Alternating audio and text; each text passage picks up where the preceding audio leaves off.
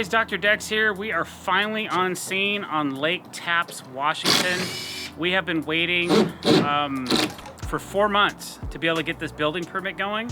So we are finally in demolition. We are gonna tear this deck down, and I'll go over eventually what we're building here, but for today, we're just ripping things apart, getting our aggressions out on the city of Bonnie Lake because they made us wait so long to generate income. It's terrible when you have to ask for permission so that you can earn your living.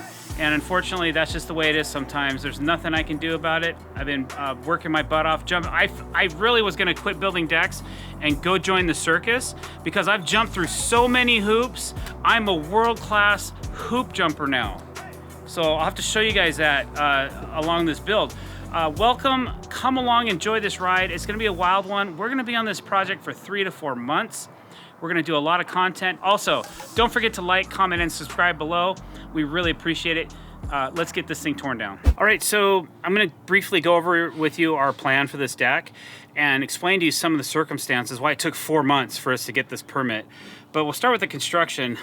Here's the actual plot plan. It's not super detailed. It doesn't have to be. It just kind of shows where the deck is, the distances. This is on a smaller scale. It printed out really small, but the plans checkers, they get a bigger printout of this or on their screen. So this is the lower deck detail. It shows the framing and footing details and some of the stuff we're gonna do to the deck to make it so it doesn't rack. This deck has a real curvaceous flow to it, which I'm excited about. I'm kind of getting back to my roots, getting into some curves and deckboard bending. This is the upper deck. So it kind of matches the lower deck in its shape somewhat. And then here's a plan of the upper and lower deck showcasing the framing detail of the lower deck versus the upper deck. We don't have the stairs drawn in here. That's gonna be kind of a custom, unique deal that we do. It's gonna be a challenge, but I'm looking forward to it. And then the next page is a front view, what it looks like from standing in the yard without the stairs drawn, so you can show all of the details of the posts and the footings and this and that and the other. And then a side view as well of what the deck will look like from the side, how we're attaching it to the house, flashing details and that kind of stuff. And I've been doing my plans in color because I think it helps give a depth perception. Some jurisdictions don't like it, but most people seem to appreciate it. And then just some girder attachment views, things like that. That's our approved plan. Now this was an engineered set of plans, so I paid additional to have an engineer go through, double check my work, double check my loads, tell me what I could and couldn't do for footing sizes and that kind of thing. And then he stamped those, and then this was approved in 30 days. Now I'm gonna tell you what happened and why it took another 3 months for the city of Bonnie Lake to approve this permit. They came up with conditions that have nothing to do with Dr. Decks or my ability to build a deck. This red grid, this is all impermeable. It's gravel. It's gravel. And the city of Bonnie Lake is saying, well, no, it's impervious. That means that water can't drain through it. So you have to do something to this area to qualify for your deck. Here's the house, here's our deck. Okay, so they made us do that. They're making us remove all the sheds on the front of the property because none of those were permitted or approved. And then because our deck is within the 60-foot setback to the lake, actually house is 60 feet. I'm projecting 20 additional feet from the house out. So for every 5 feet of projection of the deck, we have to add 5 feet of plantings of native plants designed by a professional landscape architect. I couldn't do this plan. We had to pay several $1,000s to have somebody else draw it so that it would appease the city of Bonnie Lake so we could do this native vegetation, plant it on the lakeside so that they would allow us to come out 20 feet from the house to build my work of art. So all this stuff has to be done by the homeowner. This has to be done by the homeowner. They're also making her blockade right here so that nobody can drive down to the lake and use it as a boat launch. Even though there's a boat launch on the right of us and a boat launch on the left of us on personal properties, they will no longer allow this client, my client, this resident, to use her boat launch, even though it's a boat launch, and you can film it. There's a boat right there, and there's a boat right there. So I don't see the fairness on that at all. They're trying to get the laws changed right now, but we didn't want to wait. And thank goodness we didn't, because I would have been waiting 8 months to build this deck. And then, so those are the conditions that we had to comply with.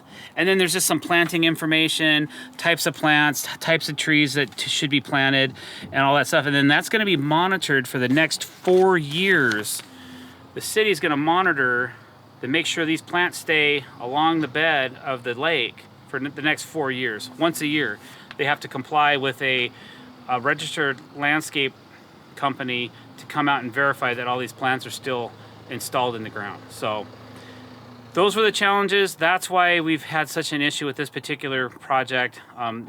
It's forced regulation. I don't agree with it, but at least I'm tearing down the old deck and I'm able to build my deck. So that's the main thing, and that's why you guys are watching this. And don't forget to click that subscribe button just for all the hard work I've had to do to get us to this point.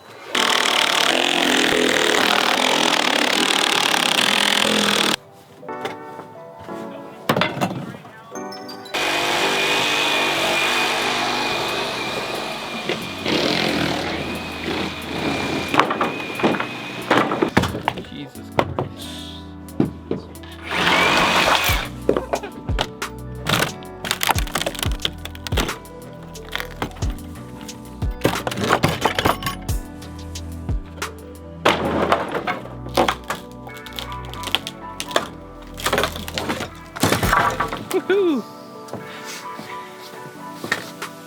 That's how you do it.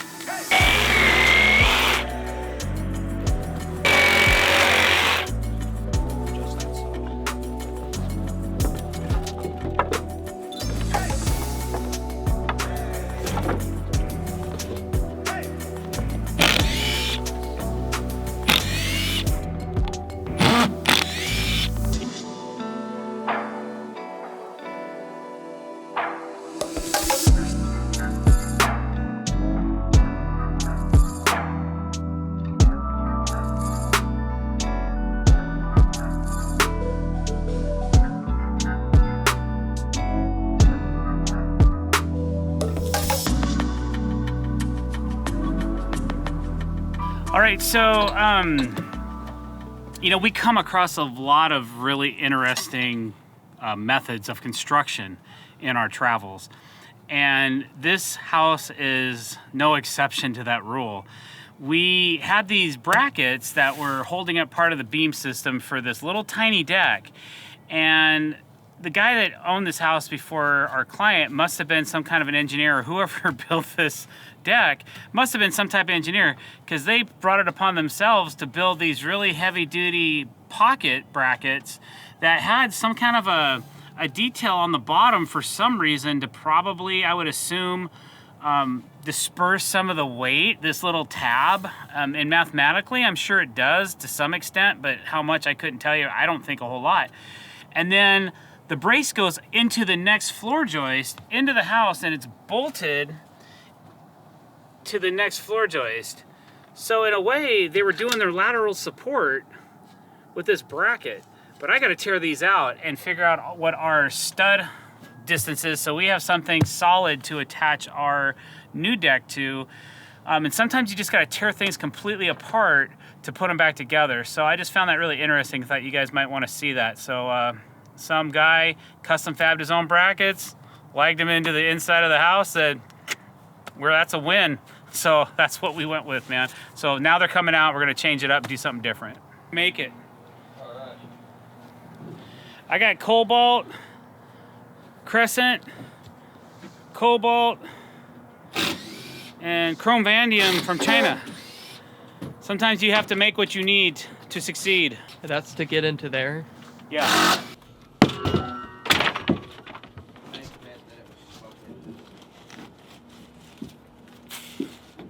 Is that the forbidden cotton candy? Yeah. Sure.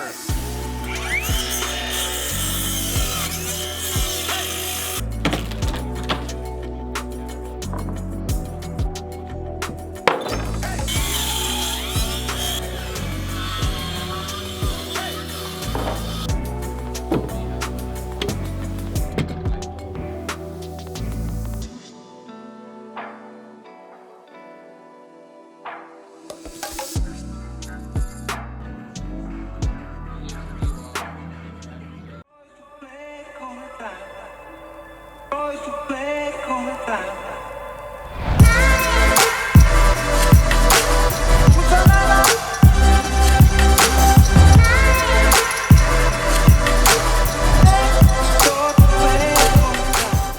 we're doing some earthwork.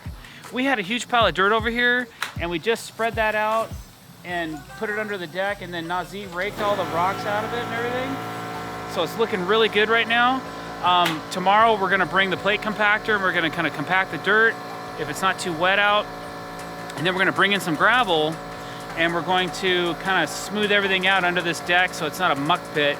And then I've scraped some of the ground here, and so we're gonna add some gravel here. We still gotta have a mess right here.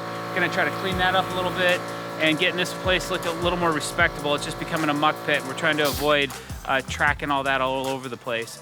So that's where we're at now, and I'm sure I'll be explaining to you kind of where we have gone, what we've done for these last 30 days.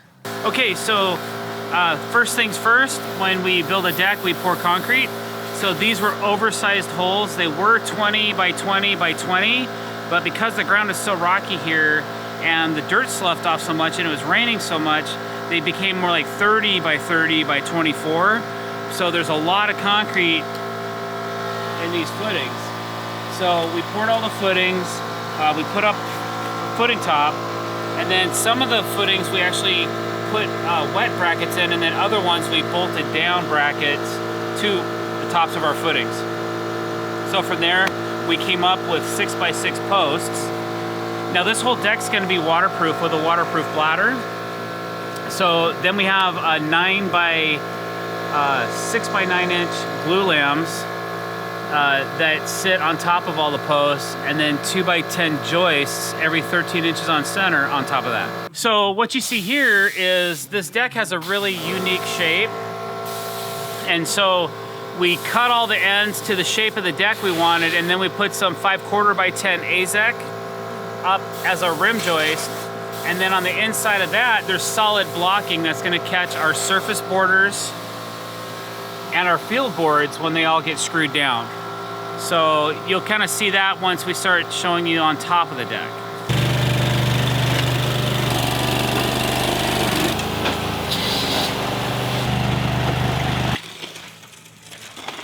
All right, so we've kind of got our grade all figured out. All our dirt's been moved. We're gonna call and order up some gravel. Now we're gonna start building the upper deck. We have the main deck framed, but to get our frame inspection, we have to frame everything and then have them come out and take a look at it. So we wanna get the upper deck framed now. Right now. What's up, Instagram? What's up, YouTube? It's been so long, I forgot who I was talking to. Kelvin, we missed you. Happy that you're back. YouTube, I'm sure you missed us and we missed you. Yeah. Right now we're laying down some plywood, so we have some safe walking area, and we're gonna be setting up some ladders and some scaffolding so that we can start getting this upstairs deck figured out. And that's what we're doing right now. How have you been? Oh, I've been good. Almost fell. I miss watching myself on TV, I'm gonna be honest. Well, that's gonna change today. But it's been good. It's been cold, it's been rainy, but we're having fun. Andy's okay, I guess. I don't know. When you use plywood to cover a deck, don't use crappy plywood, because, you know, that was almost me right there going down. And then just drop a couple screws, one on each side. So we've got some siding that needs to be pulled out. Basically this piece, and this piece, all the way down for quite a ways. I'm not 100% where the deck's gonna end, but it's gonna end fairly close to where that modern looking light right there is. So it's gonna be going over quite a ways. So we've got some siding to pull, some plywood to possibly cut back. You know, the paper that they put underneath the siding, we got to cut out of the way, the tar paper. And then ultimately, we want it to look just like this.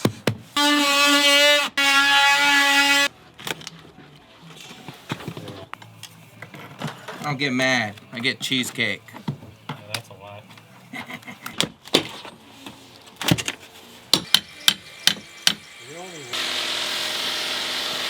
Drop it, drop it. All right, so we just had a big load of gravel delivered, about 10 yards, and we need to take that and bring it down and spread it underneath the deck. It's gonna be raining real heavy all week, so we're trying to dry this area out. We got a lot of muck. We just wanna cover it up and have a nice workable area where we're not tracking mud everywhere. So that's what's next.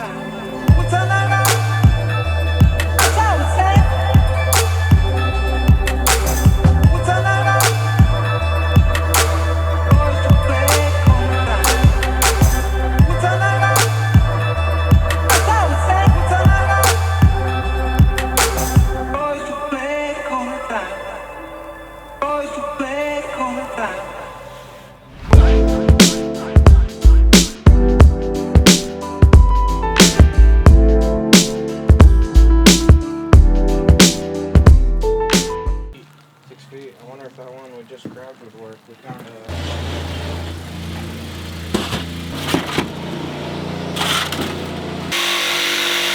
What I'm doing is I'm mocking up all my beams. I'm taking 2x6 and I'm simulating that these are 6x10 beams. And I'm figuring out all the angles of all these funky beams that we need.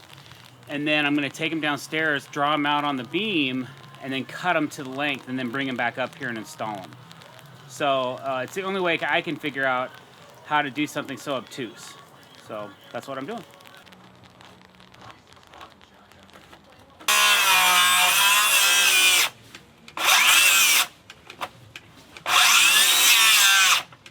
Can somebody give me a 9 amp hour battery, please?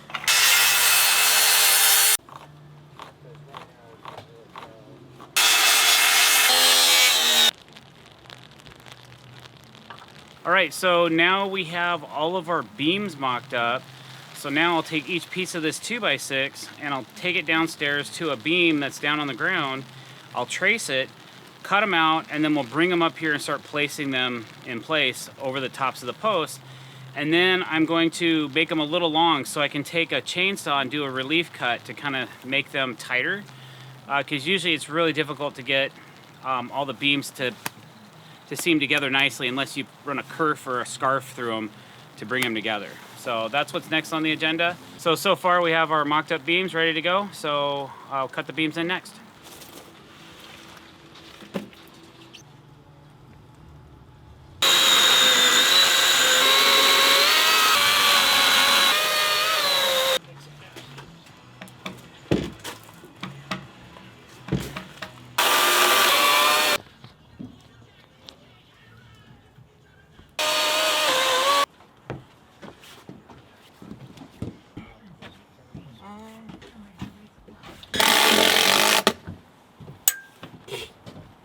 Did you get that?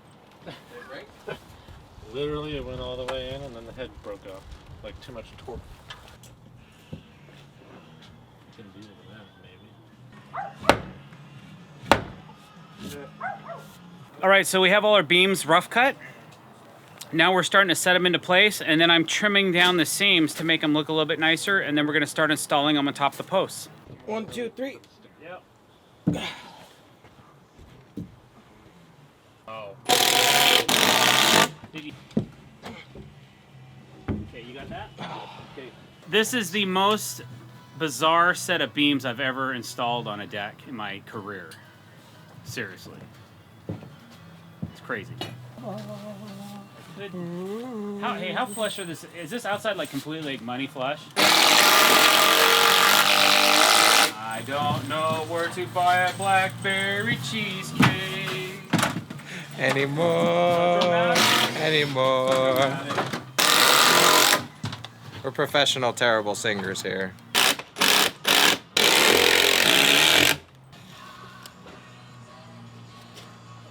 It's getting to the point where I have to figure out the framing layout for the deck. There are some specific items that we have to take care of as we do our layout, so I'm just refreshing my memory on that.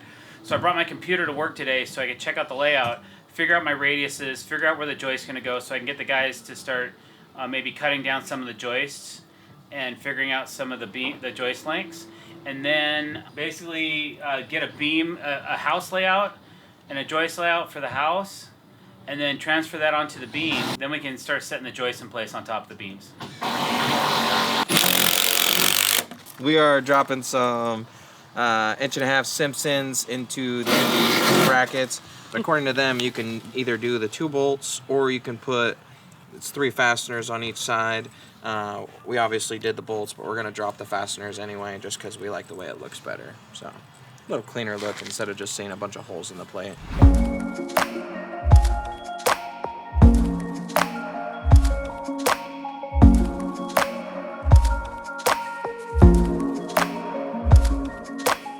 If I hang a pizza from it, Then I'll be down there all the time. yeah, staring at it.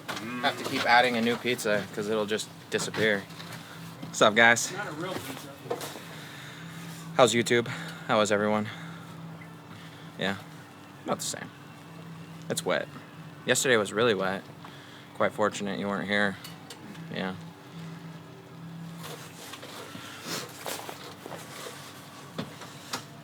You just going for the awkward moment? I'm just waiting for you to do something. Not yet. Give it time. Give it time. You just got here. Okay. So we're just framing away, adding more blocking. Creating curves is very time consuming. It takes more time than a standard deck. 10 times longer sometimes than it would just to create a square. So I'm adding some certain blocking and getting to the point where we can add plywood to this certain section of the deck that we cannot use a bladder system on. So that's what we're doing right now and getting to it.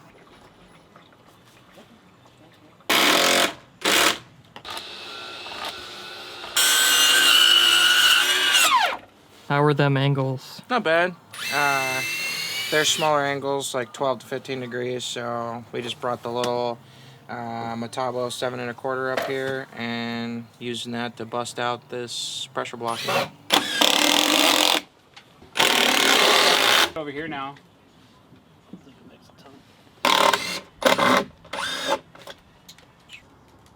One sheet can go, where's the...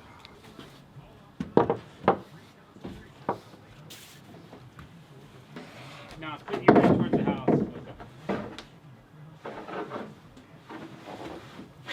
Okay. Why plywood?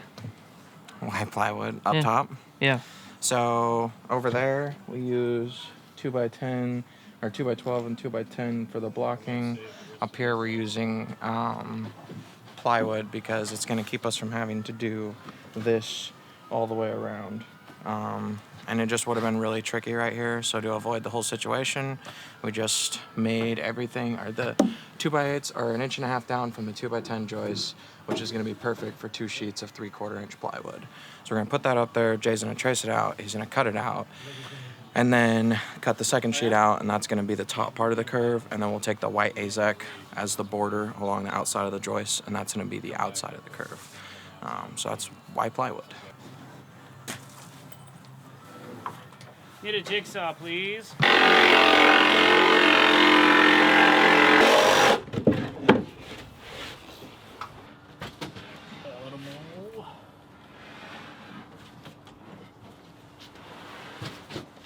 Okay, Got it? got it. All you.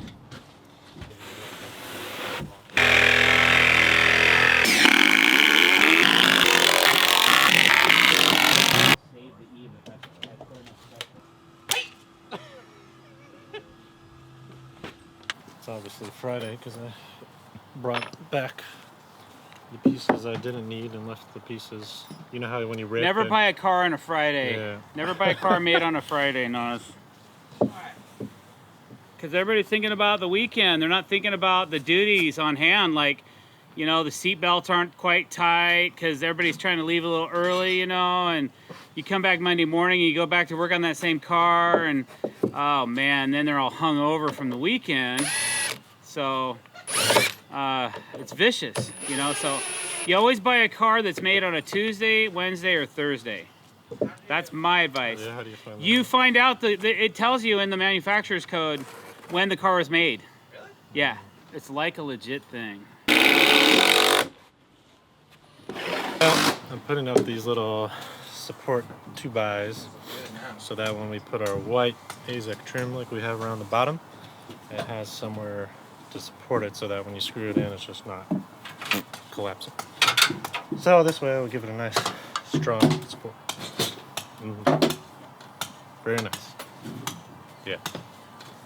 Okay, we understand how you're creating the outside circle, but how did you create the inside circle on the deck?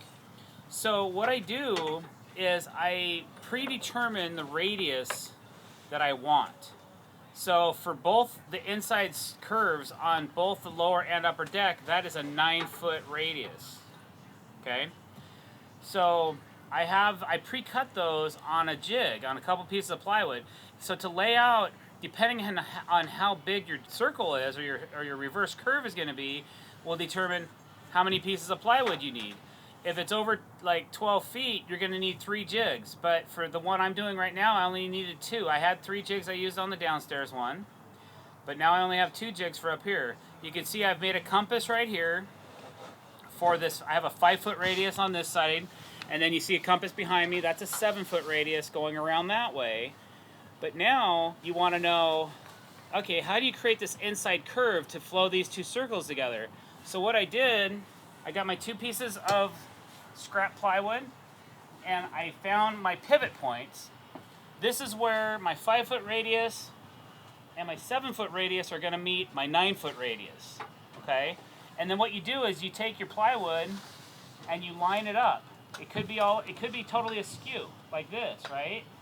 Well, that's not a true radius. So what you have to do is you have to bring your plywood into check. And once you have these 2 radiuses that line up along your surface, now I know I have the right radius. And I don't have to, obviously don't have a way to pivot from the middle of nowhere on the inside of this curve. So now I know I'm pretty accurate. It may not be 100%, but I doubt anybody's going to be able to walk up here and say, man, that's a 9-foot, 1/8 inch radius, dude, instead of a 9-foot radius. So that's how I figure out my inside curves. And I hope that answers some questions. And if you have any more, leave them below. And don't forget to subscribe on YouTube. We got DJ Studio Man in the house. Don't leave your chalk out in the rain, because when it gets wet, it doesn't work very well.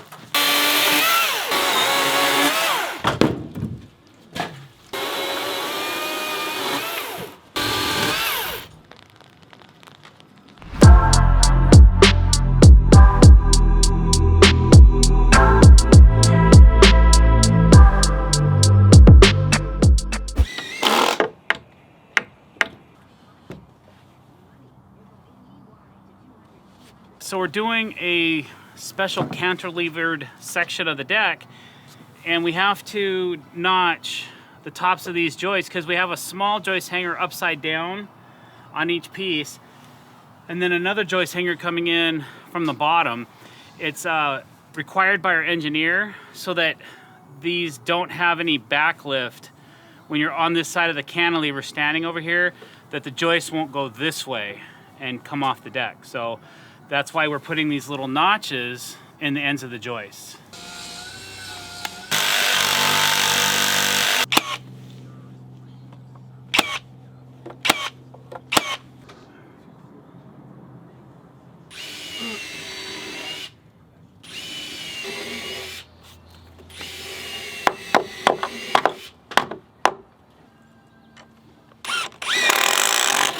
What are you doing? I'm putting these 2x4 joist hangers and these 2x6 joist hangers, one on top of the other, to really lock these joists in, so then we can put our plywood on top and cover the space up.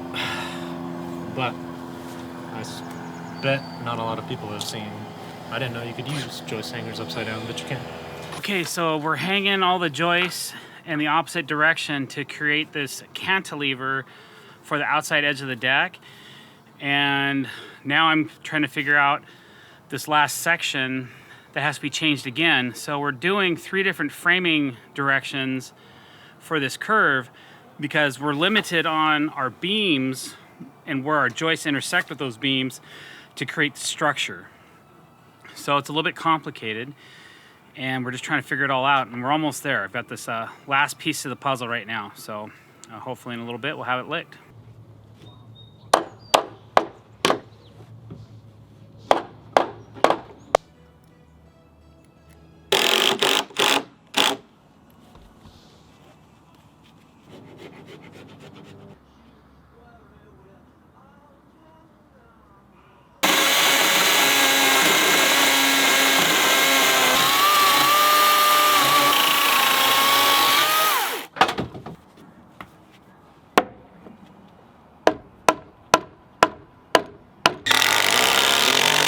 area we have to create this curve. If we kept running the joist this way, I'm changing how the deck dives into the house right now. So I have to cut a joist, and it's right up against the house. So I've shimmed it away from the house. I pulled out some of the ledger locks, and now I'm going to try to cut it on a like 70-degree angle with a Sawzall. It's the only thing I can think of that I might be able to make this cut with. So wish me luck.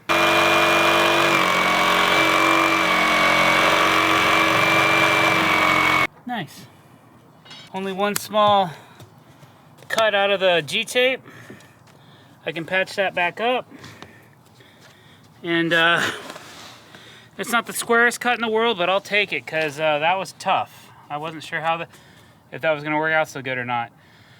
So now I can bring my curve all the way in, and then if any water gets up in here, it's gonna drip down here, but it's the outside of the deck, and I feel like it'd look better as a full circle versus trying to block and scab and waterproof this area. I'm gonna leave it open, and then I'm just gonna bring the glass in all the way to here, I think. This might pose a challenge. I might have to cut this back as well, but we'll figure that out as we go.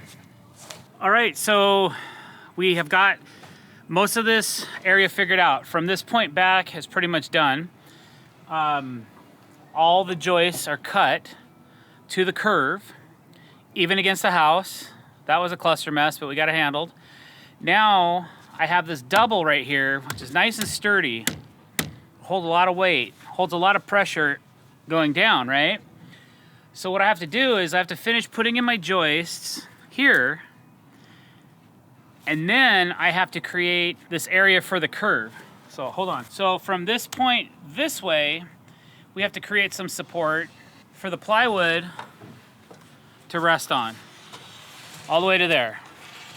So once I get this inside area done, then I'm gonna focus on doing this outside area, and then we can actually get our plywood traced and start cutting plywood for the top of this deck section, kind of like we did over there. I was gonna call for a framing inspection for tomorrow, but I may delay a day, I'm not sure yet. I'm gonna see how we do for the next couple hours and then make a decision.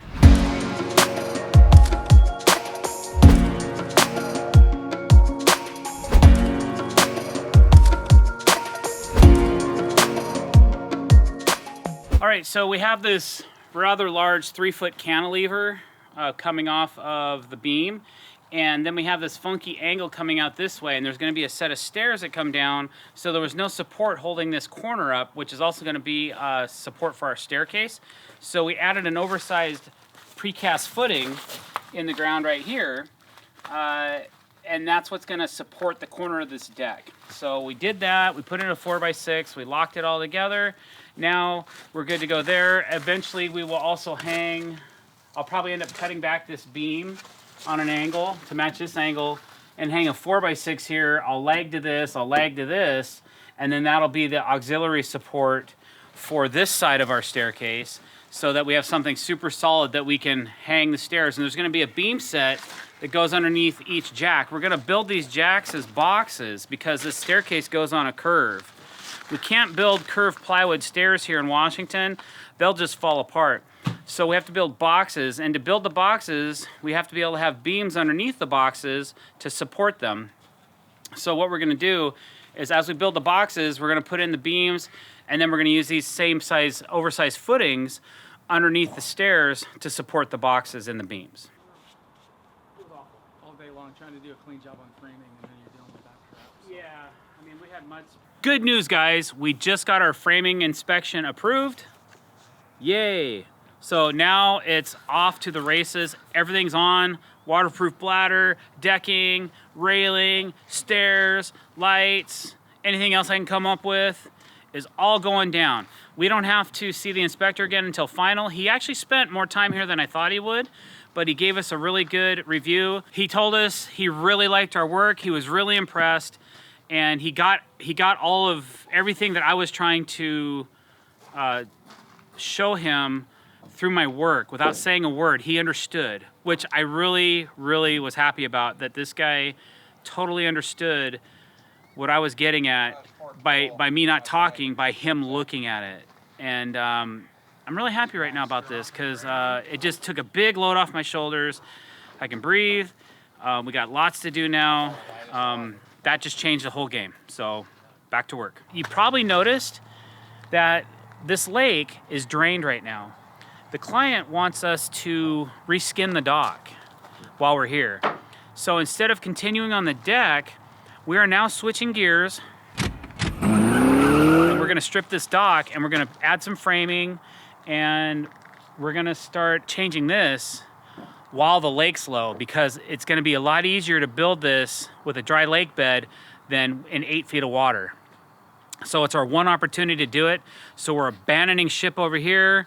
We're gonna save this ship over here, and then we'll get back to this build as soon as we can get this dock buttoned up. All right, so here we are hanging out under the dock, and just wanted to show you guys kind of what is on task for us. Some of the things we have to do, because obviously where I'm standing right now, I would be underwater normally. So this lake that we're on is man-made, and they have it lowered right now to do some maintenance on the dam and some levees that are around the lake. So we're gonna take advantage of that and reframe or add some framing and lay new decking down on this dock while we can, because in 3 weeks from now, the lake level is gonna start coming up. What we have to do, this is 40 inches apart. This is too far apart. So these are some really far spans for a 4x8. So we're gonna add 2 more 4x8s in each bay so that we have one about every 10 inches. It's gonna help keep this thing from sagging so much in the middle of the span. And then we're gonna redock this thing or redeck it, and then we're gonna put new fascia boards on it, and then we'll be good to go. And it'll just be a lot easier for us to perform all this work while we can stand on ground, because in 3 weeks from now, the water level is gonna be up to here. Once this lake's filled, our client, she really likes jet skiing, and she has some really amazing jet skis. She is going to want to be jet skiing in March, which is a little cold for me, but it's her place, her dock. She wants to be able to run her skis on it. We'll make it happen. So that's what's next for us. Showing you how nice and solid the wood is and not rotten. Pretty awesome. I am going to start pulling all of the screws on this thing. The beams are 40 inches apart, so I only have 3 rows of screws to do, which is pretty sweet. Normally you'd have at least 16 on center, so 2 or 3 rows more to do. Well, I'm going to pull these screws all the way down the deck, grab each and every one of the screws as I go, and then once we're finished, we'll pull these deck boards up and start ripping the rim boards around the sides, and we are gonna put some more beams in this thing so that it's at least 16 on center. I think we're actually going for 10 or 12 on center is just how it's gonna work out. And then we will be reskinning this with AZEK decking, dark hickory and coastline. Well, there used to be a little evergreen tree in this hole, and we had to be transplanted over here because we are moving all these rocks that you're standing on back a little bit so that we can put more of our gravel down, so that it's a little bit of a nicer space when we're working on the trim, and then also it's a nicer space for the homeowner, and hopefully it will drain better and not make a mud pit like it has been.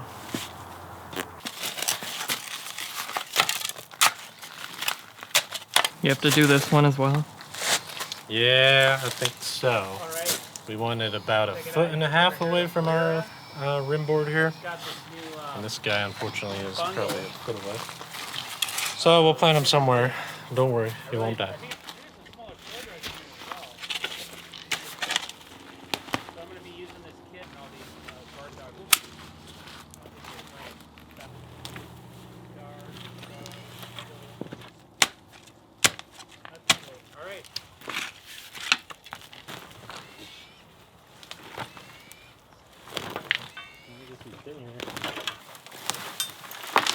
Success. I'm not a landscaper. I'm just trying. You're just rocking out. This is rocking. rock and roll. It's some good content. Good content. Right in the dirt. Right in the dirt. I guess it's better than watching us organize your garage. That was funny. To us, at least.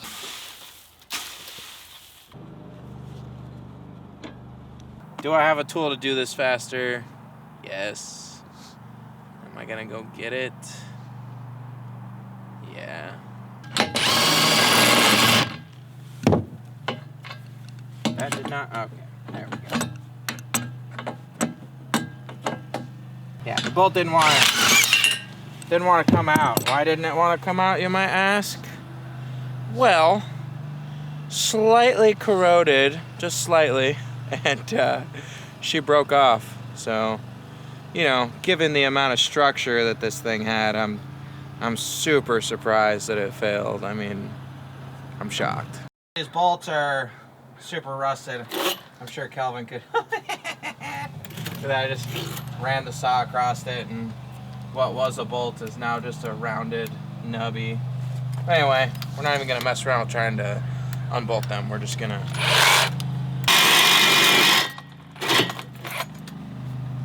Now, should I be legit and not just let that fall? Yeah.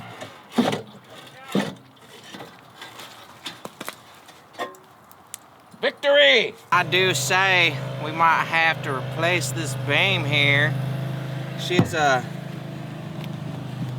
just a little wobbly. I'm sure it's fine for a big guy like myself. I wouldn't fall through.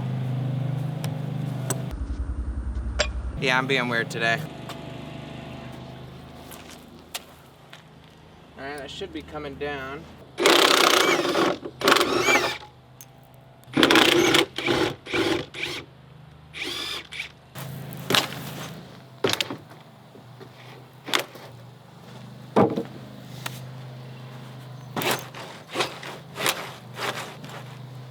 Wow, that's holding together way better than I thought it would.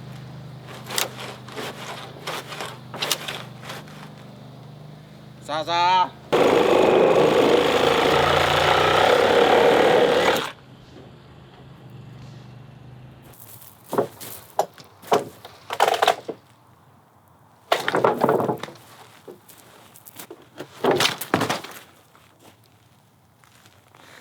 Victory, finally. Alright, so if you're gonna be cutting metal brackets, like thick metal, don't use wood with nails. I mean, I love you, Diablo. You guys make awesome blades, but does it look like there's anything missing there? You know, like right here, where it's smooth and there's no teeth left. Oh, Andy.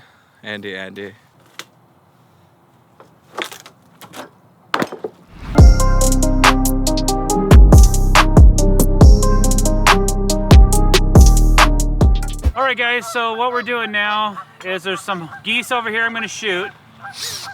So we're adding some bracketry to these beams to hold these beams in place once we finish the dock, or frame the dock.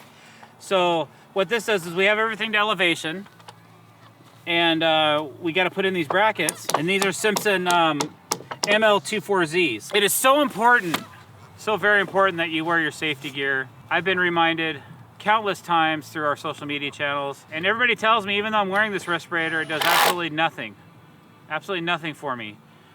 So just appreciate the fact that I took the time to put on a respirator and eye protection, and you don't have to tell me that I'm not wearing it, because I am. All right, here we go. I'm going to drill some holes. All right.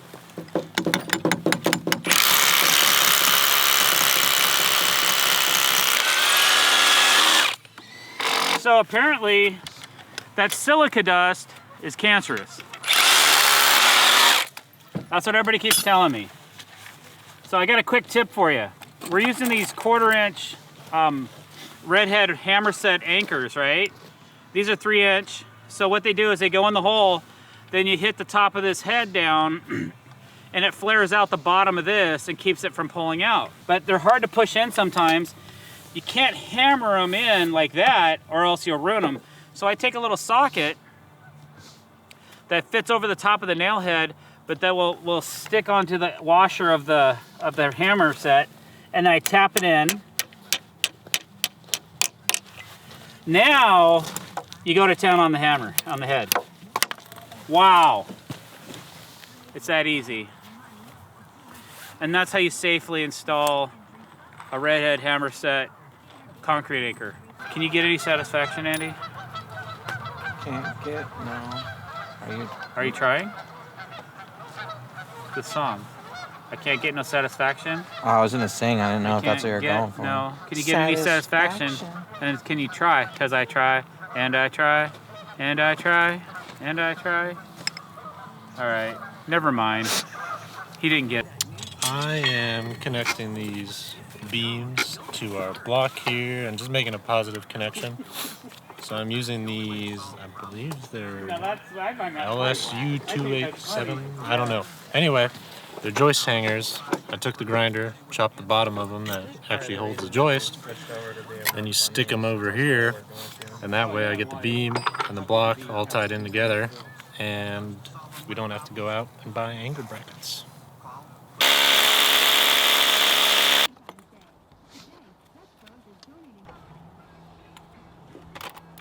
Well, at least if I thought the deck was dock.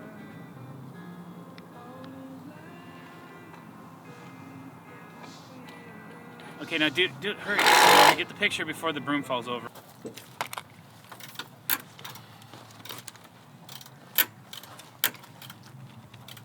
Hey.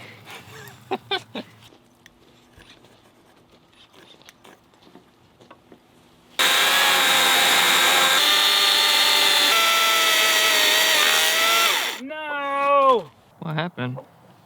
I hit a nail. This ruins your saw blade. I just ruined the blade.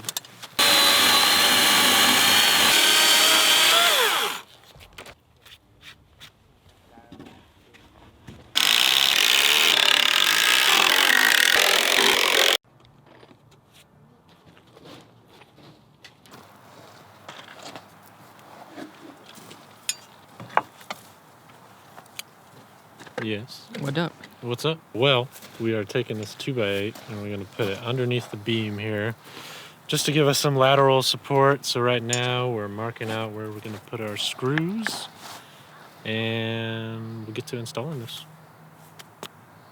Nobody asked you.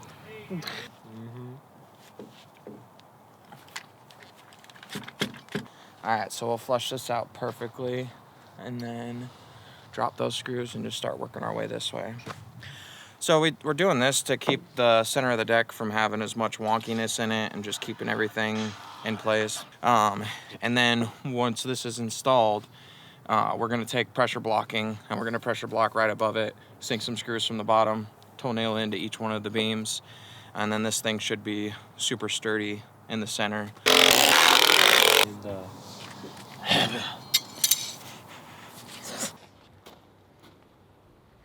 Pretty straight, or?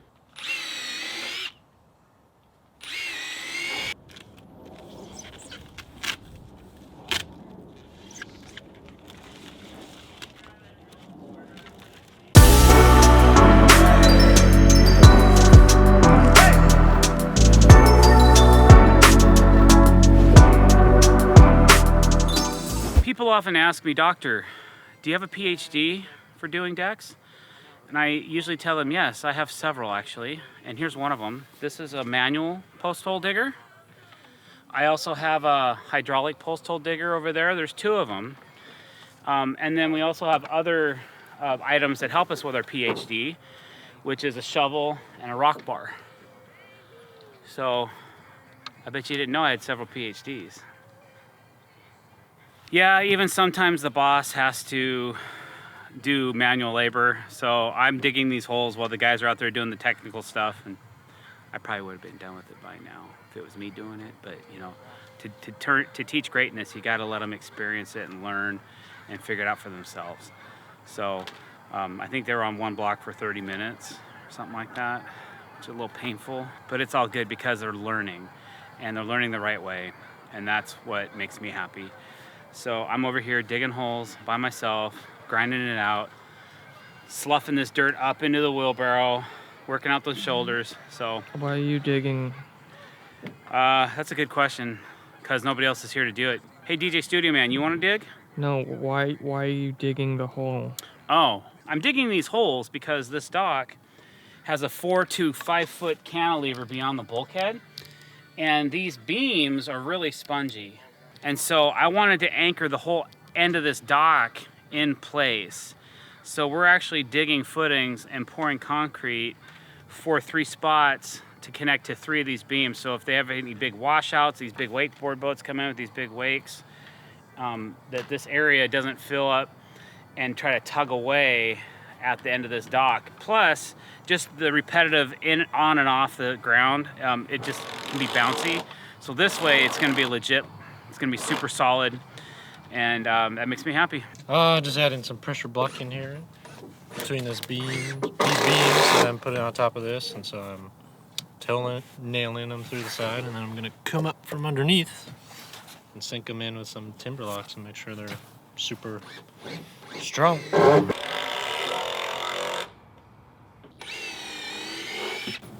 What's up? Just in my natural environment here. In the shadows? Just point this out right here. Look at this. Boss. People put their Christmas trees that they don't want and they daisy chain them, and then they tie them all to like a freaking brick. So when you're done with your Christmas trees, apparently over here you just toss them in the lake. All of our I don't stuff's in that.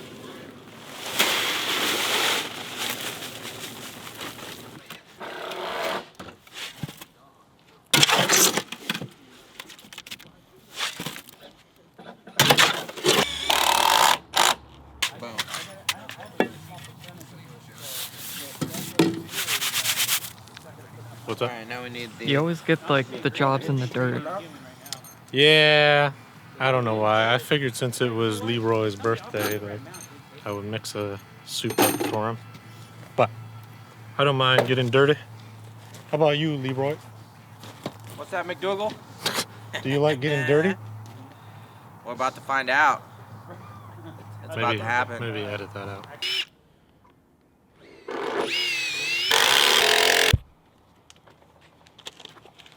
We have the dock pretty much framed in, ready to go. We have some exterior framing to do now. So we're gonna wrap 1.5 inches around the sides of the dock and a piece of 1-inch AZEK around the curve, because we're curving the outside edge of the dock into a circle to kind of go with the circular themes of the deck. So that's what we're starting on now, and hopefully we can get that buttoned up by the end of the day.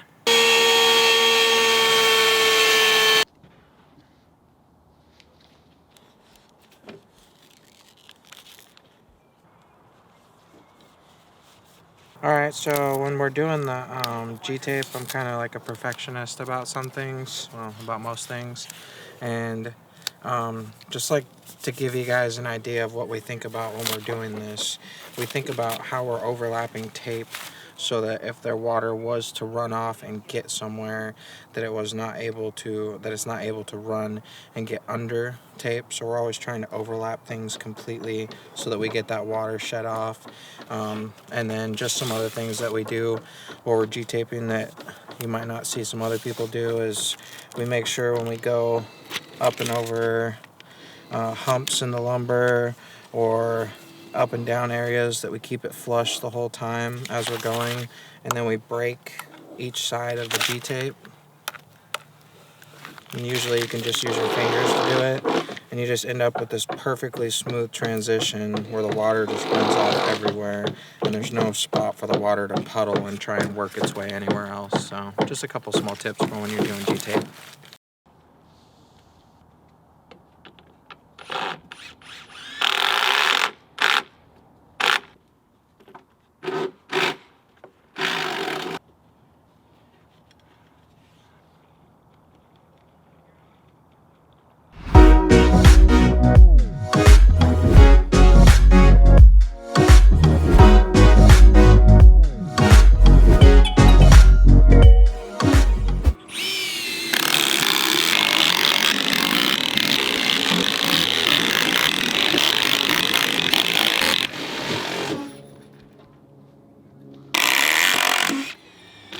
We decided to curve the outside of the dock.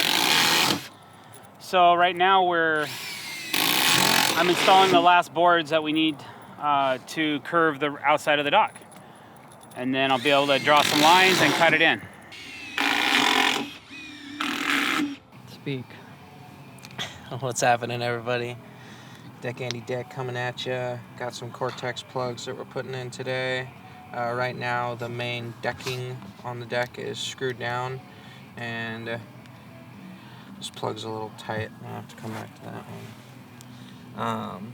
You guys haven't seen this, which I'm sure you have if you watch our videos, but the Cortex plugs, they come in these little strips that are 4 wide, and then you can tear the strips off individually.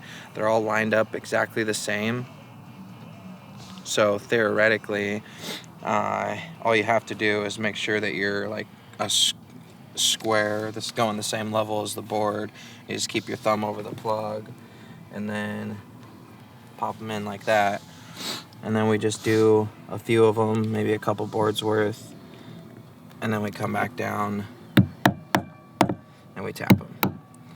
Speak. Speak. Yes. Well, today on the Dr. Deck Show, we're doing some cleaning techniques. This is a mop here. We have some chalk lines on our AZEK decking. So I'm coming through and mopping them up, making it look nice and pretty. What else can you say about mopping? Not much. All right, so I had to find my pivot point, which is right here. I'm just gonna put a screw in here and then I'll Cortex it later so you won't see it. But it's where I need to create the circle, so I needed a compass. So that's what I'm gonna do is pivot off of this screw, be able to mark my curve, and then that's where I'll start my straight lines as well when I cut in for all the straight decking.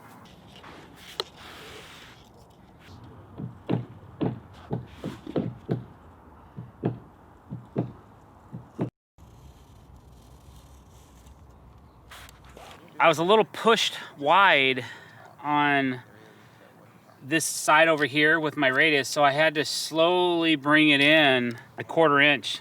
So I'm actually gonna be cutting this line because this line's too far away from the dock.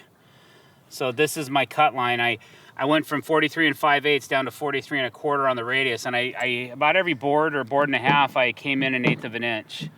So I kind of faked this edge a little bit. You'll never be able to tell any different once we install the fascia, but it's something I had to do to make this work.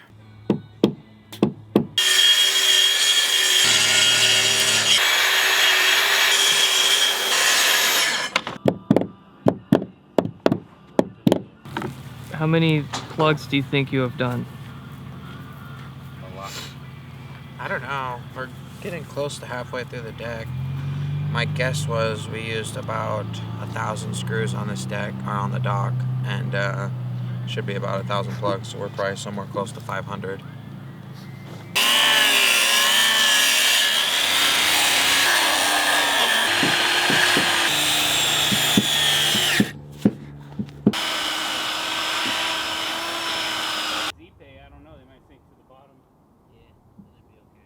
I just figured it'd be a cool little tip for you guys. Normally we have a rasp and we file the edges of our deck boards all the way around, but this is like a 60-foot long dock or something, so it would take us quite a while to do it.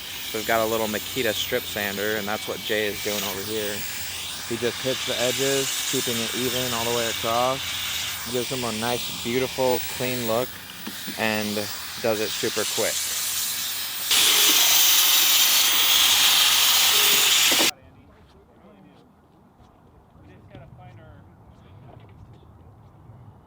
Today we've got a little repair to do. One of us accidentally dropped a drill on the deck, and there's a little dent right here and a little ding, and we're gonna try to remove those with some heat. I've got my Metabo HBT heat gun handy, so I've got this baby cooking. Let's see what we can do here. Let's see if we can get this. The whole idea is like, you can pull a dent. You just don't want to put too much concentrated heat all at once on the spot, because this will get pliable. So you just got to take your time. It's starting to get warm. The dent's starting to pop. Just take it easy. If you put too much concentrated heat on any spot, this is AZEK coastline, vintage coastline. So there's one. I call that a win. Now we're gonna see if we can pop this little guy out. Don't blink.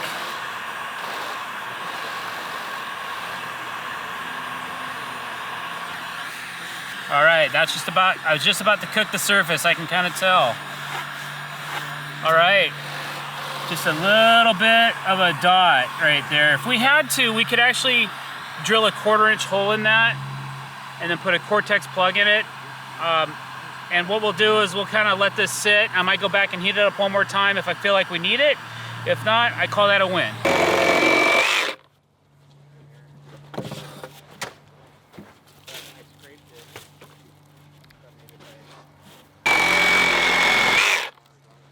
So we got these two 4x4 posts going into probably the floor, bottom of the bed of the lake.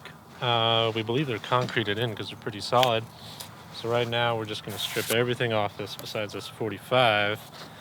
And that way we can get a better assessment of what we want to do here framing wise and take a look at plan when it comes to finishing this little bitty dock.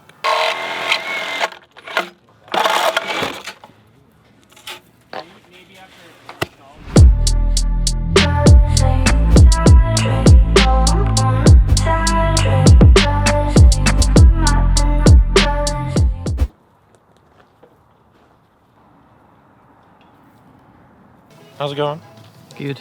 It's Friday. Yes. It's kind of warm. What up? What are your plans for today? What are you doing today? I'm asking you the questions here. Oh, I'm sorry. Well, we got most of this trim installed around the deck, and then now we get to the tricky spot by the dirt to install the rest of it, which should be okay. Things you gotta do sometimes to get one screw in. Ridiculous.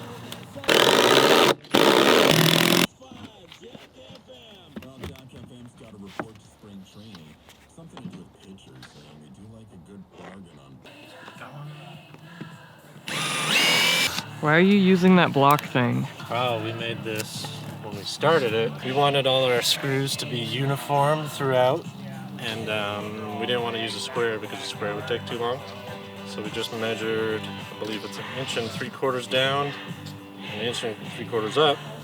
And so that way when you see, it's hard to see, but when we see the bottom screw of our Cortex that was on this fascia, line it up, screw it in both ways so there's dummy proof basically. Since you asked me last time what my favorite apple is, what's your favorite apple? Fuji, I think. Fuji. Have you tried the Cosmic Crisp? No, what? So, it's like $8 a pound. A pound? Yeah, it's ridiculous. So I bought like 2 apples and it cost me like $10 or something. But they're delicious. Never heard of that. Apple's like Apple. They just come out with new stuff all the time. It's true, and they all look the same, but they still manage to make you pay more than you want to. So that's where they got it from. Yeah, apple doesn't fall far from the tree. Shut up.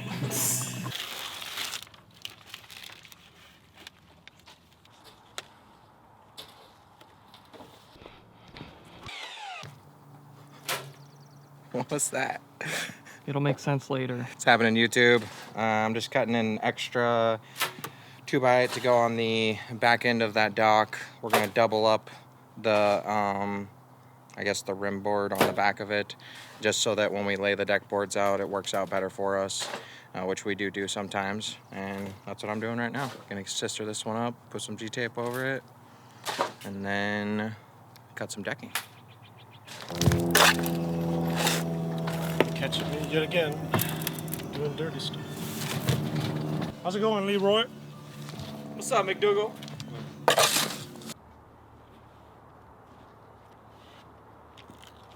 Say hello to some 20-foot coastline.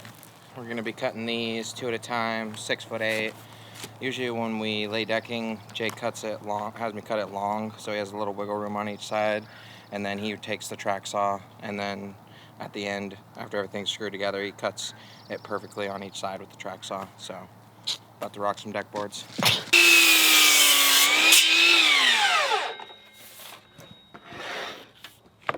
We have finished the dock over here. It has our double step trim. It has a piece of 7 1/4 inch AZEK multi-width dark hickory fascia. We used this fascia instead of a deck board.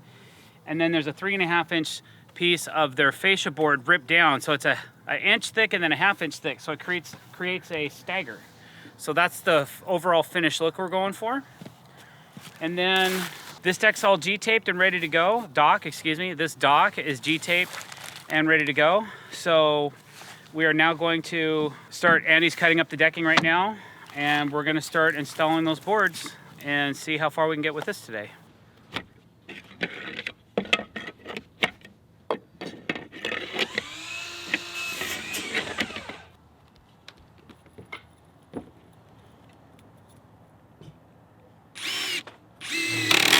If it's small enough, I could.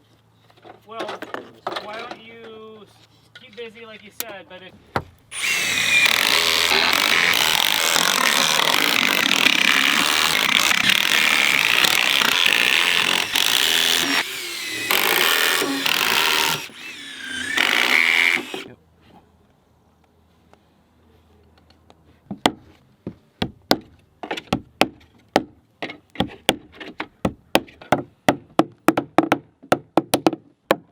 Now, we should see if we can get in sync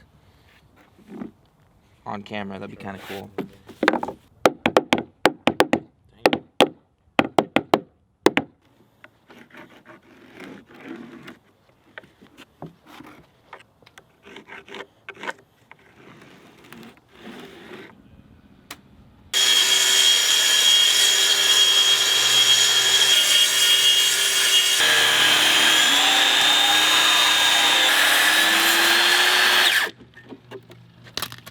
Sorry, cameraman.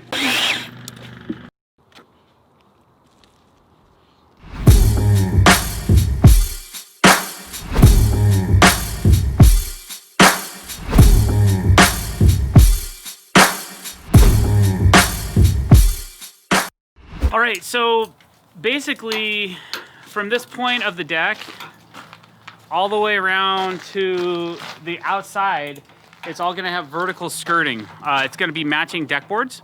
So basically, we are going to put 4x4s up against our curved fascia, and that's how we're gonna figure out where they go. I've already mapped everything out for the guys, but what has to happen is they have to figure out down here, we're actually gonna be putting in mini footings for each post and some elevated post brackets so they can't move, because it's a really tall skirt. This skirt would wobble really easily if we don't put some kind of support. Some of the posts we can actually tie into, and that's great, but not every single one. So we have a lot of concrete to pour. They're not really large footings, they're not structural, they're not holding the deck up.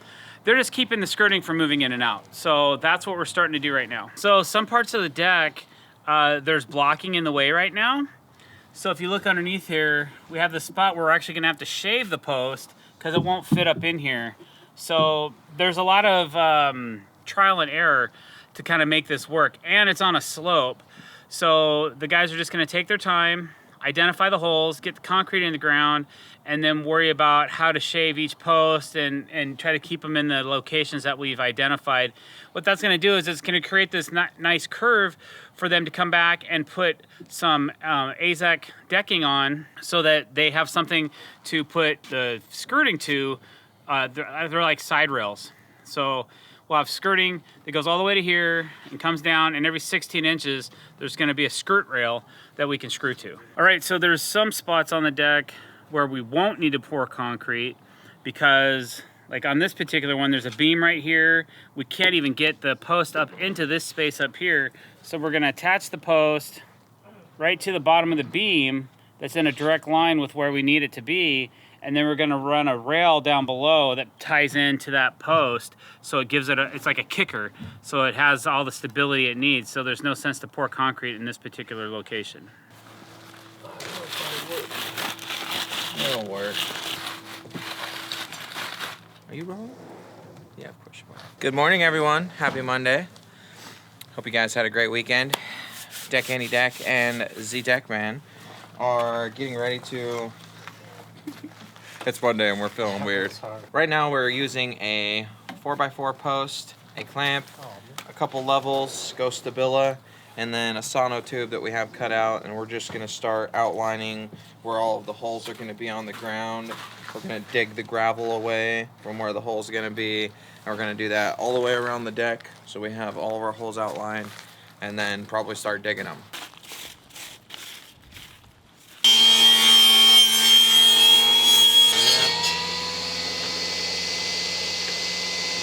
Go ahead and twist it. Do a little outline.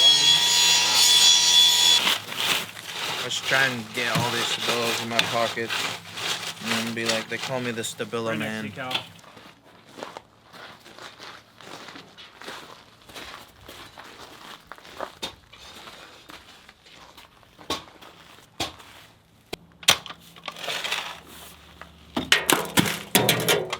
We were done with the holes.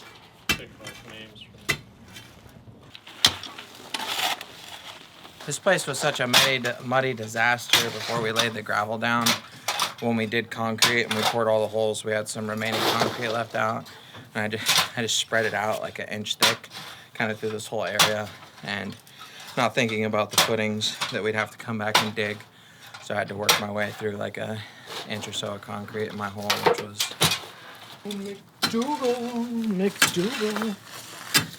I'm digging holes with you. What do you think? About digging holes? Yeah.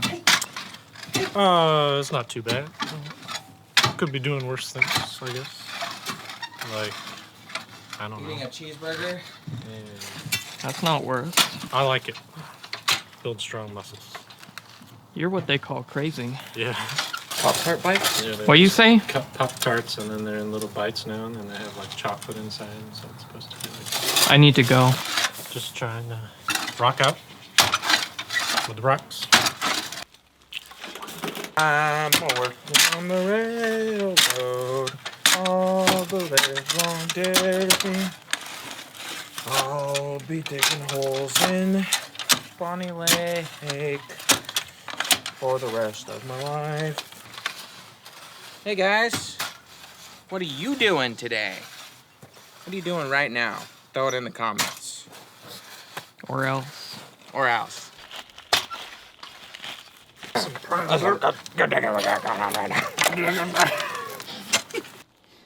need the wheelbarrow over here, Nas. Por favor.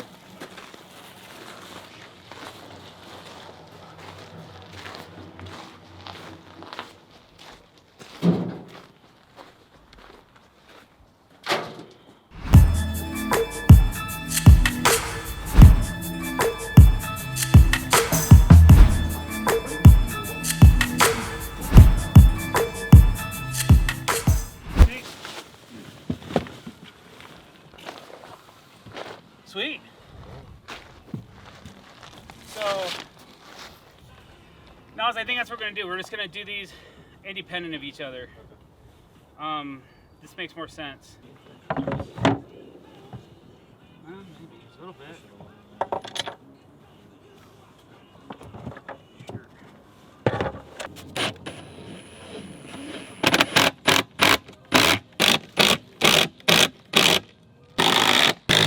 If we got him in 2 feet, that'd be a miracle. So I'm just gonna count on 2 feet or less.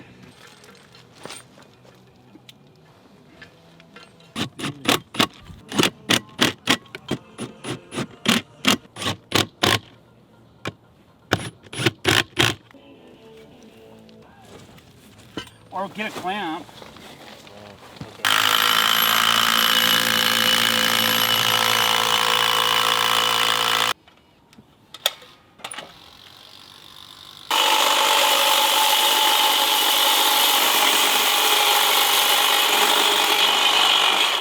Maybe I should have had you cut it on an angle to make it sharp.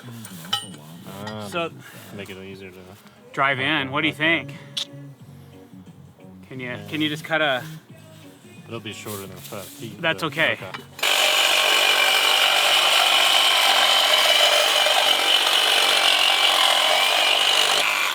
And then at the end, how far do we want to pound it so it's like flush with the top?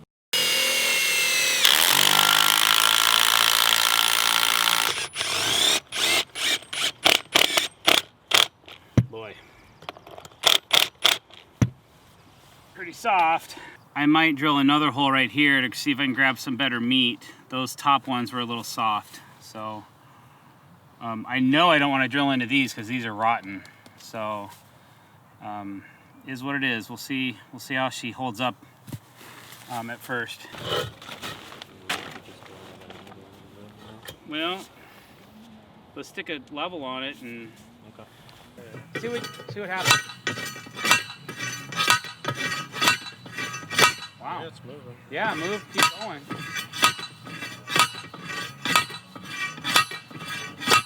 Okay, stop.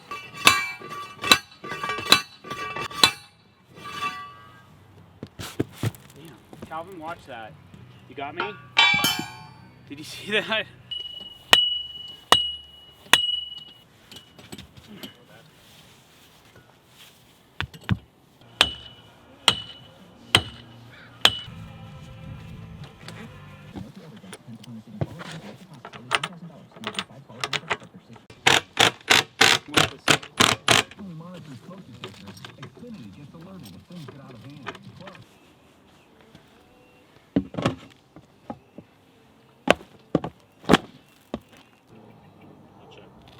Yeah, that'll be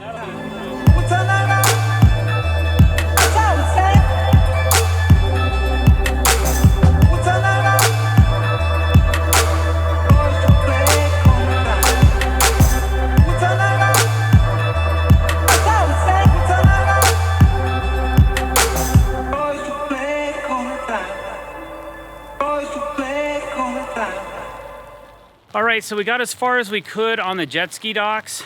They're basically done. We're short a few bolts and a couple of parts that they missed on shipping. So we got to call into those guys. Everything looks good. I think we're ready for the lake to come up. The last thing we have to do is identify, we're gonna do some low voltage lighting on the dock. So we have to identify all those holes, prep all that and get that wire ran. And then we'll be good to go and ready to install some lighting. What are your thoughts on today? It's different. It's rainy.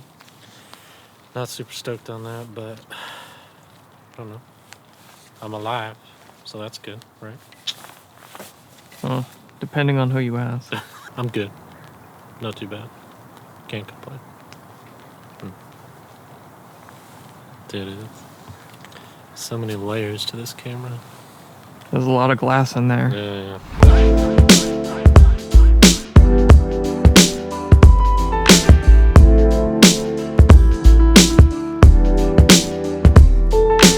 All right, so the first thing we have to do when we run lighting is run some low voltage wire.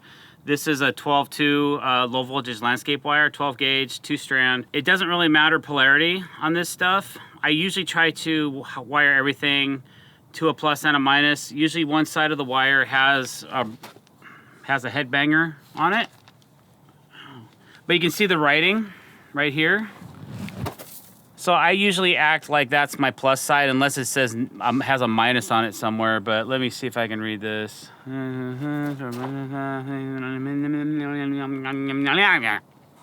no, I don't understand what that says. So anyways, I don't use solar lighting. I don't like it. It's never bright enough. It never lasts. I use high quality lights by a company called InLight. And for this project, we're using the special drdecks bezel. It's a black bezel that has my logo on it. Pretty cool, right? So we have to run the wire, and the lake is filling up now. On Monday, all of those posts that are out in the water were dry. So we don't have much time left before this thing fills full of water. And while you were away, we also finished installing these jet ski docks. So as the lake comes up and rises up, then the jet ski docks will be floating and they're good to go. So those things are finished. We want to get this wire ran because we're going to be underwater in a few days, so, or a few weeks for sure. So anyways, we're going to get that, and then we can start cranking on back on our deck project.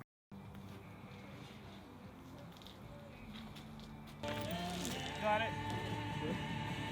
All right, here's a quick tip for you. When you're trying to measure a long length, you can either use a really long tape measure or get a rolling tape measure like this. I just keep this one on the job site so I can figure out length. So if I need to divide up a bunch for like lighting, like I'm doing right now, I can figure out my overall length, divide it by how many lights I want, and then know how far apart I need to put them. So just a quick tip.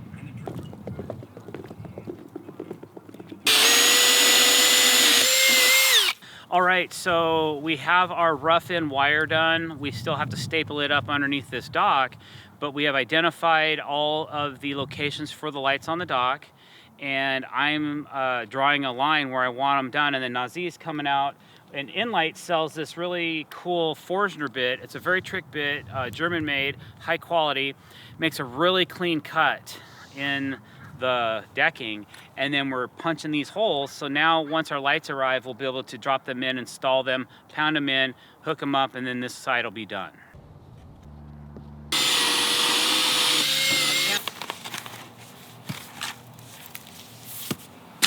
Dirtman. Dirt man. Yes. Should have changed my Instagram handle. Dirtman. That was, I like that.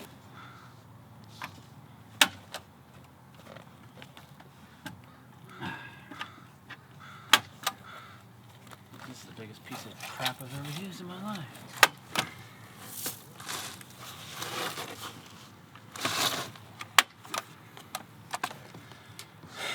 This thing is a piece of junk. Gardner Bender.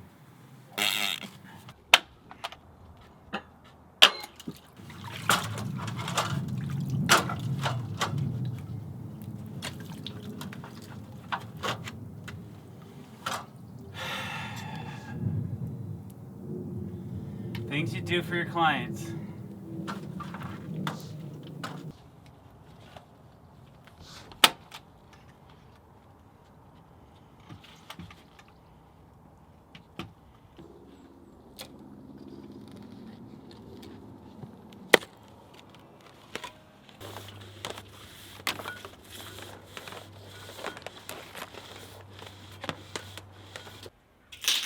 That's about 10. That's okay. I got it.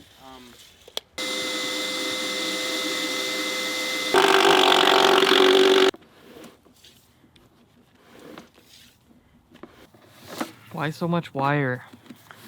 I had to run extra line of wire because I don't like splices, and I have to run this line all the way up to the deck. So it's got to go from that dock to this dock, all the way to the deck, and then I can have a splice there. So I'm hoping I make it with this amount of line, and that's why I'm just running so much wire. Does that need to be buried usually? I think it should.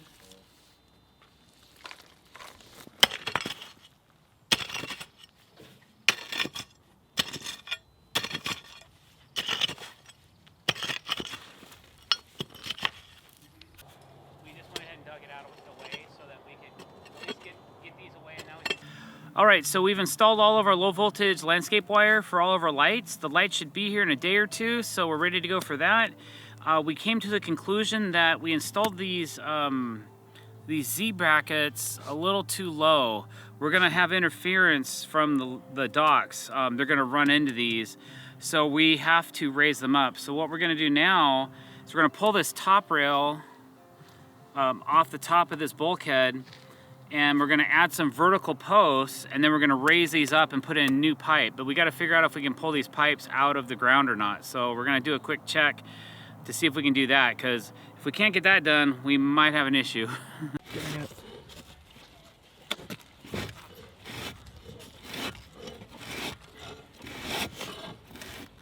Pull.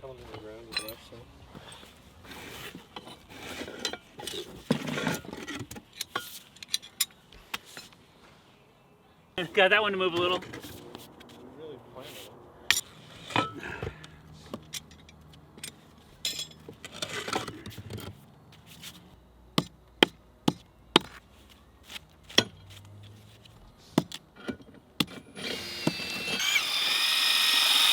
somebody already did. Well, I'm doing. I'm trying to find the bolts that are holding these railroad ties into this bulkhead here, but it's proven hard to find because it's so overgrown and rotted that everything looks like a bolt, and then when you hit it, it does a nice little splash up in your face. Love it. And I'm channeling my inner Andy.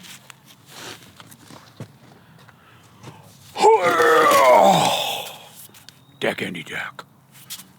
You forgot cheesecake. Oh. Cheesecake. Alien!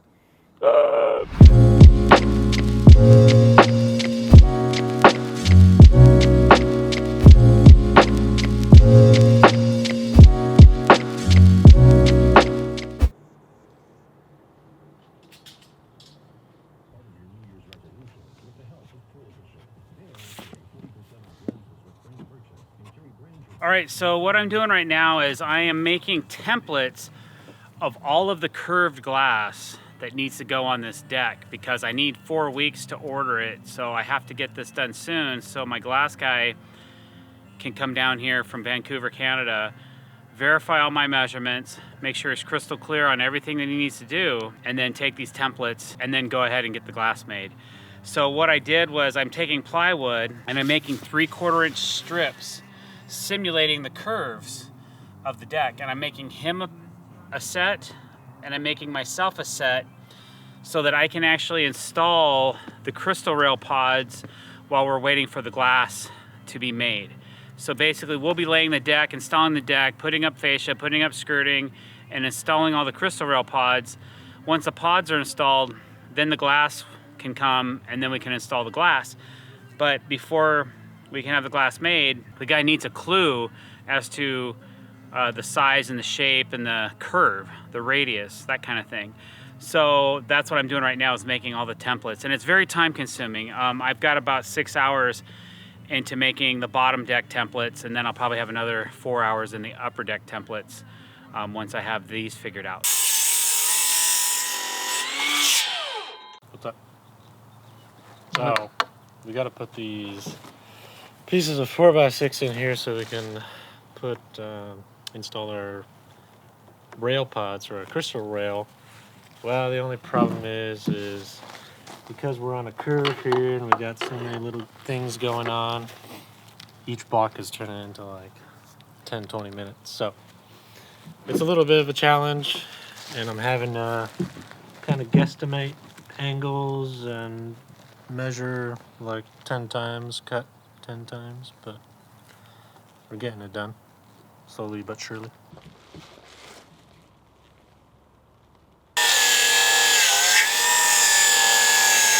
So I really had to rip this piece of 4x6 down. Not as much of a curve as I thought it was, but looks like it should fit nice and tight. And now I get to have fun trying to figure out where to screw it in. For coastal curved glass, and Pat's gonna come down and measure this whole thing.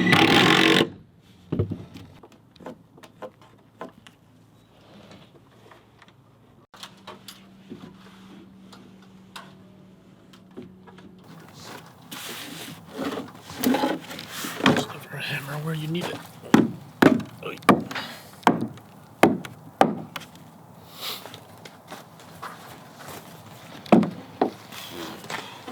So as you can see, I really only needed about this much blocking to cover the hole that I've got. But to make sure our deck is nice and strong and structurally sound, I figured I might as well make a long piece, connect to both of these joists so it's super solid laterally. Kind of above and beyond, but that's what we do at Dr. Decks.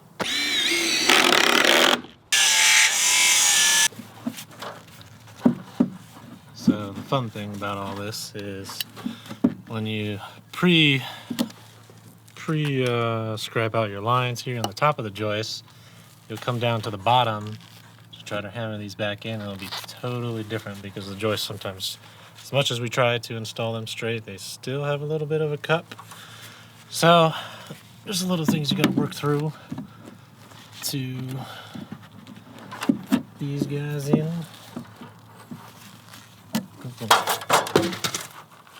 It's Monday.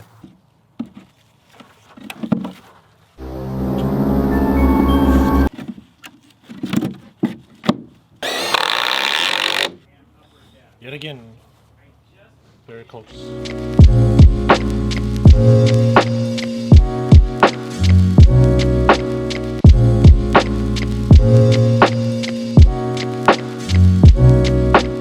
All right, so I have almost every single template made for the lower deck for the curved glass. I have 2 straight ones to do. Nazee's laying out some blocks right now for me. So what I'm gonna do is get those.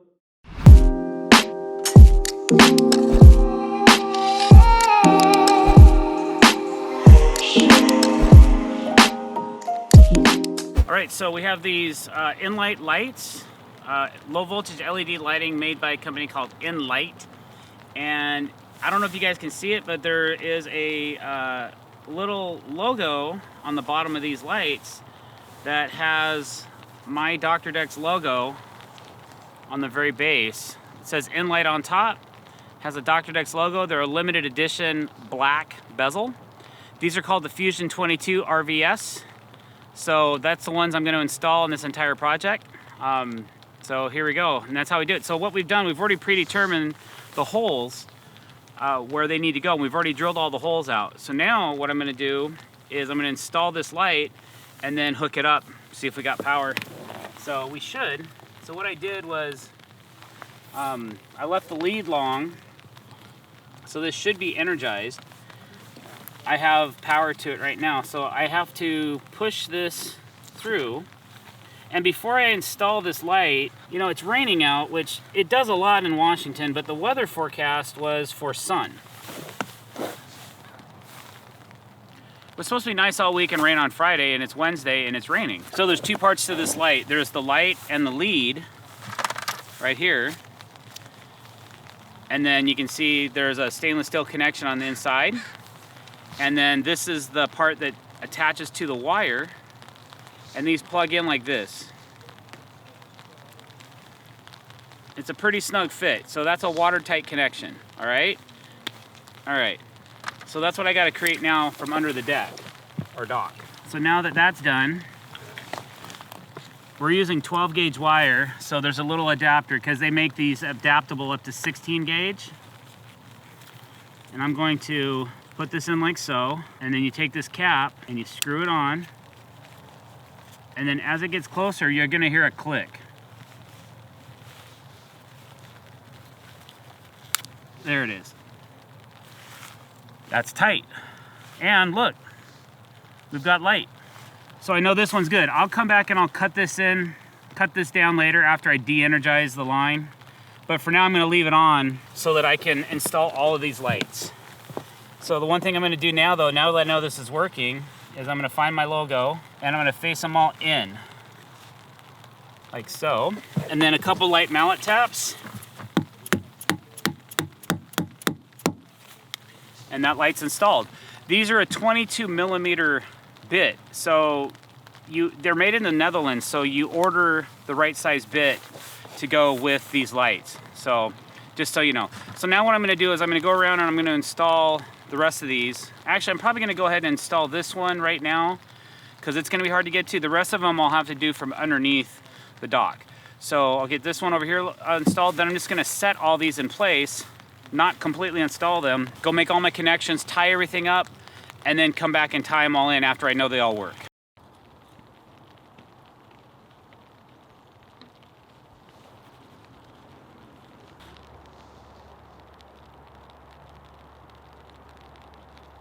I think I'm just going to do not firm pressure here, here, and here on the next 2, and then that'll recuperate and make us like primo on the level. Mwah. Welcome back. Thank you. Hello, YouTube. I'm so sorry I was gone. I mean, Don't be. yeah, I'm not. I mean, I missed you guys. I missed you guys. Happy to be back.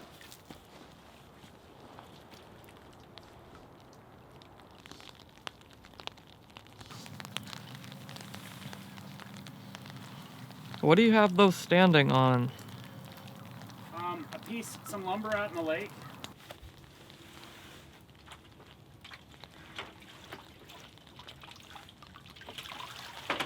Uh-oh.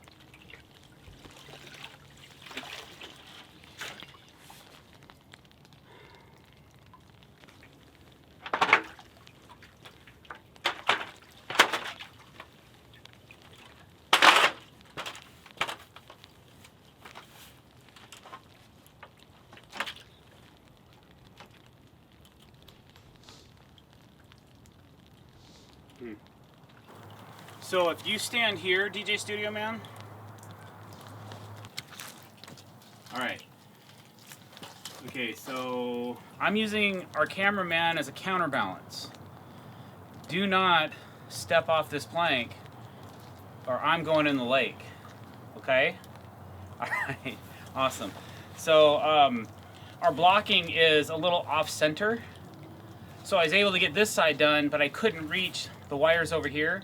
So now with DJ Studio Man standing on the plank, it's going to allow me to come over here. Okay?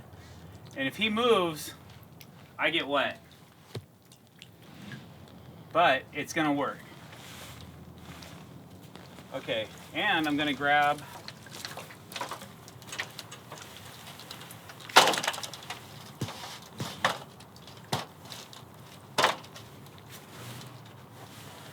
I think we're good.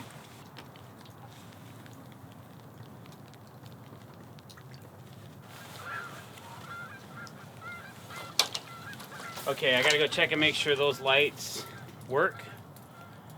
And then if they work, I can staple all that up and then I'm out of the danger zone.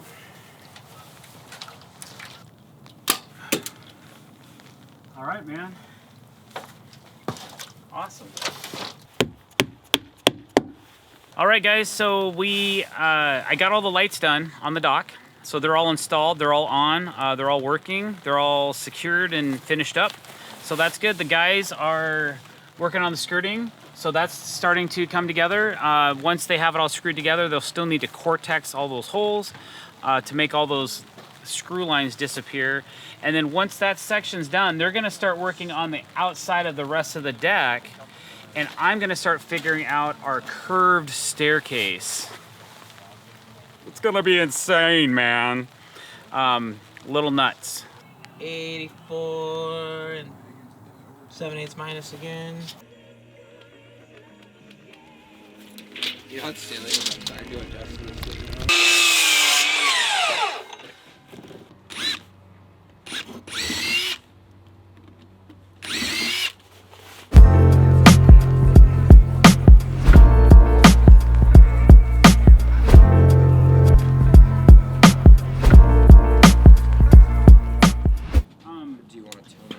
Well, the only thing is we may have to raise or lower this a little bit more depending on when we're running stuff through here.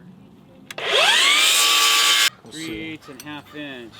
Almost looks like those bolts. Shoot. Unless, maybe if we open... I didn't see you there. My dad once described me as good at hiding in the shadows and full of surprises. I describe you as silent but deadly. As a tyrant.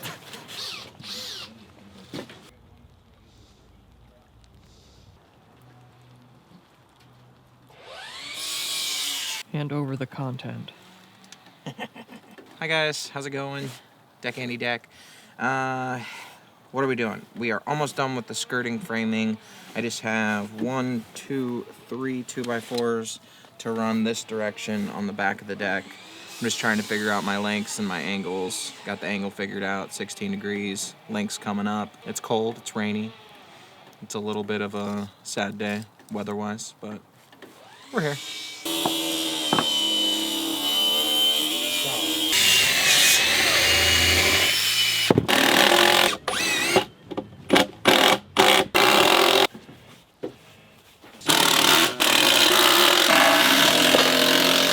All right, so I have my first stair tread made. Now this is a different shape than the other treads that we're doing. So this is my first one. It's kind of obtuse. All of these are really, they're all gonna be in a spiral configuration. But this one, I had to make an adjustment for the landing as well. So it's a little bit closer to a square than the other pieces will be. But the first one's done. I'm gonna get it out of the way, go put it over by where it needs to go. And then I'm gonna start building each consecutive stair as we go. There's number one. All right, so now I've got one of my standard spiral jacks made. You can see it's like a traditional spiral staircase, or similar to. It's narrow on one end, wider on the other, and it's gonna fit into our space awesomely. So that is done. I got 9 more of these to build. I'm gonna take this one over, put it next to the other one I just built, and then hopefully by the end of the day, we'll have all these boxes built for our spiral staircase.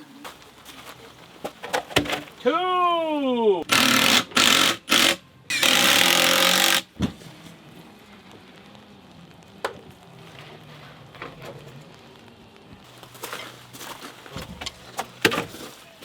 Three!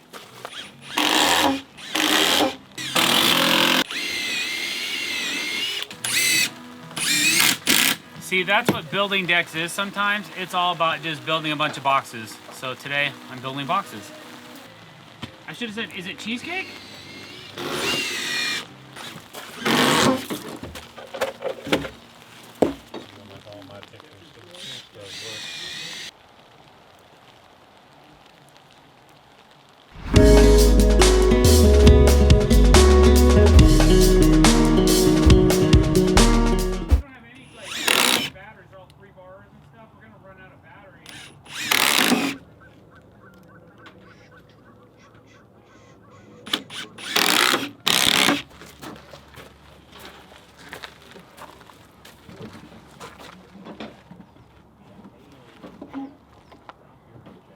And then put your pole.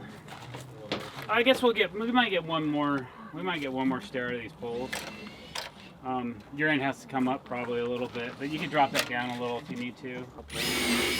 Yeah, and they're not like, I don't know, they're not as awful.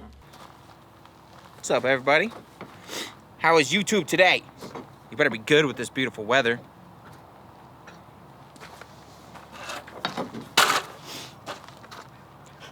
Okay, so we have our second jack in.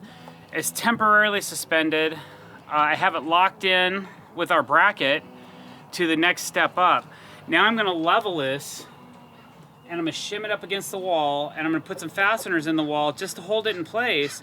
And then I'm gonna temp this side up with a 2x4 so that it holds itself in place. And then I'm gonna keep temping up 2x4s as I come down this side. I'm gonna keep screwing to the wall over here. That's how we're gonna be able to temp up our staircase.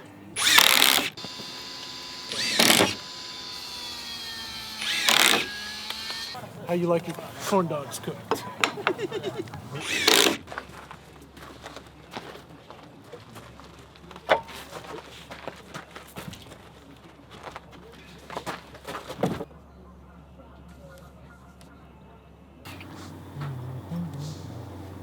Almost a clear blue sky. Have you ever come over, Calvin? Get to meet my cats, which I think you'll think they're pretty cool. The clamps this time, so you might have to stand here a minute while I get a fastener or something temporary. I can clamp it. I can do a temporary clamp with a. Okay, it's got to come towards me. What's up? Well, it's Monday. I'm being a cut man today, taking orders, taking names, cutting boards, finishing the skirting.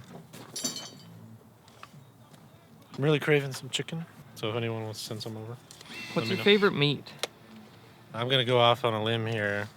I don't have it often, but lamb's pretty good. Don't send hate in the comments though.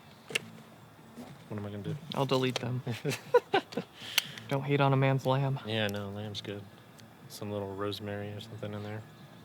What else can we say? Give us information.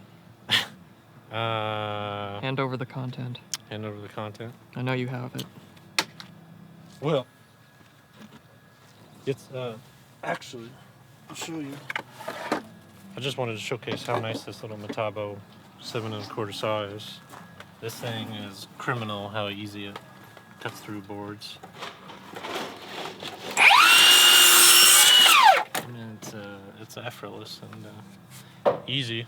If you're in the market for a little saw to toss on your cut hub and you can cut AZEC with, check it out. Highly recommend. That's a threat. Okay, towards me a little. Uno, dos, tres. I didn't realize we were this close to the end or to the edge already. We are killing it.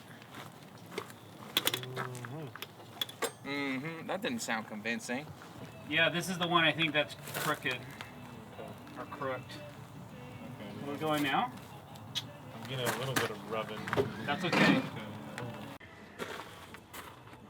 All right, so we have so many of our stair jacks made, we have to start figuring out where our beams are gonna go that are gonna support the bottom of these jacks. So I got the guys over here helping me out, digging down some footings and putting in a couple posts. And I'm gonna start figuring out some of these crazy angles that these beams need to be. I'm actually gonna cut a template out of a 2x4.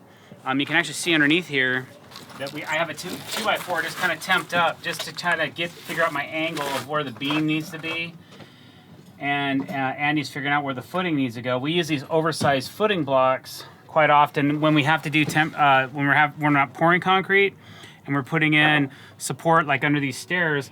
These meet the code better than a standard 12x12. Some inspectors, especially the one that I'm dealing with, they don't like a standard 12x12 footing block. So we are gonna use these bigger oversized ones. We're gonna use a 4x4 to support the beams, but the 4x4 is running all the way through the staircase. We're gonna attach the stair tread to the 4x4, and then we're gonna hang the beam in between the 4x4 and the 4x6 up here, and we're gonna tie it up into this beam up here. That's what we're doing right now, and then once that's done, I can get these beams installed, drop some hardware on some of this stuff, and then go on to the next step, which will be continuing the staircase all the way to the ground.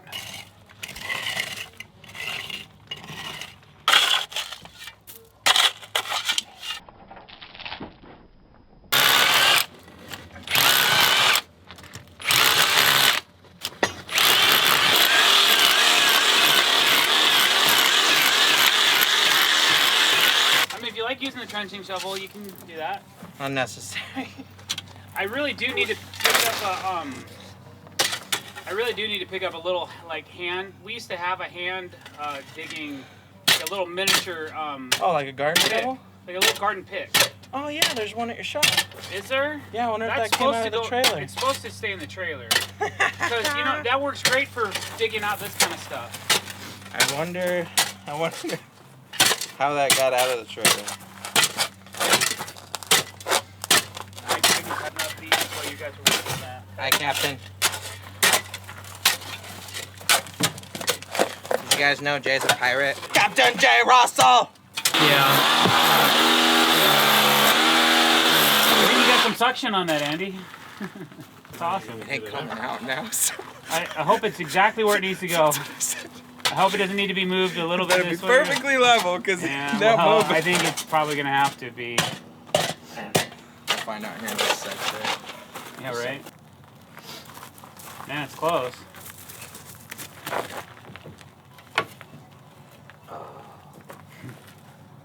That's what I was worried about.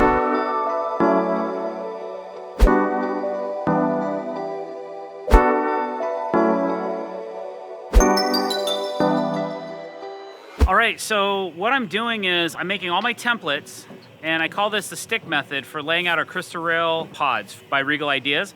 So you can see I have a couple of pods here that I'm using for layout purposes. And what I'm doing is I'm taking and making these pieces of plywood, I'm ripping them into strips, and I'm simulating the size of the glass that we need for each section of glass. So I figured all that out on this lower deck, and now I'm just laying them out, and then I'm identifying where we have to put each pod, and then the guys need to come back behind me. As I was saying, so the guys can come back behind me and put in all the blocking that we need to properly install the pods.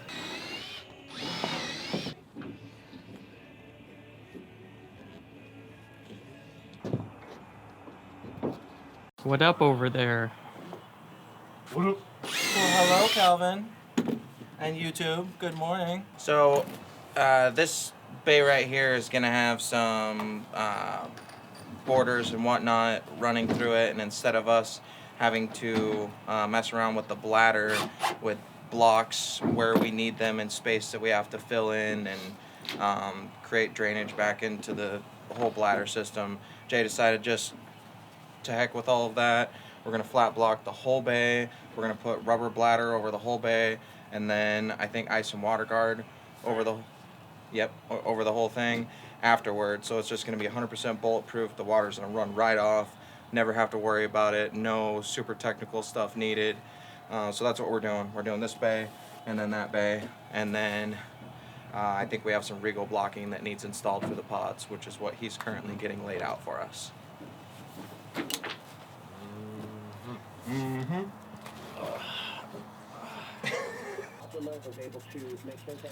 All right, so here are my master templates for all the glass for the main deck. And what I'm doing is I'm making a set for myself, so then once we get the decking laid, I can start putting the Regal Ideas crystal rail pods in. And then I'm giving a set to my glass guy, who is Pat at Coastal Curved Glass. So he has a master set, so he knows what to make all the pieces at. So these are indicative of all the curves and all the different shapes and everything that we have on this deck. And I had to start out with one set and then found out that there's some bends that I wanted him to do in the glass that he can't. So I had to reset everything, start over, and now I'm to the point where I've got all the main jigs made for the lower deck, and I have to finish labeling those. I'm telling him where I want all the stamps, which way the glass goes in or out, so that there's no confusion on where the stamps go or which piece is in, which piece is out, that kind of thing. Because we have some interior bends and some exterior bends. So it would suck if they accidentally put the stamp in the upper left corner instead of the bottom right. So I'm just making sure that that's all clear. And then after that, I'm gonna finish tying in the bottom step to the rest of our staircase. I'm gonna add some beams to that and start strapping it all together and see if we can't get that staircase solid today. And then I'm gonna make some plywood jigs for it that I can lay on top of each tread, just so we can temporarily use the stairs safely without having to try and balance on top of them. So we Deck wraps on, boss. no, I think Beyonce might take.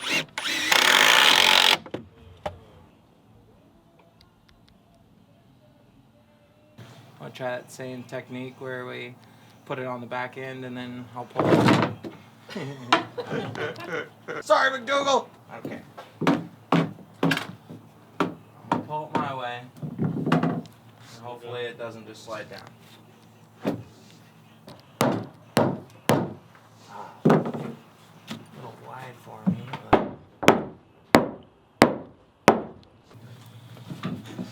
What's happening? So the second part of our flat blocking, one of the guys has to toenail all the screws in on an angle from below, just because the previous flat blocking's in the way. So, and this board has to go up in a couple spots, or this one does. So I'm working below, Nas is up top, and yeah, getting her done.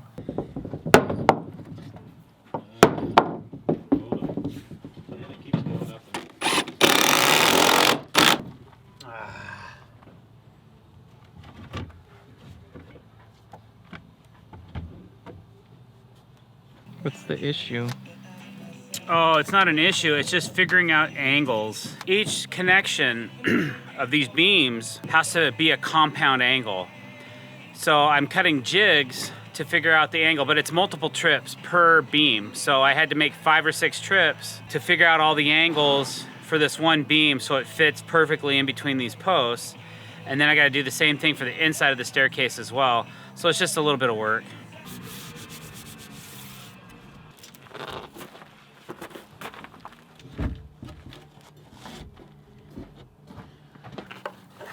Can't get my pencil's too short. I can't get it all the way over to the corner. You need one of them? Oh, there you go. Oh! I'd like to take this minute to talk about how nice a coworker Andy is. He talks about cheesecake. He's friendly. He's a good worker. Here's for Deck Andy Deck. Yes. I'd like I'd like to take this opportunity to say that he's a great coworker too. He's a lot of fun, and him and Calvin say the most randomly crazy things, and you just can't help but be happy when they're around.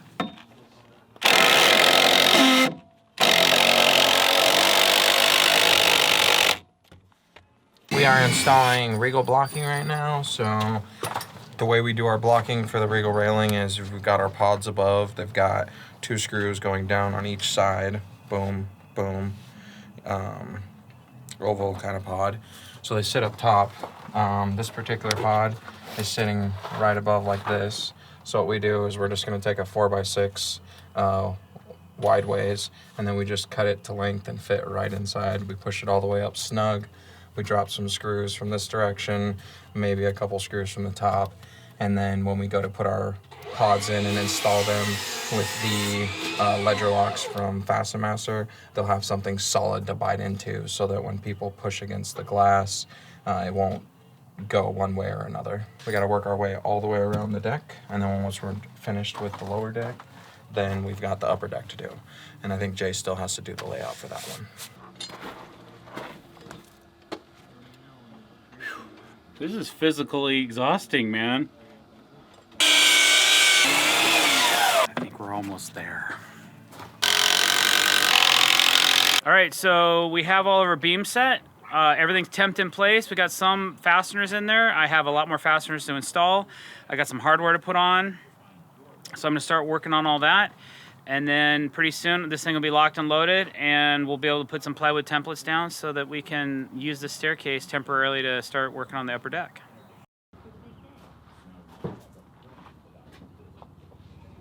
All right, so I had to Get jiggy with my knots here, just to fit this in my spot.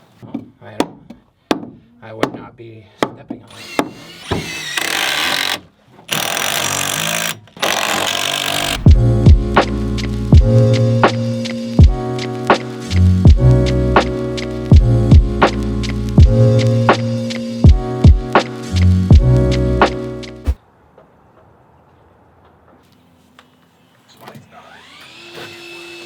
Calvin! What's happening? They're durable, it's okay. Happy Friday, bro. Happy Friday, YouTube. Okay, so today is Friday, and sometime around 12:45, my girlfriend will be getting an ultrasound, and we will be finding out what the gender of my baby is. So, hopefully before Calvin leaves, because I told her she had to tell me before Calvin left, for you guys. So we will find out before the end of the day, and it'll be like a little end of the video gift. So the gender of Andy's baby. All right. We are working on Regal blocking. So we've got our Regal Ideas pods that are going to be coming in from the top. 4 Fasten Master. I think we're going to go 3 and 5/8 ledger locks. They go into a 4x6 block that goes in between the joist bays. Every spot that we have a pod. So right now, Nazi is just making a couple of quick small adjustments to the 2 blocks that we were working on. They were just a little tight. And then we're going to keep moving on down the deck. Once we're finished with the blocking, then Jay, I, and Nazi will be starting on the waterproofing. So any of you guys that haven't got to see that, that's going to be pretty cool. We run EPDM bladder, and we set it up to where each bay is basically pitched with the EPDM bladder. It runs like this, and it goes on an angle, and we feed everything into a gutter so that you end up with a totally waterproof deck. And then this particular deck is going to be soffited as well, so all you're going to see is soffiting and a gutter, and it'll be totally leak-free, nice dry space underneath. Get sawdust in my face the whole time. Stop complaining. I wasn't complaining. What? Who took his ladder? Dude, we got here the other day, and just 3 ladders just randomly in the middle of the walkway. We didn't put them there. They just there. It was the birds. The birds work for the bourgeois. What is it? Bourgeoisie. The bourgeoisie.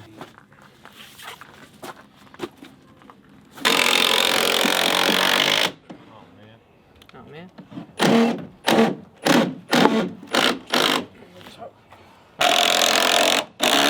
All right, so I just called the building official out. to ask him a couple questions about my landing and some positive connections on the staircase.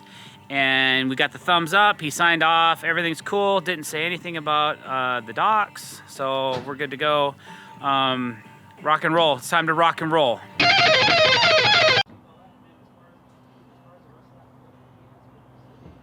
So when we're doing these blocks, the easiest way, and as per Jay's teaching, is we stick the block up right where we need it, and then we just use our pencil and we trace lines, which we can show you. Hop down to the saw, cut the lines, pop it up here, see what it looks like, make adjustments if we need to, and then install them. Right. I was just thinking about Nazi's humor. I love it. When he opens up, just brightens the day, like Kelvin.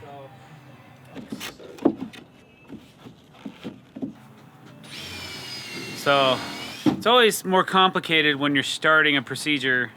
I sound like a doctor, huh? Makes sense. Kinda. I have several PhDs. I have hydraulic pulse hole diggers and I have manual pulse hole diggers. And there's different styles of pulse hole diggers we have. Some have auger bits. Some you have to pinch the wood to pull out the dirt. So I'm a multifaceted deck builder over here. But what I was saying was I have all these like hundreds of different product pieces that I have to figure out where they go, because I wrote some of it down, but some of it I didn't write down. So now it's like a jigsaw puzzle, and I got to bring the right parts up so that we can start installing them for the bladder system. So that's what I'm doing right now, is just a little bit of calculation and math. Okay, can I hold this one hand? No, just hold the block, please. No help needed. Shut up. I know what I'm doing. I'm starting to have a real fondness for you, Nazi. Oh yeah? Is it tender and soft?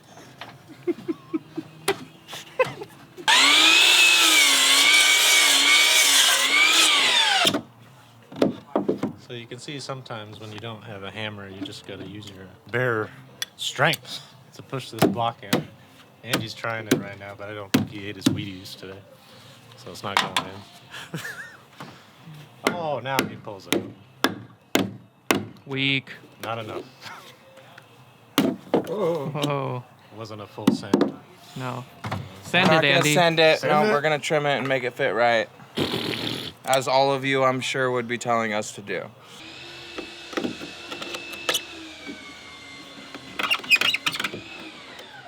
I keep finding pieces of wood in my mouth from the flicks that are coming down. Don't close it. Left after these. So we've had room for the drill to fit inside the bay for like most of this run. And then over here we get into our more custom stuff that we did, and there's not room for a drill. Nice. Yeah. Then I would have. What's that? What'd you say? I said it turned out better than I think I would have been able to do doing it the previous way. So Kelvin gave us an idea while we were doing the blocking. Sometimes it's nice to have a different person's opinion or someone else's view and their input, but trying to trace this block out, which is what we would sometimes do, wasn't really doable because there wasn't enough room for us to get our hands in and trace on the top side while the whole block is being held up there. And I can't trace it from the top because you can't see the joists on the top, so you don't know where anything is. So anyway, Kelvin's idea was grab your measurements from each side of the white from here to here, and then find out how wide the piece is, and put the measurements together, cut it, and it worked out. So I think I found a new way to do some of these tough blocks when I'm in a really tight situation. This is our very last block for our Regal Idea pods. I mean, All right, we are finally done framing this deck. Now it's time to get on to our waterproof bladder. So if you don't know what that is, basically we take a huge roll of EPDM pond liner. It starts out on a pretty massive roll. There's like 1,000 feet. You can't lift it. It's like 800 pounds. It's very heavy, or maybe 500. I don't know exactly how much it weighs, but one person can't lift it. So we take that pond liner and roll it out in our shop, and we cut it, and we open it up, and then we chalk lines on it, and we cut these pie shapes out of it. And what that does is it's tight up against the house, and then as the joist bay goes out towards the beam, we make it longer so we can tuck it in so it becomes a dish. So the water comes from the house, and it floats down, and then it gets near the beam. We put in a baffle near the beam so when the bladder stops, the water comes through, hits that, and then drops into a gutter. So today we're gonna try to get some of the troughs done. We're gonna try to get all the baffles in on the uppermost deck, and then we'll see if we can't get that rocked out or not. Man, these are not going in very good.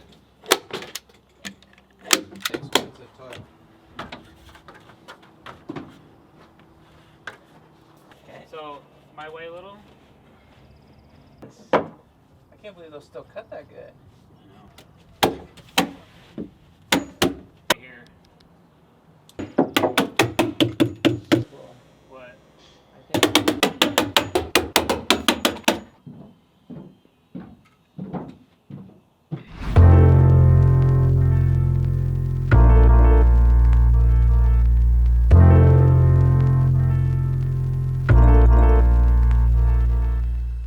Ugh, what's that? 2 days from now, it's gonna be sunny. So we'll be able to tape this deck then. We have a waterproof membrane tape, G-tape. Have you heard of it? We're gonna put that on over the top of all the seams of our deck. In the large portions of this deck, we are going to put a different type of elastomeric product down to help keep this deck dry. All right, so this deck's looking really good. I got Naziz tucking up look how nice that looks up against the house. So that's kind of like our flashing. We don't put any metal flashing on this particular area except for under this door. The doors are kind of like the weak point on this whole thing because they're a little older. So we're gonna do our best to kind of make them bulletproof, as bullet as I can. Everything else is looking good. It can come raining down now, and the only place that this lower deck's gonna get wet from underneath here is where the gutters leak, like I said before. We may temp something up, I don't know. Just kind of depends on how we do today. What I'm happy about is the fact that we have a dry space, and now that this one's buttoned, we're gonna start going downstairs and we're gonna start creating the waterproof bladder. What is that? We're gonna start doing the waterproof bladder on the lower deck, the main deck, which is gonna take a lot longer than this little one. We probably have about, 8 hours in this guy, maybe less. Andy. Yes, sir. When did we start doing the bladder on this on Friday? It was like after lunch, right? Yeah. So we Yeah. probably only have maybe 5 or 6 hours on this upper one after cutting all the parts. So we had a couple large parts we had to cut out today. That piece over there. This middle piece right here. And then this kind of large piece right here. So this is gonna help keep the lower deck dry without any leaks. We're putting a soffit underneath this deck, so this deck cannot leak. Let me repeat that. This deck cannot leak. If it does, we're gonna be in trouble. All right, let's get onto that lower deck. The GoPro. Right. What's happening, YouTube, by the way? Hello. Hi, Calvin.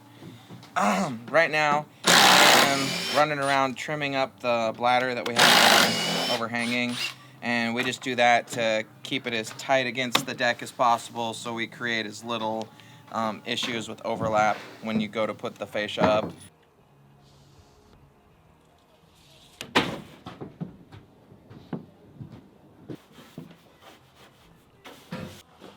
Duh.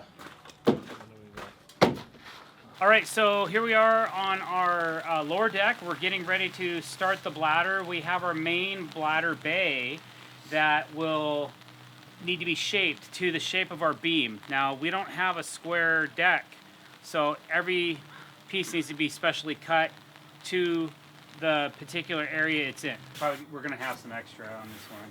Yeah, I figured I was going to be real loose. So Naz, one of your jobs is gonna be, once we get it to where we want it, you're gonna help keep the middle, whoa, too far. Sorry, boss. That's all right. Okay, I need to come my way a little bit. All right, so what we're doing right now is we're creating a good dish. We have the end cut. I'm happy with the way it's cut. Actually, I want to bring it my way just a little bit more. Yes, sir. Okay, great. I'll retrim that in a minute. And then this side I want closer to the joist. Yeah, and we just want it pull tight, Andy. Yes, sir. Yeah. I'm pretty snug right now. Okay. And now you can grab a staple gun.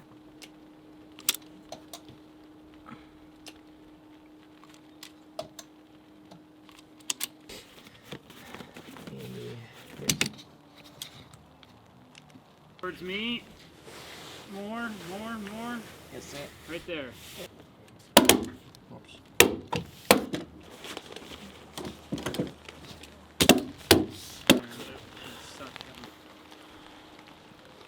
The other day, but I don't know what you like and don't like, so. I'm not very picky. I felt like it was.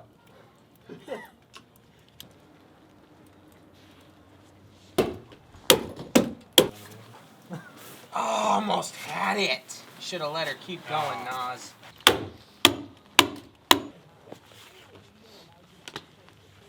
Okay, let it relax. Absolutely. Well, I'm not gonna have. So we got to a point where we need to stop and do a couple things so that we can continue moving. I have to add some blocks to the side of these posts. So I got Nazi on that. I need to take a notch out of here so that my deck board can come sit on this. As we're bringing the deck boards around, I forgot to take out and subtract for the deck board thickness. So I need to do that. And then we just kind of need to clean up our frame because we got a lot of dirt and sediment from all this plywood that we've had up here. But so far, the bladder is looking really good. We don't have anything cut up against the house yet, and we don't have any of our returns in. But the field is looking great.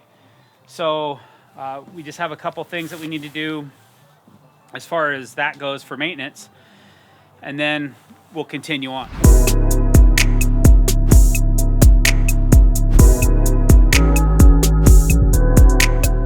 All right, so what I'm doing right now is I have mocked up my Regal Ideas staircase pods where they need to go.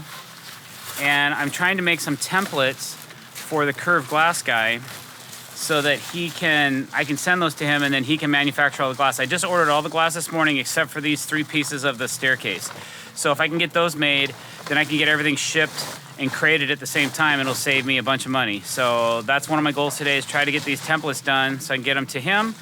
And then we're also just gonna try to tape up this deck if this weather cracks and we can get some dryness to the bladder. If it's gonna stay wet, it's almost impossible for us to tape. We may have to delay until tomorrow, depending on the weather. So keep our fingers crossed on that one. So basically over here, each piece of glass is on a spiral, helically spiraled piece of glass with funky angles. So I'm mocking up, I have a couple pieces of, I don't know exactly what it is. It's like a 1/8 inch thick, masonite. I'd call it masonite. And I'm gonna take those parts and I'm gonna cut them out. I'm gonna put them on these angles. And then I'm gonna fit a piece. I'm gonna double check level. I'm gonna actually kind of crank them down into these pods and get them level, get the edges level, get the piece the way I want it, lock it in, leave that one in, go do the next one. Create the angle. The angles slightly change from this lower piece of glass to the middle piece to the upper piece. So everything's kind of custom. So it's the most time-consuming part of the glass order. I'd love to have this off my plate and be able to focus on taping up the deck, because the reason I want to tape the deck up is we cannot lay deck boards until the deck is taped. Once that's done, then I can start laying out all my circles and so on and so forth. So we'll just kind of wait and see where we're at today, and hopefully we can make something good of it.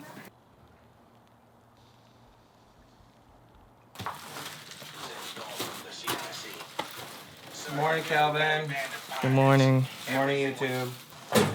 So we are moving tools, as you can see, with our wonderful slurry of awesome tools.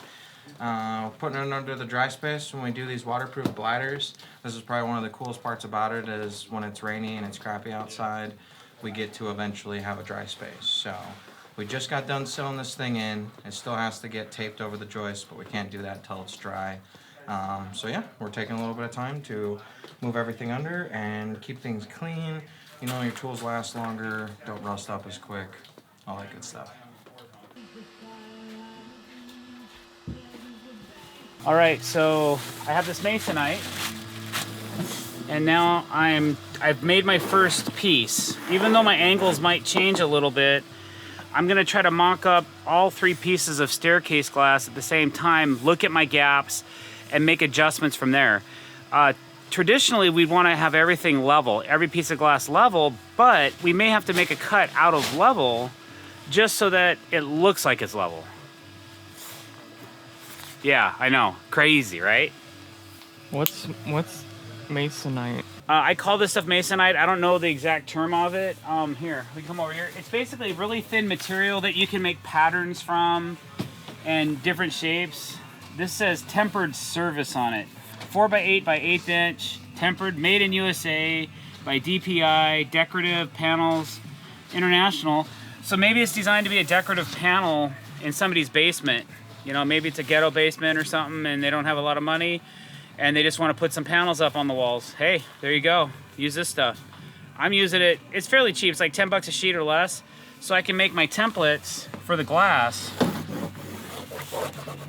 This one's tricky though because I have the glass coming up and then I need it to flatten out at the top.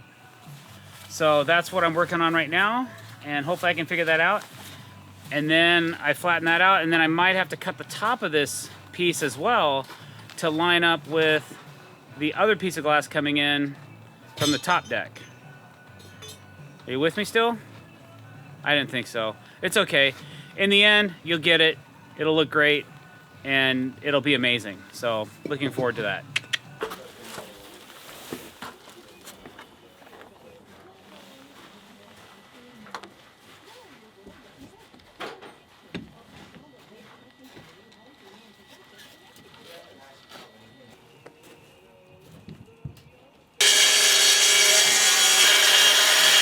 Cleaning up tools while we wait for the rain to go away.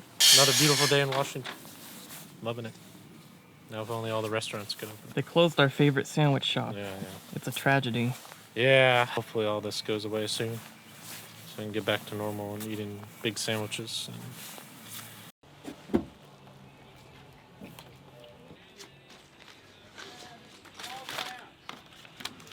I was drying out the joists and I'm adding this EPDM compatible G-tape, which is different than the normal G-tape because it's compatible with our EPDM bladder system, and I'm just covering up the staple marks so that way there's absolutely no way that water is going to get through here, and it'll keep our underside area dry. Don't ask about this G-tape yet. You can't get it.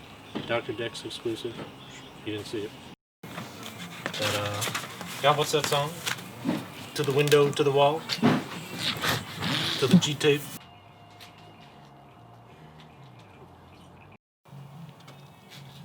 This is one of the more challenging tasks that I've had to do in my career because I've never done this before. This is something new for me, doing curved glass on a deck, but then to put your brain to doing a curved, spirally, all these angles are different. Everything's different about every single piece of this glass. And so I'm making these templates and it's kicking my butt. One's higher than the other one. I made them all the same dimension, but for some reason, they're all different heights. They're all different angles.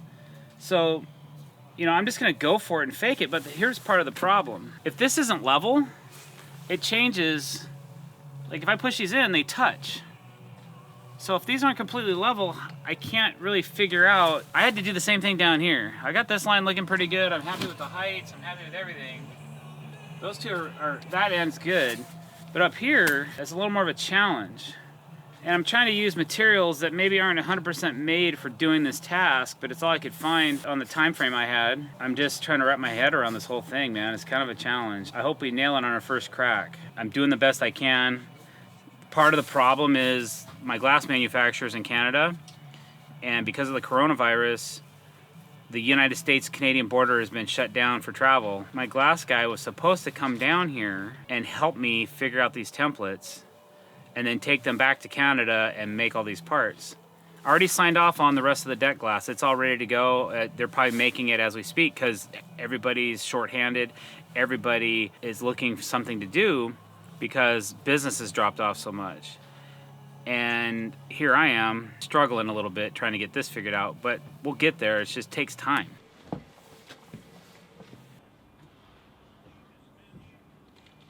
You've seen like all 4 seasons here. Does it work?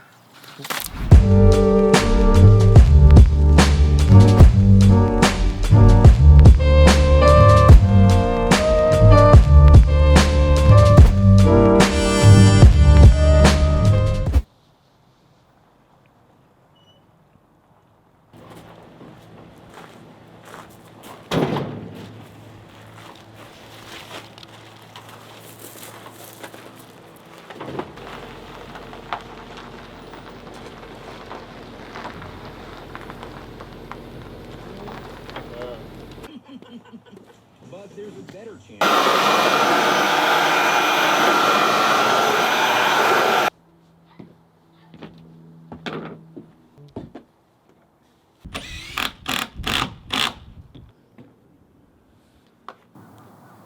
Sent me like the non-collated one, so I can't just go. I'm gonna take all these apart and do it the old school way. But it'll work.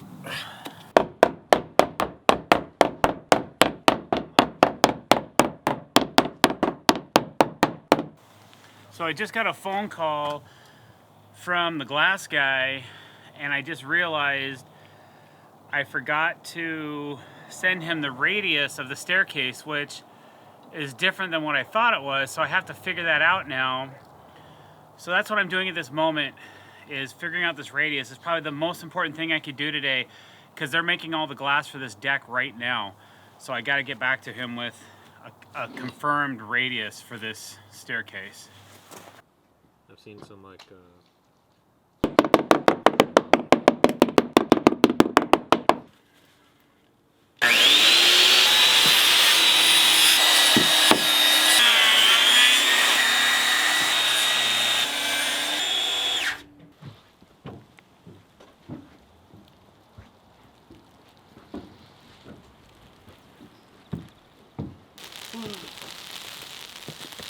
yeah, beautiful weather.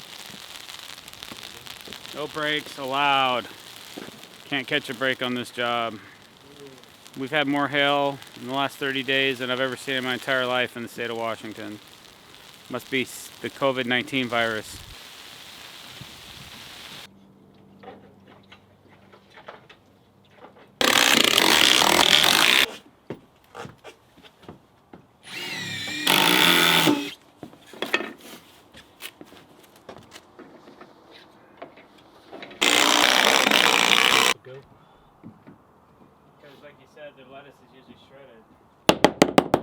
All right, so we have the first section of deck cut in, and we've screwed it off, and Nas is putting in some plugs right now. I've got one last row to check. I think I have to add one more row of screws on this side of the deck, and then this one's complete except for sanding and the borders. So we'll probably move on to the next section, or maybe the section beyond that, I'm not sure yet, and start installing the next row of decking. We got to get this board on point with that board. Another issue. I decided to make the curve takes precedence on this deck. So we've got to get the first curved board up here, just like we did over here. I don't need the whole thing, but I need one of them, and we got to commit. We just got to pick a board, and whatever board we pick, that one has to be, because I'm going to cut it. I'm going to cut it so that I can figure out this. I need to be able to figure out this angle of this board. It has to be cut to length right now. Bro. So not only does it have to be cut to length perfect on a curve, it has to be in a direct line with that board over there. So, and we have a threshold issue as well right here. So you can see that we're shy.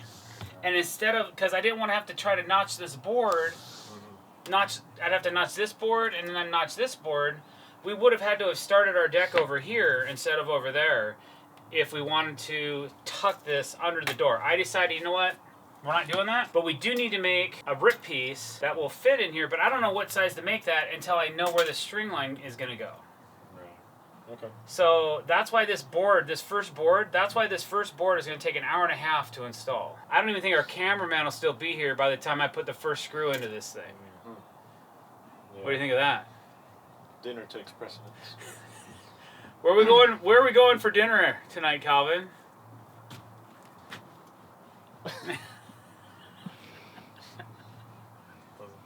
MSM. All right.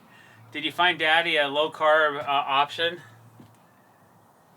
Kinda. So my brain just popped in because that's a lot. That's a lot to absorb for one stupid 9-foot board. Take those other boards and go ahead and place them kind of in their respective spots. What's cool is like we can put this in and I go, okay, I lay it up here, I do it by eyesight, I sand it out. That is really bad.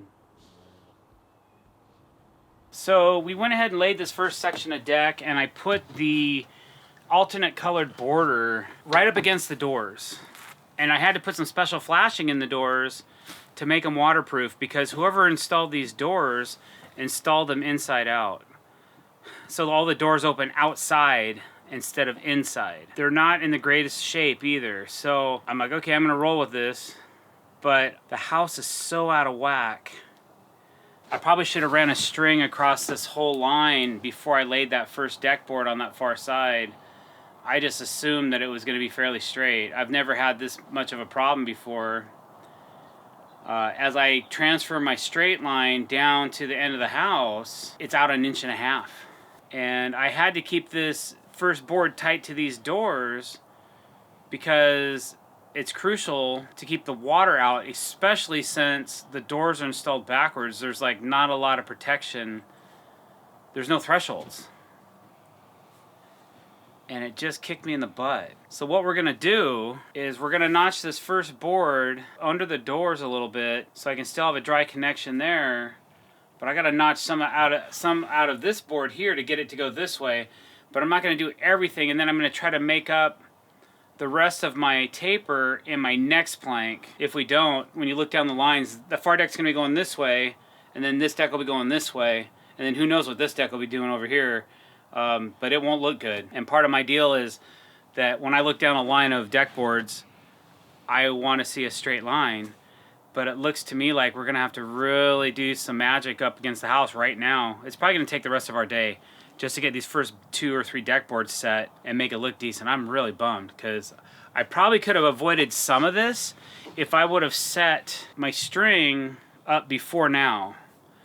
And instead of just getting the first deck laid, which it looks beautiful, if I would have took a little more time and ran this board, it would have been a lot of pre-planning, almost more than one can think of. The problem is if I would have done that, either everything would have had to been cut on a pie, or I would have had to have gapped against the house, which I couldn't do because of the doors.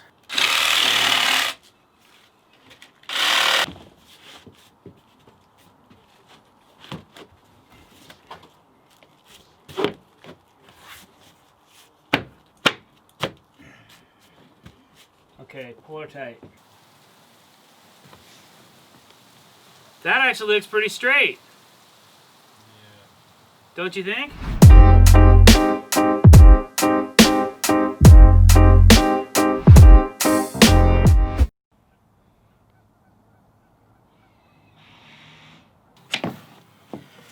Alright, so what I'm doing today is I'm installing TimberTech AZEK decking.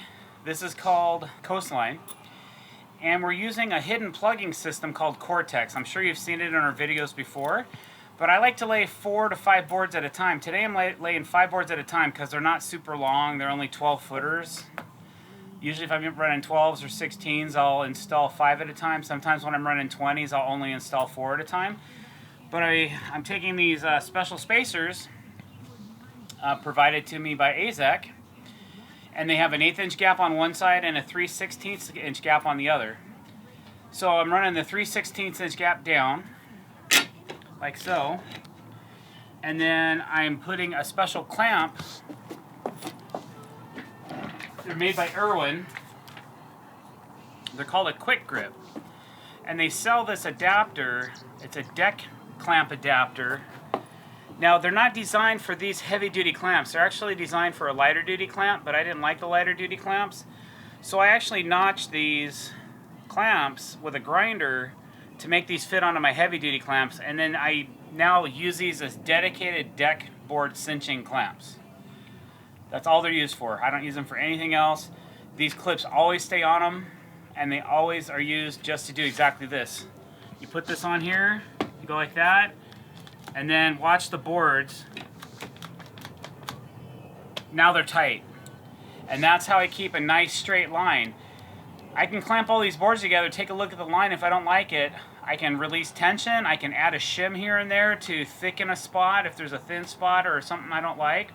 I can straighten the boards as I go. That's why I like to lay 4 or 5 boards at a time, because I can control the gap. I can also control how straight my line is from one point of the deck to the other, which are all really important to me. I don't like to look down a line and go, and it goes like this. I'm like, whoa, who laid that? You know, I like to have things fit a certain way. So this is one way I've found. There's all different types of methods of how to pinch and gap and space your board. There's also several different methods on how you do a hidden fastener. For this particular deck, because we did a waterproof bladder and we have G-tape and all these things, instead of using a clip, which has to get through all that membrane material before it gets to the joist, I'm not comfortable with that. I want to pin these boards down hard so they don't move. So I'm double screwing and locking everything together, and it's every 13 inches on center. And the reason for 13 inches on center on this particular deck is because I have a lot of flat blocking 2x12, which is 11.5. If you run your deck 13 inches on center, you're going to have an 11.5 inch gap in between your joist bays. That allows me to build my bridges wherever I needed to.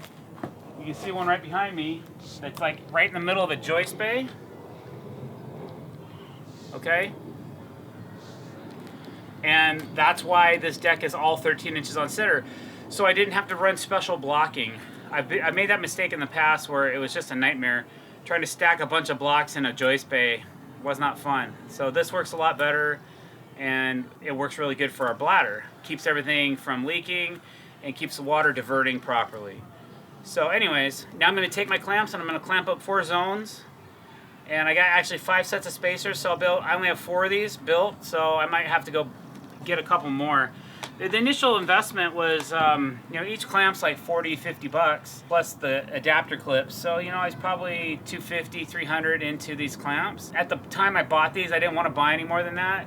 But now that I've had these for a while, I can afford to go buy a few more so that if I want to do full 20 footers and clamp everything off at the same time and then screw it off, I can. So anyway, that's a brief explanation of how I'm laying this board. So I lay 2.5 feet of decking at a time, and then I do another 2.5 feet after that.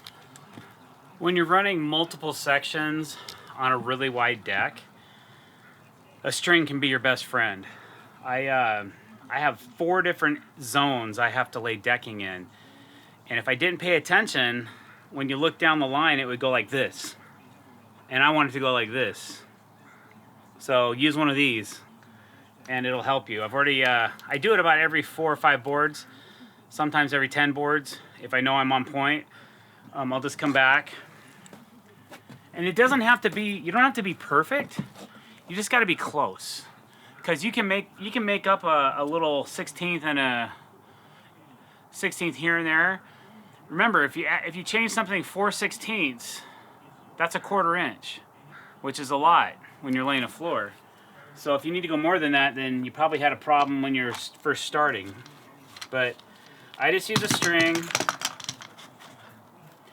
and I just double check it, make sure that everything looks pretty straight, and it does.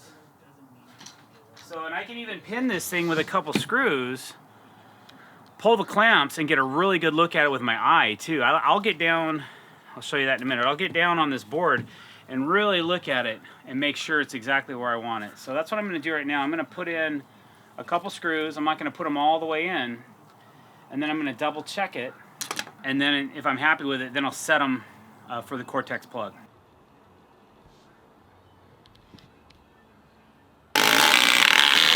All right, so now I have the deck boards gapped the way I want them. I've pinned each joist, so I moved my clamps out of the way just so I'm not kicking them and knocking them over, and they're just kind of a in the way thing.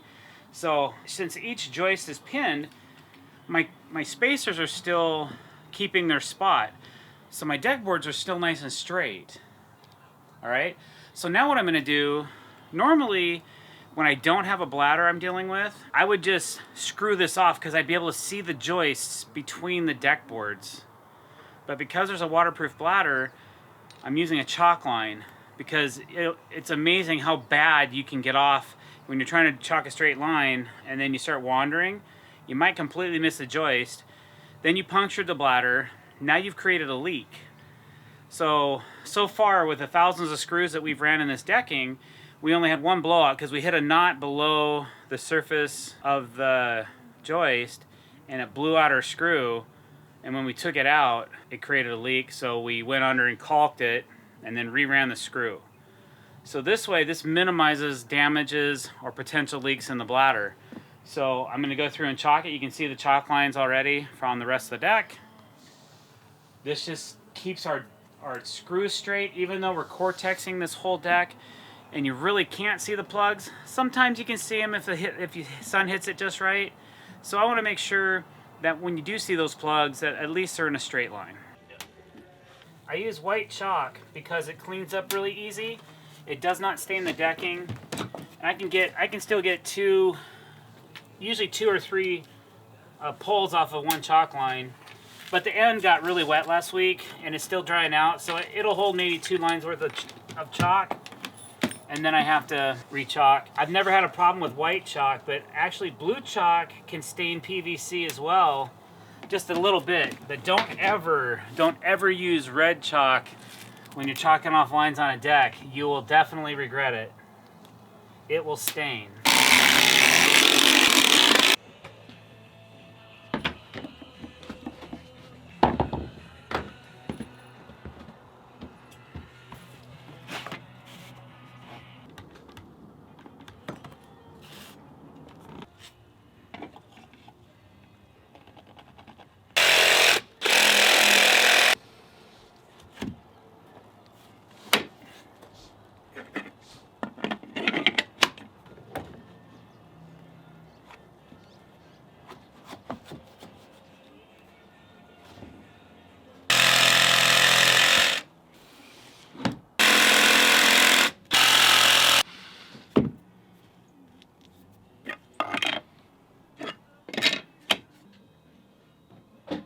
All right, so I had to take a few minutes notching around posts.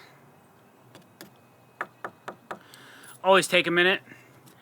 And so what I had to do was we put a unique squiggle instead of a straight pattern break. We did a unique squiggle in the deck as a break, so that we have 2 spots that are over, or a spot here that's over 20 feet long.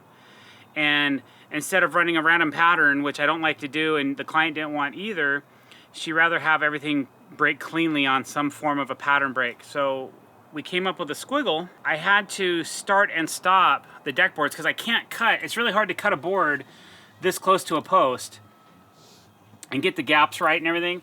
So I had to take a minute and put the squiggle in place so that I could actually figure out where that goes and how it goes.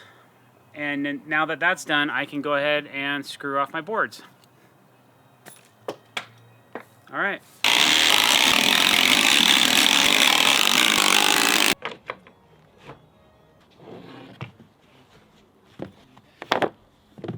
All right, so now I have this next section of the deck laid. I have it pinned in place. So now what I'm gonna do is draw all the cut lines, and I'm gonna cut this thing out and then finish screwing it off, and then I'm gonna start laying the next section of deck.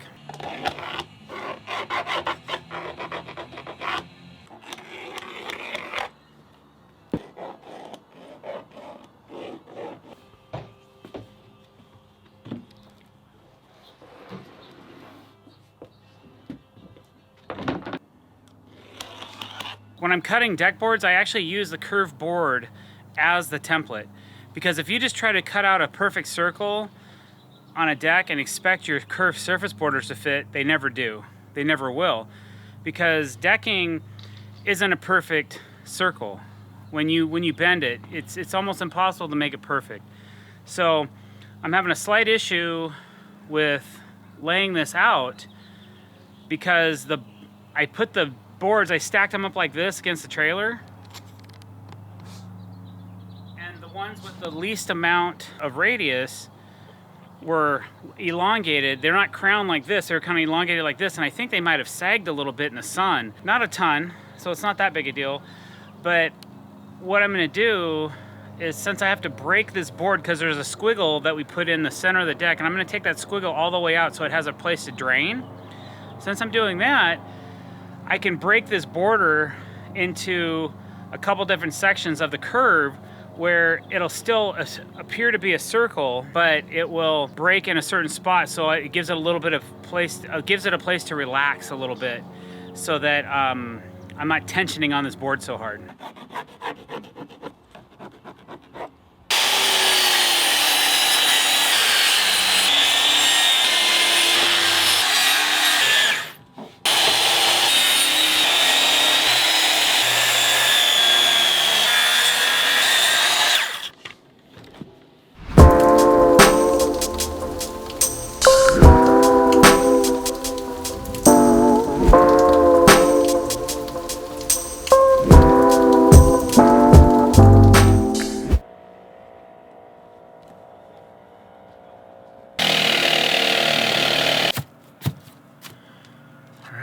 Sometimes fitting the first board against the house is always the most difficult.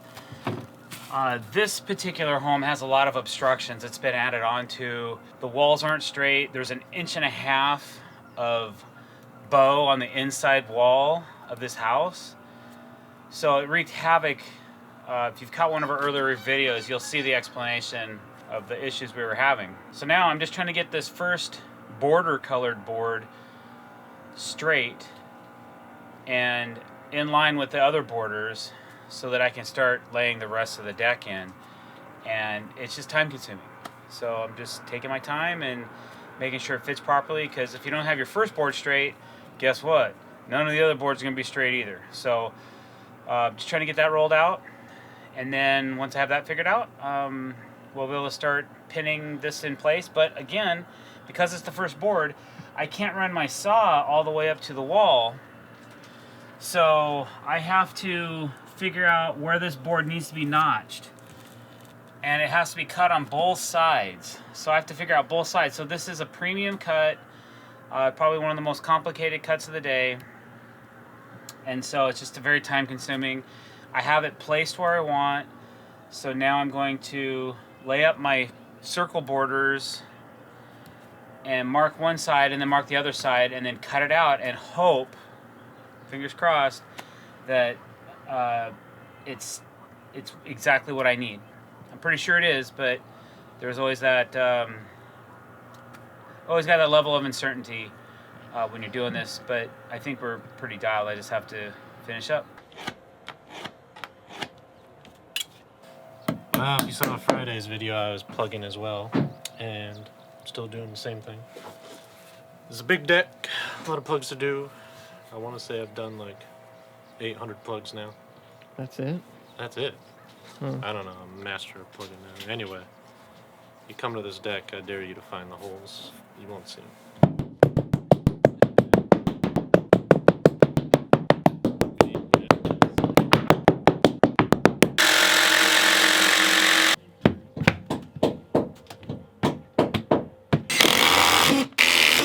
Quick tip.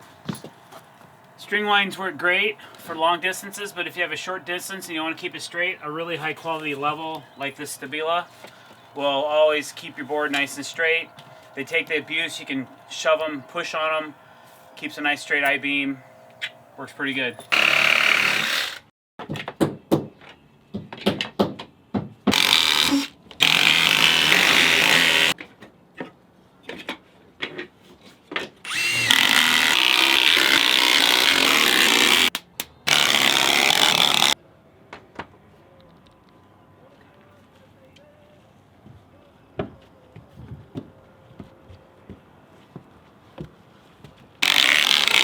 All right, so now I've kind of gotten into the funky part of this deck where I have to make some short pieces because we have a surface border going this way and a surface border going this way, and then we have field decking that goes up to meet those borders. And you can kind of see this line that's drawn here. This is actually a faux screw line.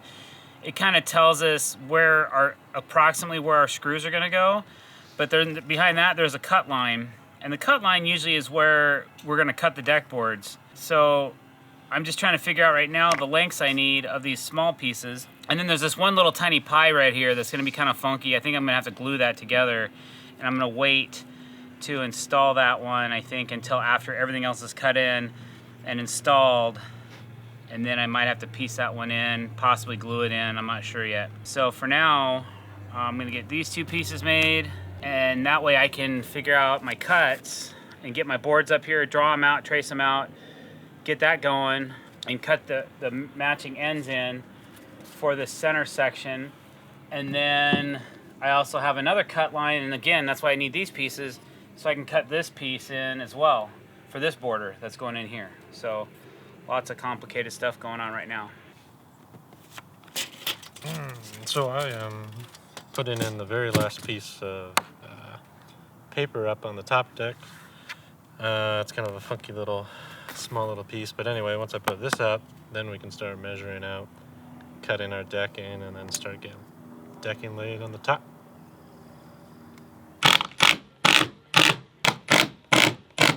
Yeah. Just touching the papers, making burn or something.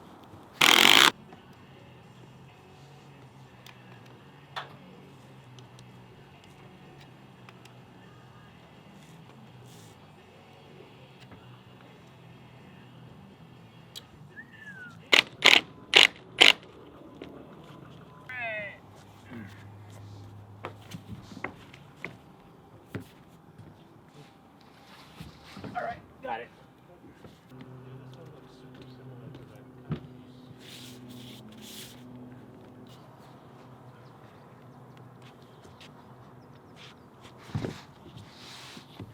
All right, so we got to a point on the lower deck where I'm gonna be cutting and fitting and sanding and doing some stuff to get the deck prepped and ready for the borders.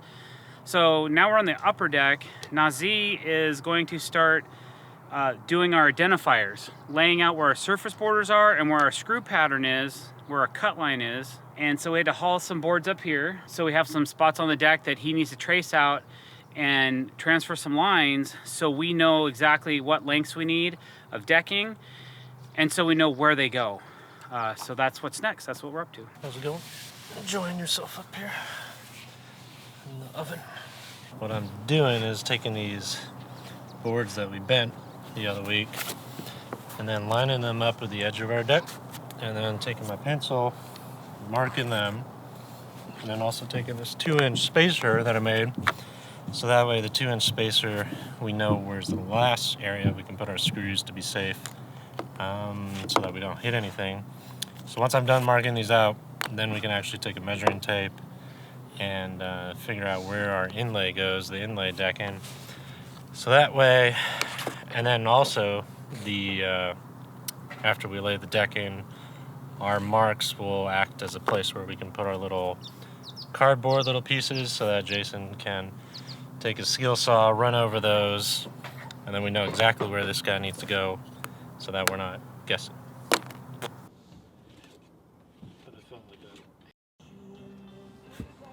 Hey! Sorry, I had to give him gloves.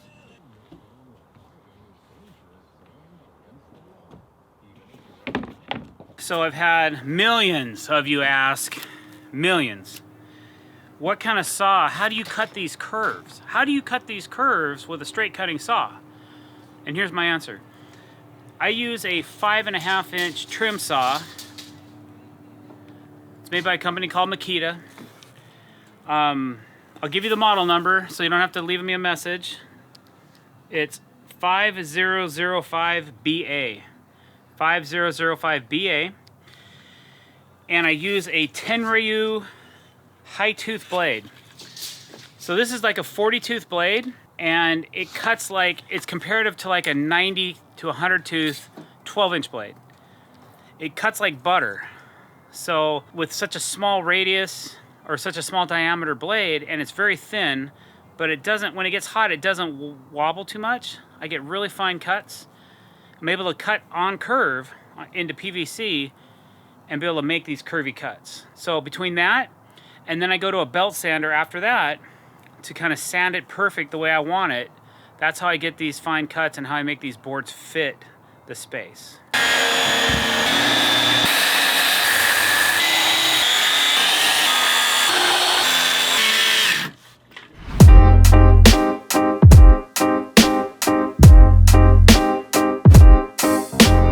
All right, so basically what we've done is we've installed all of the deck boards on our lower deck over our waterproof bladder. There's been several bridges, blocking, surface borders, curves, cuts, sanding.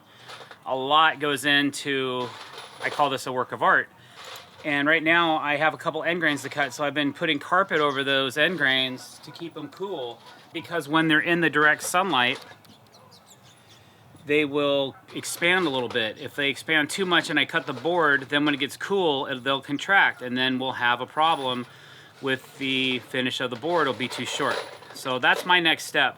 We're basically trying to get the top surface of this deck completed as far as we can before we move upstairs, and that's basically, we're almost there. I have a couple of places I need to glue some stuff in. So if you look right here, you can see that I made a little shim. Can you see that? And I glued that together to keep that point from falling apart. And I'll probably end up putting a screw in there as well, but I haven't done it yet. So basically I need to cut this straight off, and then this will become a place where our fascia will cover all that up, so it'll look nice when we're done. All right, so we have a few of those to put in still. I have to make them. We're using a glue called 2P10 and some activator, which solidifies the glue lickety split. So I can temporarily put it together, have the glue in there, hit it with some activator, and then 10 seconds later we're done. I can walk away from it. So if you don't use enough glue, it can get brittle, or you may have to end up putting some kind of a screw or fastener in it just to hold it together besides the glue. But you can kind of see we've got all of our surface borders in, almost all of our plugging's done. I just have a couple cuts to finish off, and then we can move on to the upstairs. So that was a lot of work. It took us like 2 days just to get all the surface borders installed on this deck, but they look really nice. And it's all about cutting to a certain point, and then you have to sand with a belt sander to get the boards to match the curve board that you made.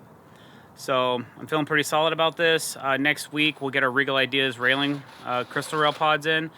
We'll start installing all those, and then our glass is being shipped, so that should be here hopefully next week as well. And it's gonna be nice weather again, so we're pretty jazzed. We should make some pretty good progress. So glad that you're following along. I appreciate your follow, and don't forget to share this information with all your friends and family. Let people know about our channel. We're just trying to grow it as big as we can. We're getting close to 4,000 subscribers, so when we get to 10,000, we're gonna do a huge giveaway. So we're just trying to climb that as fast as we can.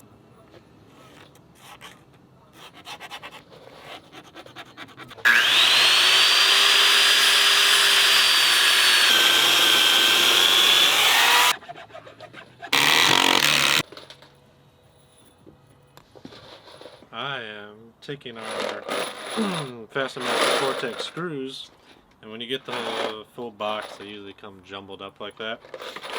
So I'm just facing them, so that way you're not poking your fingers. It's easy to pick up and makes the job more efficient, so we're not spending a lot of time messing around with screws.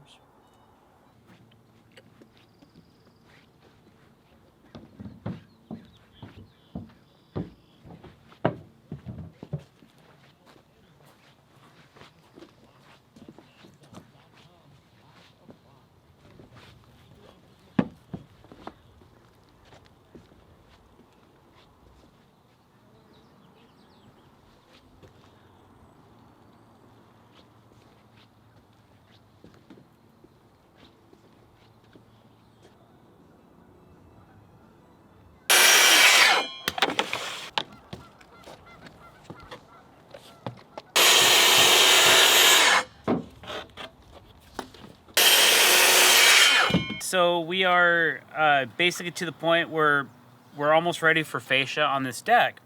But there's a couple spots on the deck where we have all these funky points, because when you build custom like this, you're gonna run into things, and you always want everything to flow as good as possible. But whenever I have a piece like this is what I was talking about earlier about using some glue and some spacers.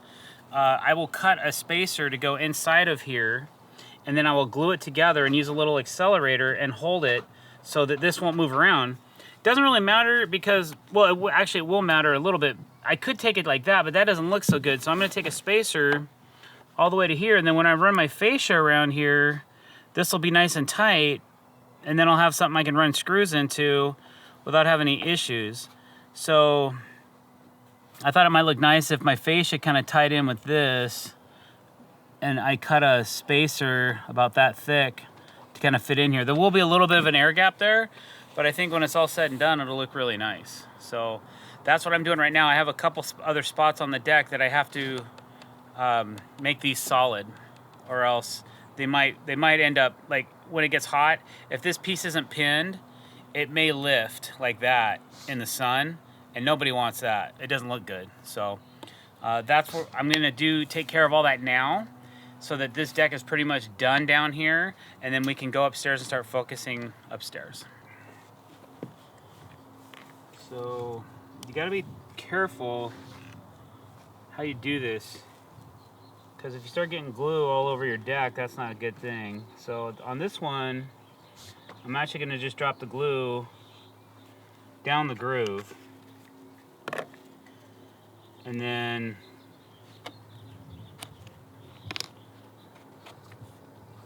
I'm gonna set this in place. And I always shave them a little thinner so they're kind of subset below the level of the deck, so you can still see the deck gap. And then this stuff right here, this is called activator, and you just need to put a little bit in here, and it sets the glue immediately with the PVC. You don't want to spray it all over the tops of the deck boards. You're just trying to get a little bit into the crack.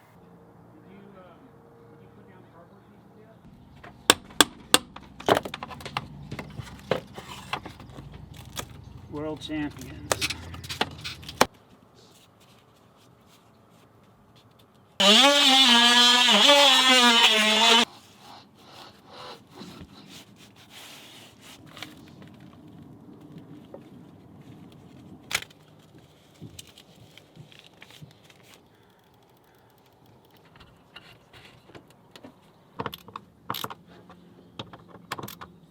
All right, first things first, when you start putting in a deck and you start laying decking, you got to make sure that your where you're putting it any entry on a house, you got to make sure that your threshold's dialed in. Unfortunately, all the doors on this house are installed backwards, so all the thresholds go into the house instead of out. So it leaves me with not a lot to play with. So what I had to do, because we have waterproof bladders on this deck, I had to make sure that I had a solid watertight connection. So what we did is we triple taped this connection up to here, and then this piece goes in 2 inches into the threshold, and we drilled holes for these 4 adjustment screws, and then I caulked with clear on top of that, so no water. And then I'm gonna actually build, here's the old threshold that so nice, the old threshold that was nailed in. What I'm gonna do is triple the length of this with a piece of matching AZEK over the top, and then when that's finished, it'll sit right over the top of the dark hickory. Probably make it in dark hickory to match the dark hickory board. And then I'll caulk that again, and then I think that will keep a nice connection so that things don't leak.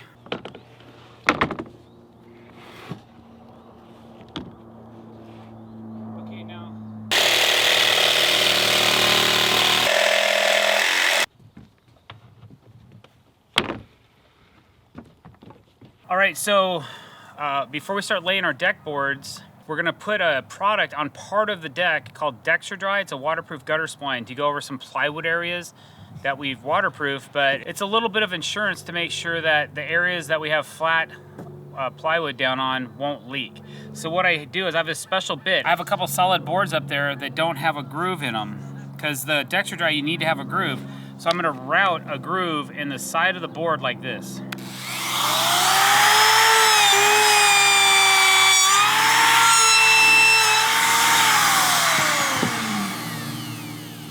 So there's the side of the board. There's my groove. Should work good.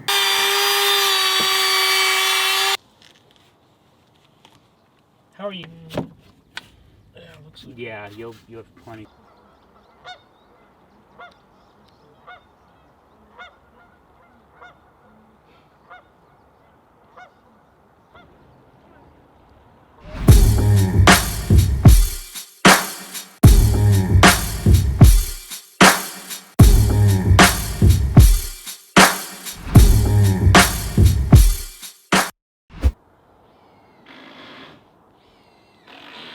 All right, so what you see here is a product called Dexter Dry, and Dexter Dry is a waterproof gutter spline.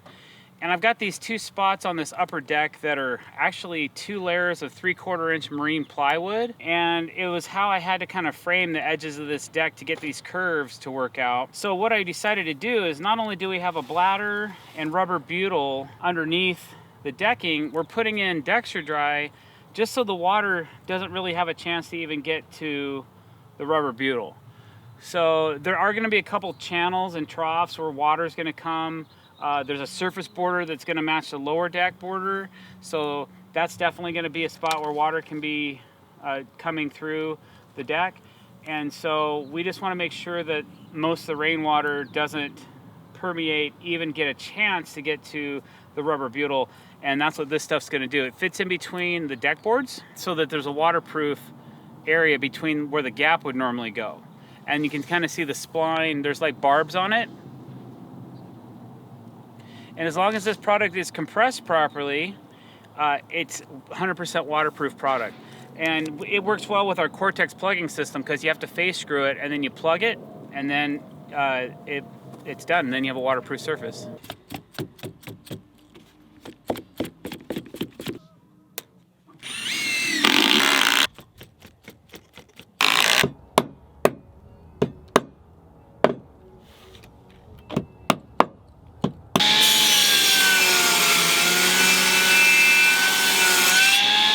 I'm making a spline so that my outside deck board, because they actually make a wider deck board now that I could have used for the outside of this deck, but I only needed 26 inches, so I'm trying to configure a spline, which this one's a little too thick. And what it's going to do is it's going to fit inside of this groove and fit inside the next groove, and it's going to hold these 2 boards together, and I'm going to glue it. I'm going to glue it together for the 26 inches, and then I'll be able to cut that before I start putting screws and everything, because I have this special piece of masonite underneath all my decking, so when I cut my curve, I'm not cutting through all the bladder and all the EPDM pond liner and everything. So I have about an 1/8 inch of play, so it allows me to get a clean cut all the way around. Then I got to pull all the masonite out, and then I can finish screwing down the deck. And this is like the outside wedge of the deck. I'm only going to be using maybe 1 inch of this, but I made it 1.5 inches, so I have a little bit of room to run the saw on when I'm cutting around this curve. So that's what I'm doing right now, is creating a piece of an extension for the outside edge of the deck. So this is the first time I've had to do it on this job. Everything else has been pretty much full pieces, which has been really nice. So unfortunately for this one spot, I got to make something really custom for it, but no big deal. Just another day at the office.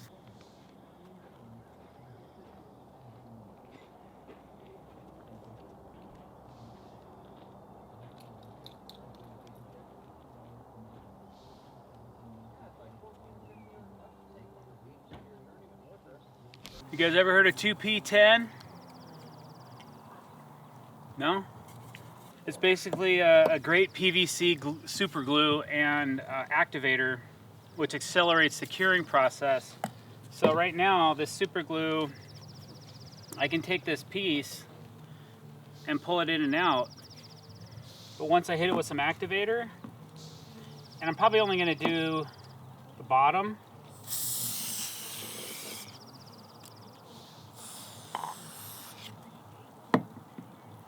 Because if it gets on the top of the board, it can discolor it.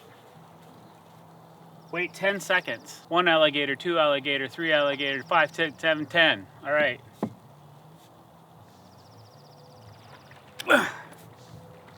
It's done. Most of this is getting cut away, but I had to have this little wedge. So I'm not gonna leave a gap here. I'm just gonna glue it tight because I think that'll look nicer and last longer over the long roll. Over the long haul. The roll?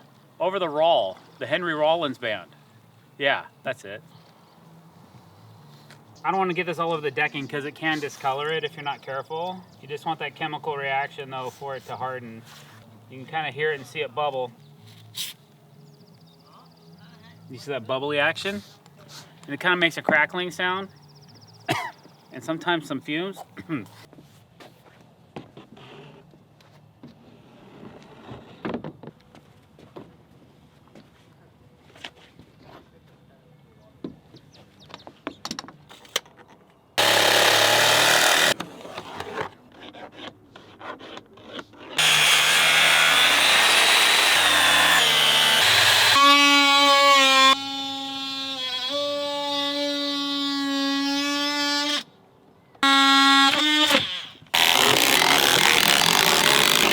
Alright, so we have the first section of this upper deck pinned, all screwed off, all cut, and all the masonites removed. So Nazee's finishing up the Cortex plugging system, and I'm going to start setting our first couple boards in place for the next section of the deck, which is over here.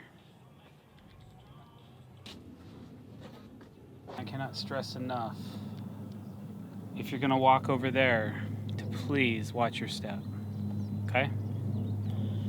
I've actually fallen off a deck this high before because I thought I was safe. When you're building decks and you have boards that are hanging off the end of the deck 3 feet, 4 feet,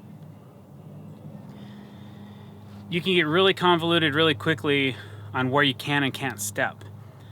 So I always try to be very careful as I'm laying out my deck boards, because I've gotten in a rush in the past, stepped where I shouldn't have, stepped right on 3 boards that were hanging 4 feet off a deck, proceeded to fall 8 feet, landed feet first, almost broke both my ankles, and if it wasn't for the decking intermingled with me, probably would have.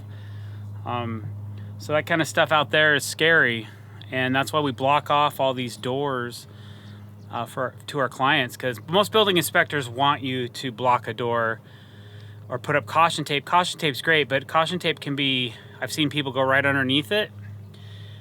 They've put plywood out on the frame deck with no decking out and put their deck chairs out there before. And I'm just not crazy about that because I'm licensed and bonded and insured, and that could mean my contractor's bond or license if that client decides to do something stupid like that and fall off the deck. So I try to do my due diligence when I'm working to not allow that to happen, at least on my watch, because it's happened to me personally. So I've learned lessons. I'm feeling the pain now for something I did 15 years ago. My ankles are sore, my Achilles rupture, things like that. So safety alert, man. If you got boards overhanging a deck, just make everybody aware of it and just don't let anybody walk near it.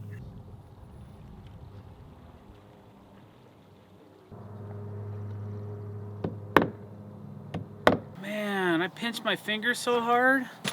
I don't know if you can see that, man, but that's a blood blister, like subset, I don't know, 1/8 inch deep into my finger.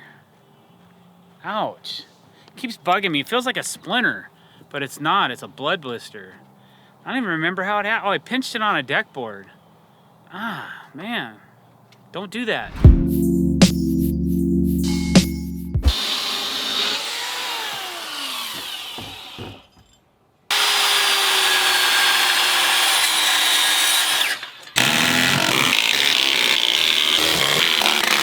I think we have all the siding downstairs. We saved it all.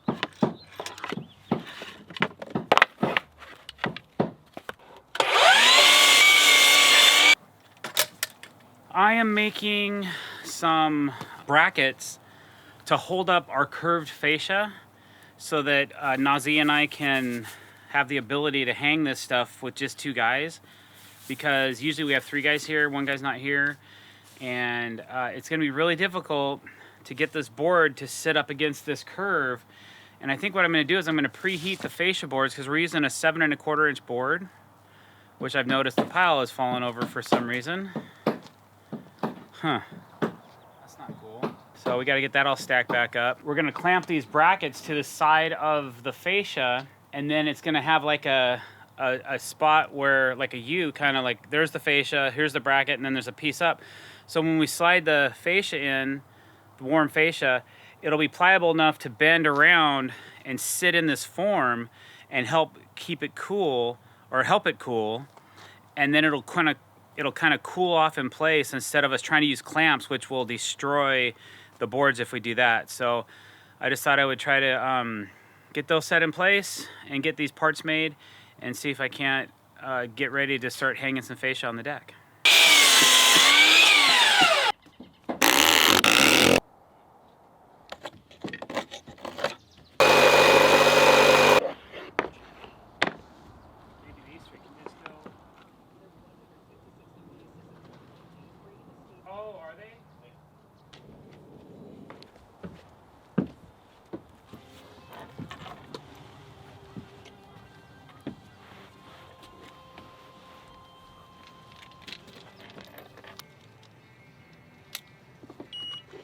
This board almost takes the entire. Yeah, right.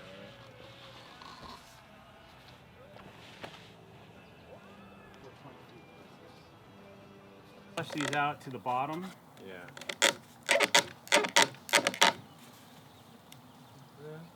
I don't think it's going nowhere.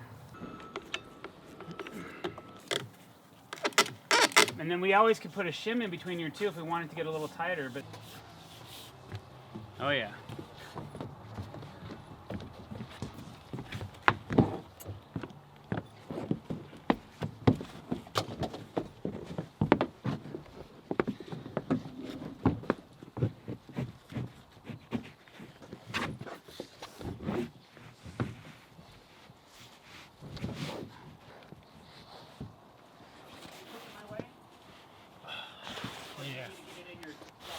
No, I'm good.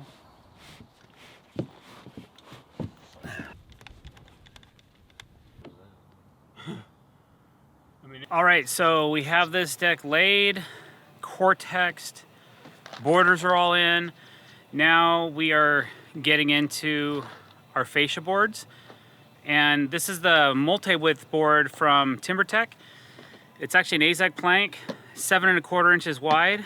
So I'm putting a little heat to these boards to make sure that we get the bends we need, because the bend a solid 20-footer around these radiuses would be really difficult unless we had a little assistance to make it more pliable. So I made these little jigs that are holding up the board on the side of the deck right now, and we let the board cool in place. Now we can install it, run all of our Cortex fasteners in it, and bury them, and it won't mash the board or damage the board because it's cool enough to accept the screws. If I would have tried to do it when it was hot, it would have dented the board a bunch, and you would have looked up and it would have looked like shotgun shells or dimples or something really funky, a crater like the moon or something. So we got our first piece in, looks pretty good. I'm gonna start screwing that in, and then we're gonna, we got the next board under heat, so we're gonna start installing this one. And then when this one's ready, we'll move all of our clamps, and then we'll start installing that one as well. Apparently my belt loop is too tight. Check out these block ladder pants. If you want quality workwear pants, pockets of the yin yang, and little pull-out pockets for your screws and your tape. And you don't have to wear a tool belt on a hot day like today. So check them out. Block ladder. I think it's fine as long as you're getting up to halfway.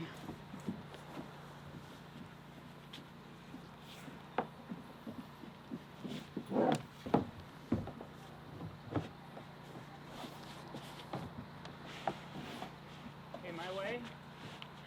Another inch. Okay.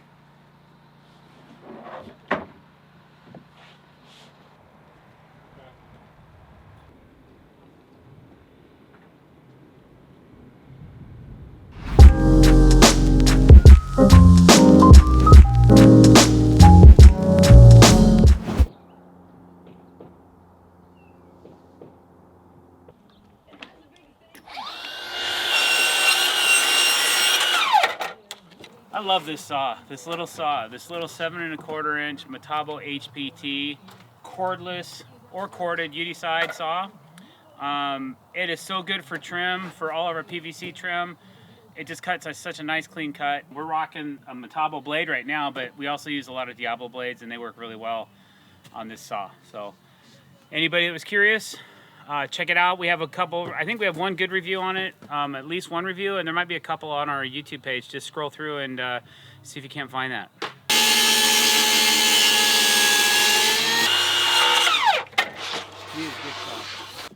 Okay, it's close. Okay. I could use another 1/8 off of this.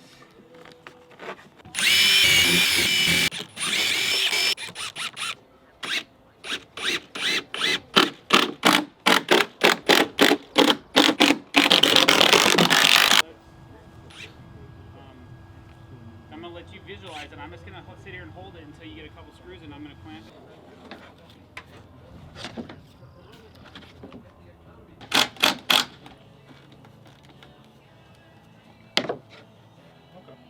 You cool? Yeah.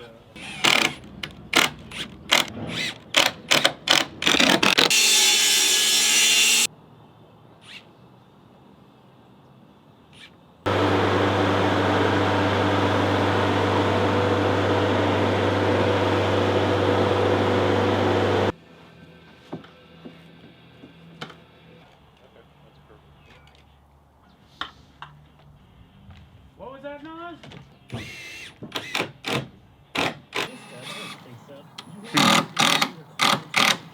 I don't know if this is over 12 feet or not, and it's really hard to measure. So I think I'm just gonna like go cut the board and pray. Please let this board be long enough. Amen. And see if it fits. Sometimes the boards don't want to be bent, but you gotta put them in submission. Yeah, make them. The cool thing about these Fasten Master stainless steel colored screws is because of the reverse threads on here, you're able to sink a screw, but then also if you need to adjust for level a little bit here, there, just back it out a little bit, and you can move the board and keep the screw flush. So they're very handy for minor adjustments. Oh, and we got plenty of length too, eh? Okay, stuff this one under that one. Okay. You're gonna need that clamp again, so. Now clamp it all together.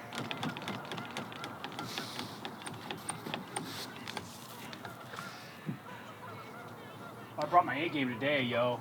You fit? Yeah, you're on it today. Boom! Shakalaka.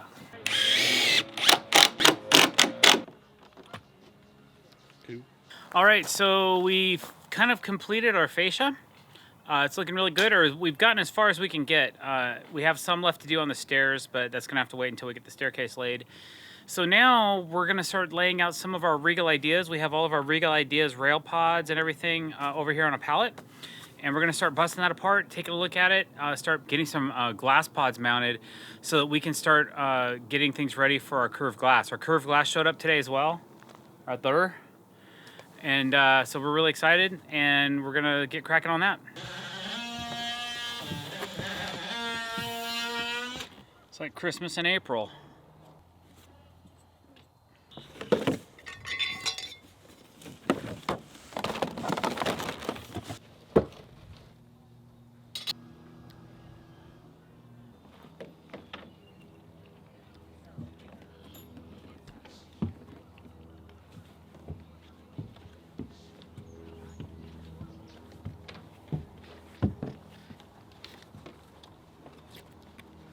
You see this? Did you know Washington could do this? Wait, they didn't see it. See? Oh man, this is quick. We're gonna start mounting all of these Regal Ideas railing pods to the deck. I have all my layouts done. I kind of know where everything needs to go. I have this one section figured out all the way around to the house. So now we're gonna start mounting the pods to the deck, drilling holes, running all of our lighting through, and start checking it for light. And then we'll start mounting them and then caulking them in place. Because this is a waterproof deck, we have to caulk every single hole that we create or drill or install. So that includes all our fastener holes and the holes for the wiring to go through.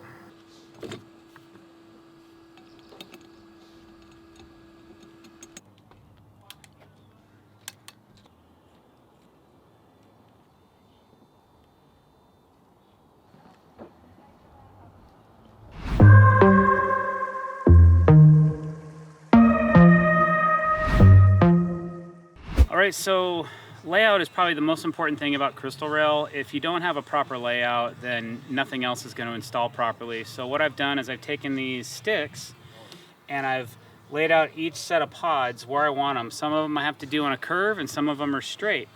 And the straight ones are pretty easy. I just measured 6 inches back to each piece, put a mark right here, locked it in with one of the fasteners, and then I figured out I have a 2.5 inch gap on this side of the deck with each piece of glass. So I put in my 2.5 inch gap, and now I'm drawing out where I need to drill all my holes. I'm identifying where the fastener holes go, and then I'm identifying where I have to drill a 3/4 inch hole through the deck so we can run our wires through so we can hook them up and make sure they're all lit. We've already got the other side pre-wired just to make sure that it all lights up before we caulk it in. Now Z's over there caulking that together right now, and I'm here just laying out this so we can start drilling the holes for this side.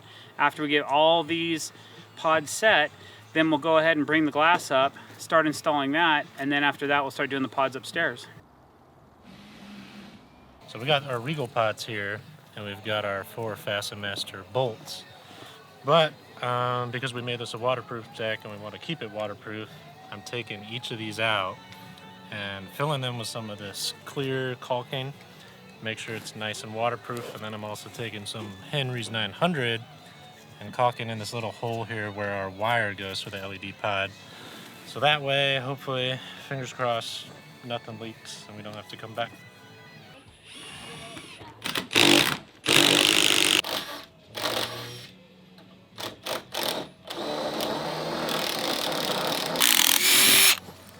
Alright, so you pull them out, and then if you got extra, kind of like take the extra, put it on the screw.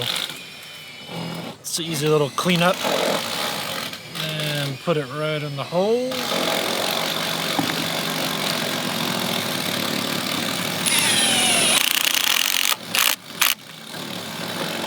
Real noisy over there. It's Monday morning, I'm not ready for this. I don't know, DJ Studio Man didn't bring me my coffee today. So,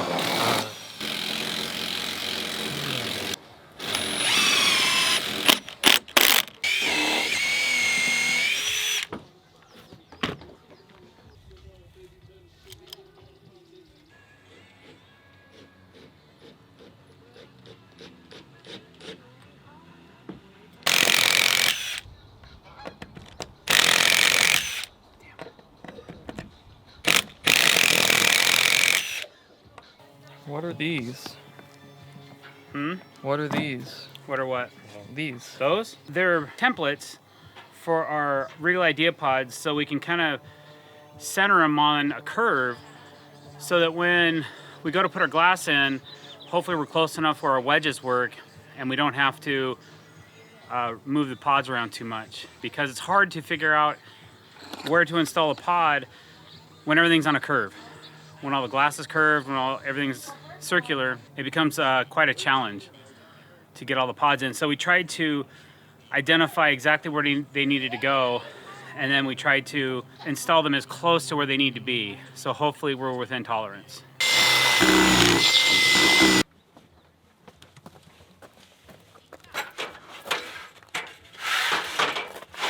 All right, so now we have all of our holes identified. We have all the holes drilled to get all our wires through the deck. Now we're gonna set up some scaffolding so I can work from the outside of the deck and Nazi can work from the inside of the deck.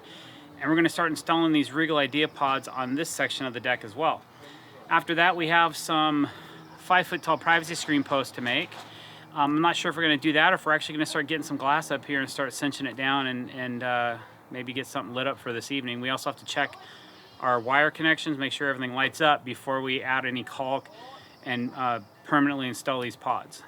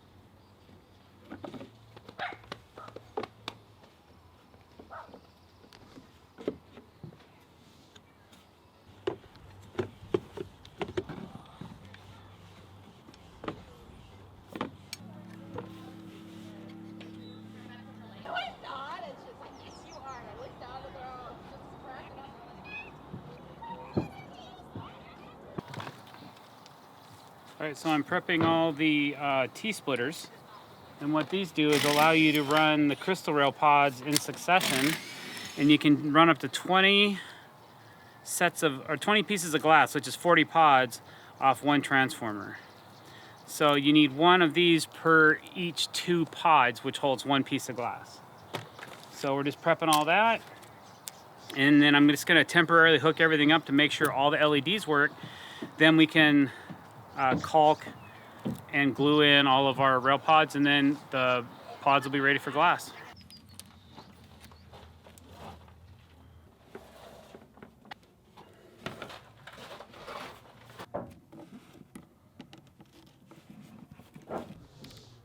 Thanks, Nod.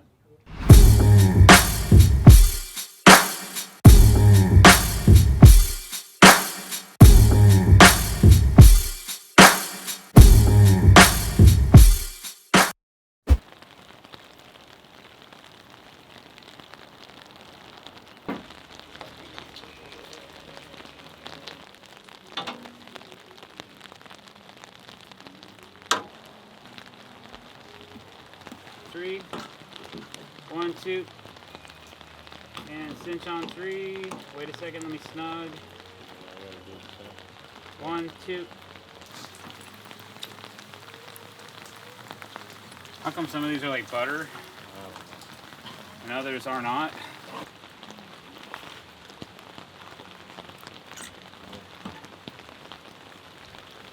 I think we shim those other ones. Yeah. Okay, give me all you got on the bottom of this one. Cinch on 3. 1, 2. Good.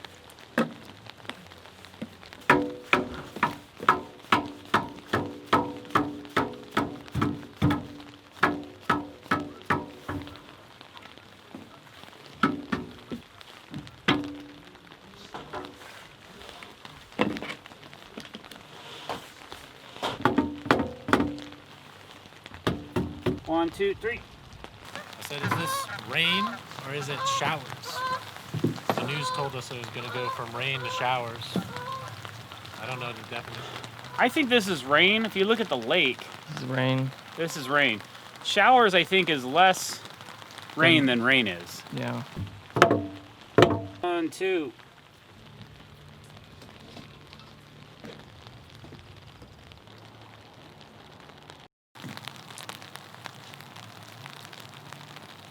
All right, so we're having a little bit of an issue with our rail mounting screws. I think we were shipped the wrong ones or something. It happens. So we're switching gears and we're gonna start tying in all this wire because it's just kind of hanging here. We did this originally just to test everything, make sure all the glass pods work.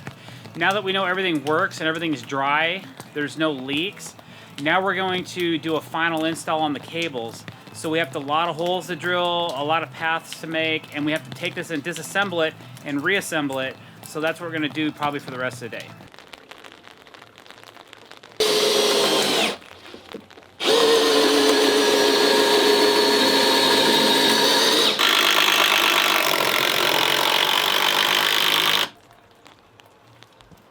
One.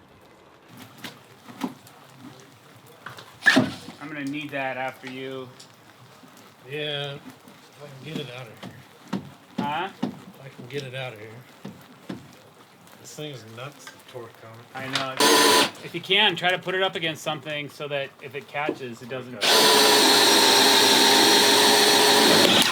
Ooh, I just hit metal. Yeah, you're right on the edge of the bracket.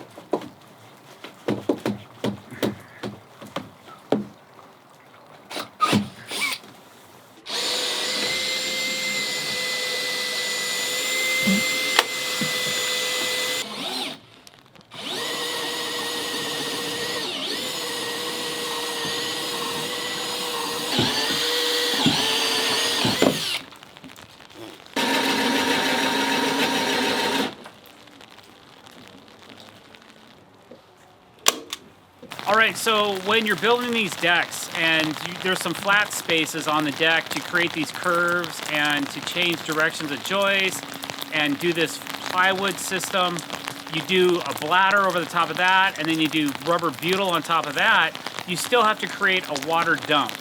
And a water dump, especially in our state where it rains a lot, so I'm standing right behind it, and it's basically a spot where I channeled out the bottom of the deck board, which you can't see from here, but the water actually travels underneath the decking. I found an ideal spot where I felt all the pitch and all the drainage would come to this one particular spot. So this is always gonna drop a lot of water right here from this upper deck because I could not contain 100% of it in the bladder system. So what the water dump does, there's 4 of them on this deck. One of them is not really operating right now because the water isn't getting a chance to receive it.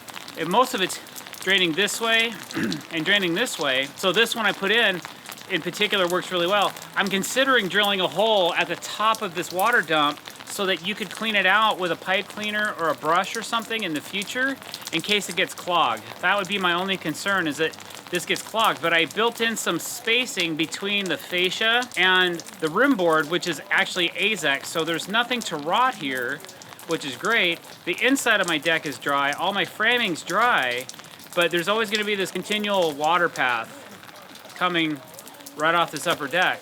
So it's kind of important that you think about your path of, at least if you get a lot of rain, where that water is gonna go. It rains a lot here. We don't have so much the problem of icing and damming like you do on the East Coast. Mostly what we have is just a lot of wet weather. So we don't have ice buildup too much, but we do have a lot of places where water needs to escape. So if we didn't plan for this, it could become catastrophic and our whole channel system would fill full of water. And then that could become, in cold weather, it could become an ice problem as well. But right now, I've checked this deck 3 times so far today, and all the water's flowing off of the channels, off the decks are dry, into the bladder or into this designated water dump area.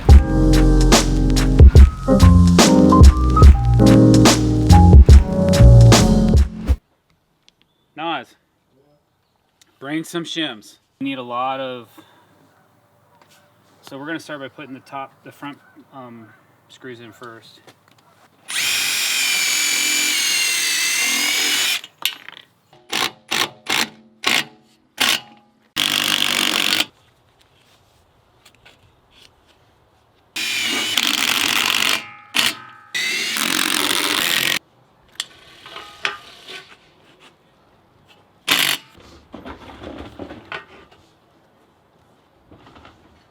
And then we'll take these screws, which are a pretty nice color match, and then we'll screw these screws through this board into the board that we mount to this.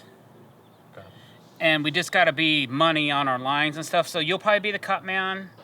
I'll probably install, and then on the outside edge where these stick out like this, then we'll put a beauty cap. Probably do that in dark hickory, just so you don't see all these end grains, so we don't have to be 1,000,000%. The other side, we're gonna put a funky angle on it, and we'll put that into the house. Okay. And then it is what it is. And I'll probably set up a scaffolding on short ladders or something, and then I'll just start working my way up. And that one post on the corner's on a funky angle, so that strip, I'm gonna rip it down on a funky angle so it coincides with the other 2 posts that are standing up. So the first thing is we'll just get our post mounted. Okay. And then we'll put all that together, because for this to be stable, for her to like throw axes at it. What's this about axes? Oh yeah, client, this used to be where they would chuck axes. They have like some wooden pucks and they have an axe throwing lane right here. So I told her, that I would create a spot for her to be able to throw her axes against my beautiful brand new deck and not damage it. So we're doing some hideaway privacy screens over here, and we're doing a solid wall of decking right here vertically that's gonna tie off into this roof line. And then I'm gonna fur it out so it gets closer to the outside edge of the deck. And then I'm gonna build her something to be able to hang those pucks on, so that she can throw her axes. And yeah, I guess it's a thing now. Throwing axes is a thing. So we want to be able to do throwing axes on the deck.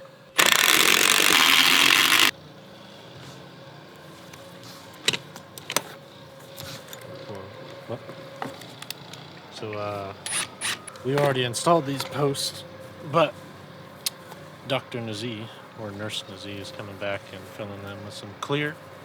So that way it doesn't leak. I don't know if it stops raining, which is not raining today. If you're in California, I wouldn't have this problem. I like Washington, but good lord.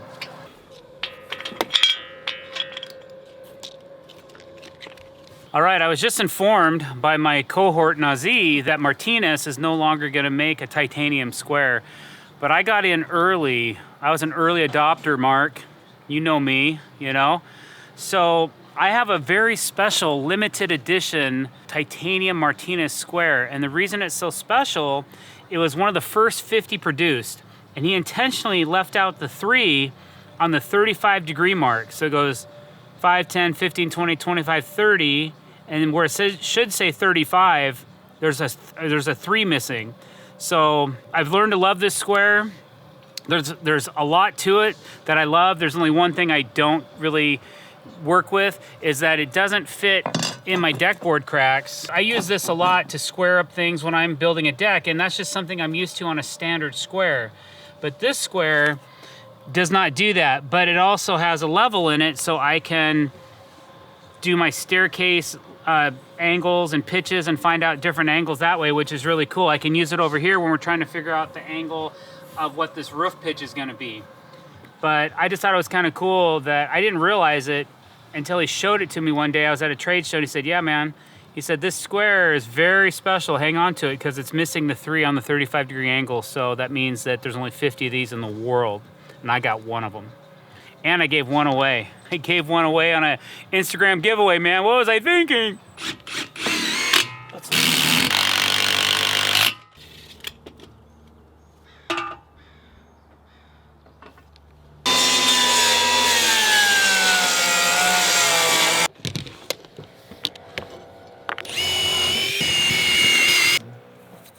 Oh. Always have your pencil handy. And if it drops. Oh. Whoa. Put that on the sizzle reel. I don't even think I saw the full thing. I was trying to figure out what was going on and film it. Well, you know, they don't call me Nazi Flash Gordon for nothing.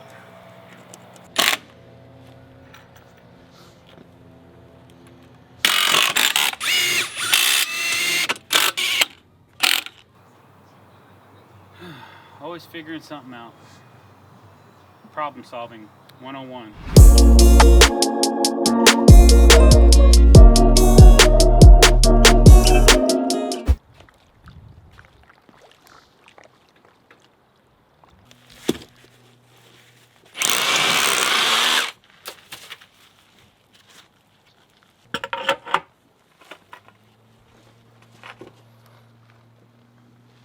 And then that's a good start to the base of our, so I need to put this on the same angle as this. Okay.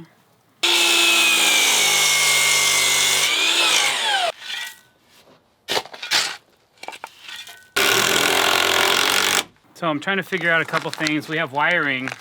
We have a solid concrete base for our staircase. And I have no way to get the wires out, so I'm gonna have to drill some holes through the back plate of our stair. I gotta think about all this now so that it doesn't come back and bite me in the butt later when I'm trying to wire this up and I can't get the connections done because everything's in the way. So it's just a little bit of problem solving this morning as we start building out the skirt support for our staircase.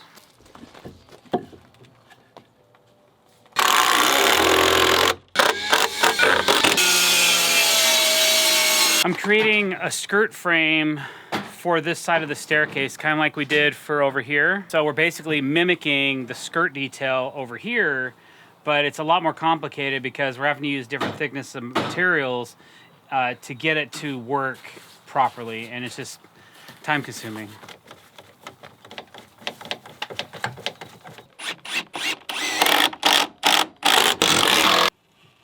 Well, that's pretty darn level. This might be the better way to go. All right, so we kind of have our frame for the staircase pretty much buttoned up. So now we're gonna hang some AZEK decking from the outside of our stairs on this curve to kind of give it a curved look. And we have a few little places here and there where we might have to add some shims. And then once that's done, then we'll figure out this last section right here. Since this is a pass-through now, it kind of threw a monkey wrench in things a little bit, and I had to reconfigure some stuff and then recalculate, and it's been kind of a mind teaser a little bit. I'm not sure exactly how this is going to work out, but I think I have a good concept on how I'm going to grab it and make it happen. So we're just going to get started on this side, and then we'll worry about the other side once we get this side done.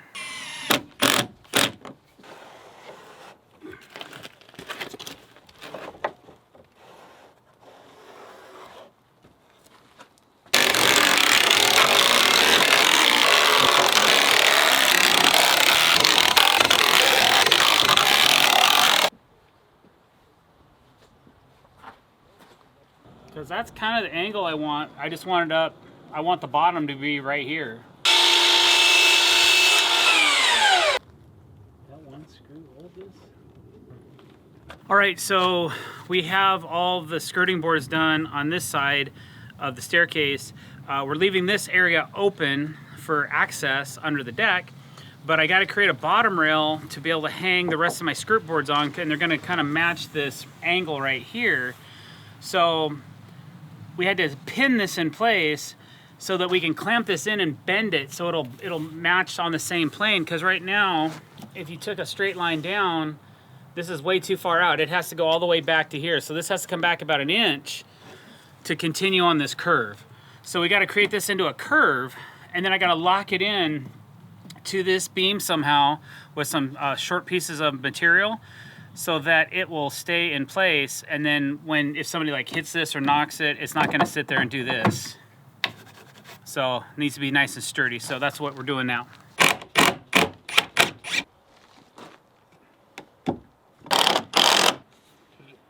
You good? Yep.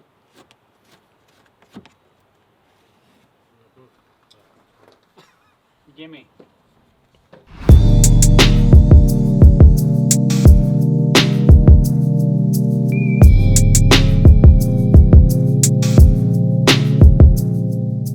So just like every single stair tread on this staircase had to be special cut twice, we had to put up a jig for the right and for the left and pre-make every cut and then measure and cut the board to length. That's how we got these really sweet cuts and how they fit perfectly into the stair set. So now we're doing the fascia boards, have a similar instance where each piece has to have a compound miter. This board isn't 100% square to the staircase. It's got a slight angle in it, okay? Well, anyway, I don't know if you can see that, but there's a little gap down here, okay? So we have to set up a little jig. We're making a little jig so that we can check each side, get all of our angles figured out, and then we can cut that board once with all these pre-configured angles. Now we have 2 chop saws set up down on our cut hub, which comes in really handy in an instance like this, because now we can set up one angle for one side of the board on one chop saw, set up the other angle for the other side of the board on the other chop saw, and then I got a third little cordless chop saw over here in case we need to make some final cuts or special cuts and we don't want to mess with those 2 saws. So we're actually running 3 chop saws today to get these cuts dialed in.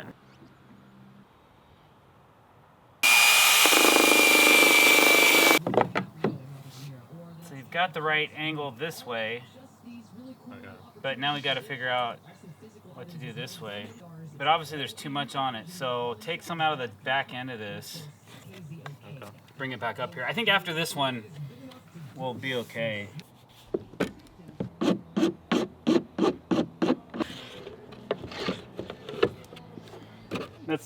I think I can make that work. Are the angles complex? A little bit, but usually angles are. It's one of those things where some reason you can't see them in your head sometimes. You got to actually cut them out and then see them on a piece of scrap board, which is why we use scrap boards, because then you can figure out and visualize easier than in drawing. Very good. It's perfect.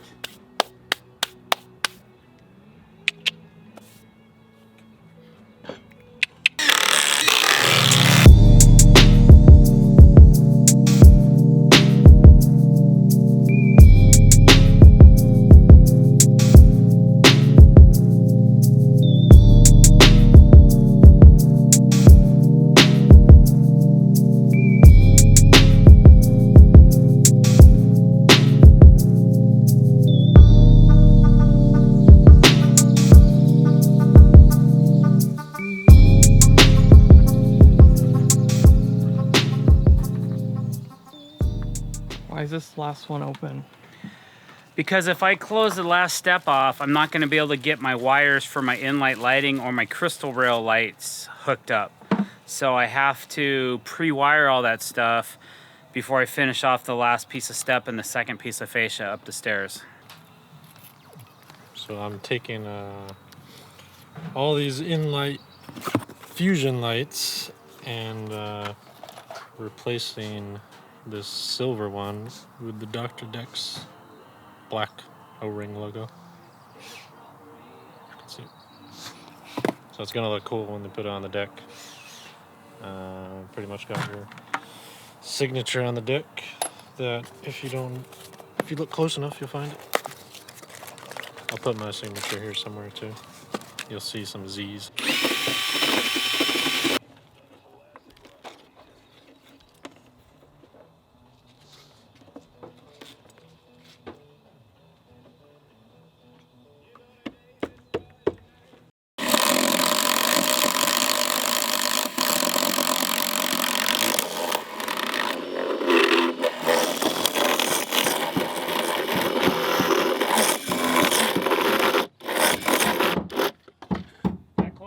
Yes.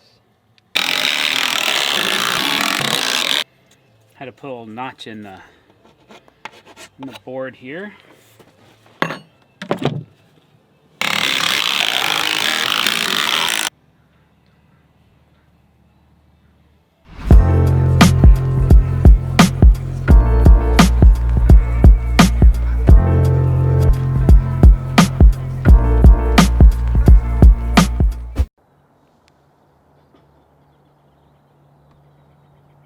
Okay, so how about this?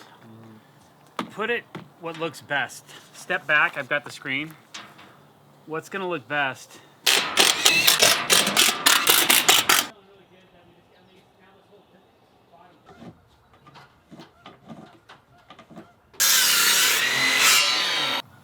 So you see, these are first world curved deck problems because we're putting up the soffitting here. You can see laterally, so it hits every joist, but then when you get to the curvy part, the ends of the soffitting have nowhere to attach to. So that's why I'm coming back, putting these 2x4s in here, so that way when we get to this spot here, we can actually attach the soffitting to something. Otherwise, it's hanging loose. You guys probably don't have to do this because you do straight decks. We do curvy ones. Not complaining. It's just part of the game, bro. So there's always a few spots on our builds that we have to do a little touch up. I'm not a big fan of using miters, especially with PVC decking, because miters never stay together, not in Washington State. I don't care how much you glue them, screw them, hidden pocket screws, whatever you use, a butt joint is always going to stay together longer and look better in 5 years than a miter ever will. So I just take a little extra time. I go home after work one night, I'll go to my Home Depot, go grab a little sample kit, take a piece of decking in, and just ask them to match the paint. Now what they started doing is they took my cell phone number, so anytime I need this color, I don't have to go get a color match anymore. So that made me pretty happy to find that out. It just makes it look that much nicer. Just trying to do the best for our clients that we can. And even on sometimes on a miter, something that's a little unsightly because I rasp my edges, I can just take a little bit of paint and run it right down this groove. And once it's dry, nobody will ever see it because you're not looking for it. You see something out of the corner of your eye because it's a different color. But once you blend color, it's really difficult to pick up on those. What's really cool about this tongue and groove we're using, it's tight knot pine, but they have matched ends. So one side, even the ends are tongue and groove. So there's very minimal waste when we're installing it, because you just take whatever piece is left over. As long as you have a factory cut end, you can use it for your next piece in line, and then it just keeps that random staggered look going. So pretty cool product. You know, square drives are not very fun because even though this bit's very nice, Are you using the... have a nice lightweight hammer and not mess up your elbow. Check out these Martinez hammers, not sponsored. But Yet? if you want to, Yet, Mark? I don't know, Mark? maybe. Yet? Yet? Martinez? That's all I have to say about that. I'm smiling now. See? We were curious. You can't really. Oh, you still filming?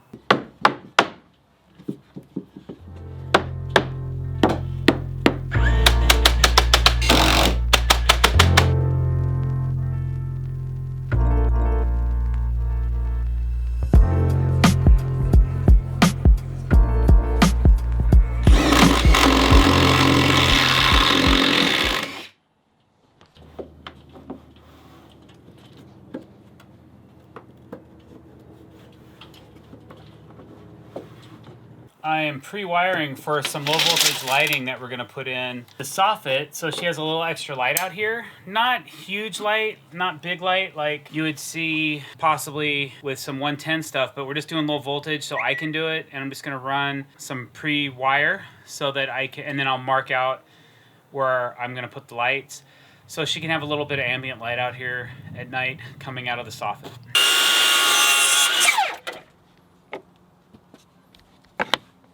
You want to know what I'm doing? I am cutting up our coastline AZEK boards because we are going to wrap. I don't know if you can see it, but we're doing a little mock-up of what we want to do to cover the beam because the customer wants the beams covered. So I've taken these boards and I'm cutting them at 8 1/4 inches to cover the beam, and then we're going to have a piece of decking go underneath to cover the bottoms of these. And I've got to cut 183 of them, so I'll be here for a while, or all day. This is only part Oh, I didn't see those.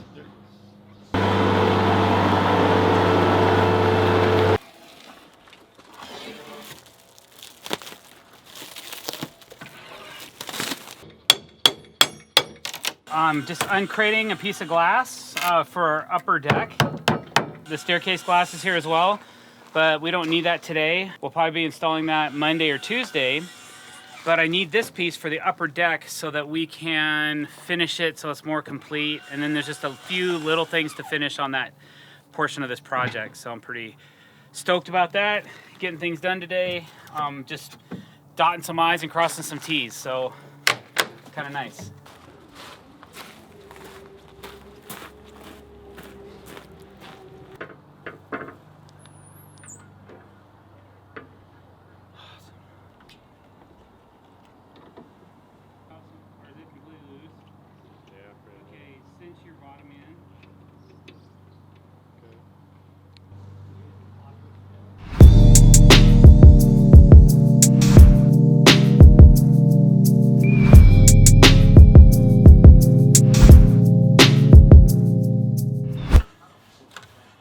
Top has to come in.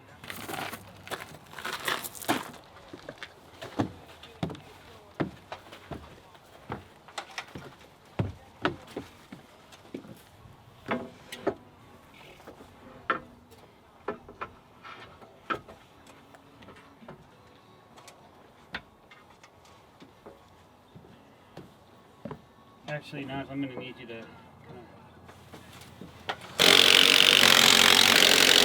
mess with the nose of the Well, spoon?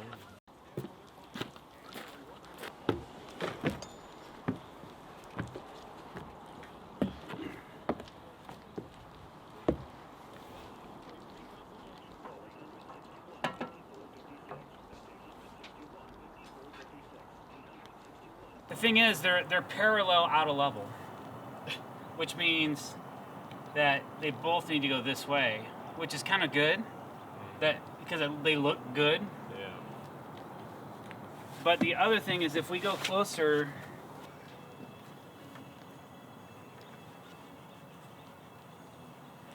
we do something like that, then it gets us closer to there. It gets us closer to gap.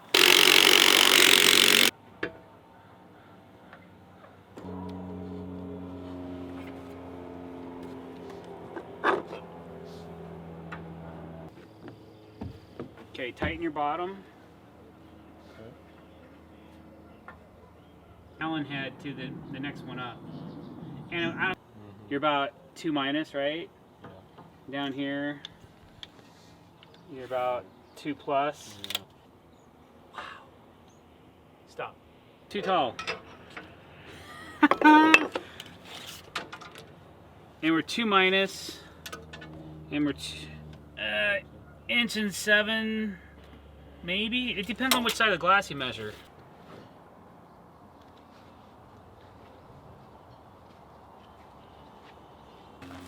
Is one of these.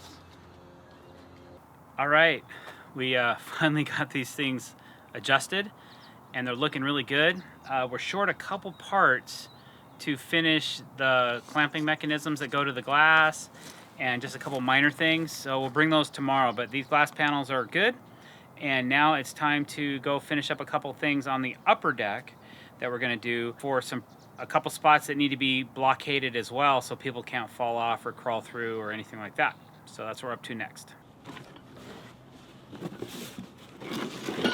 Okay, what we're doing is we're taking these Regal Ideas fascia mounts, and we're gonna mount these right to the side of the fascia on the house, and then we're gonna build a framework that's going to accept a matching panel that looks like that, the Hideaway Screens panel, and we have to custom cut that out and slip it in. We have to create a blockade right here, because if we don't, somebody could just walk onto the roof and then fall off the roof onto the deck. So we have to be sure that everybody's safe. So from 38 inches, or excuse me, from 36 inches.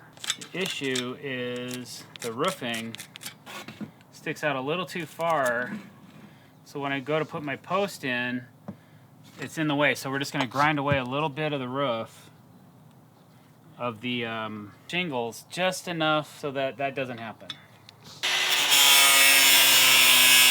Yeah, that'll work.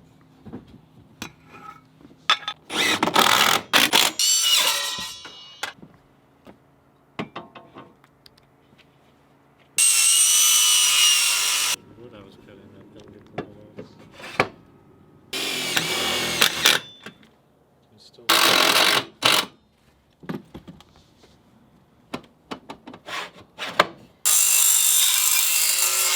Right now I'm just trying to figure out this. This is not a made product, what I'm doing right now. There's no install instructions. I'm kind of making it up as I go. I often do this because I'm always creating custom items. This particular piece has to be here for me to get a final inspection.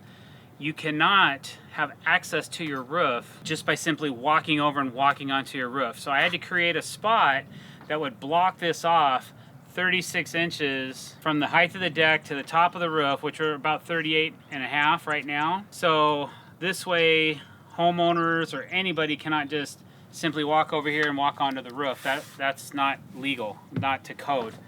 So I'm just trying to meet the code so I can get a final, which I'm gonna go for this week. I wanna get my final inspection this week, and then I can focus on the finish work of the deck.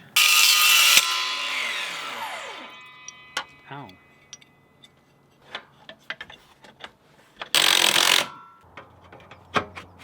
There we go. Oh, in between screws. Okay.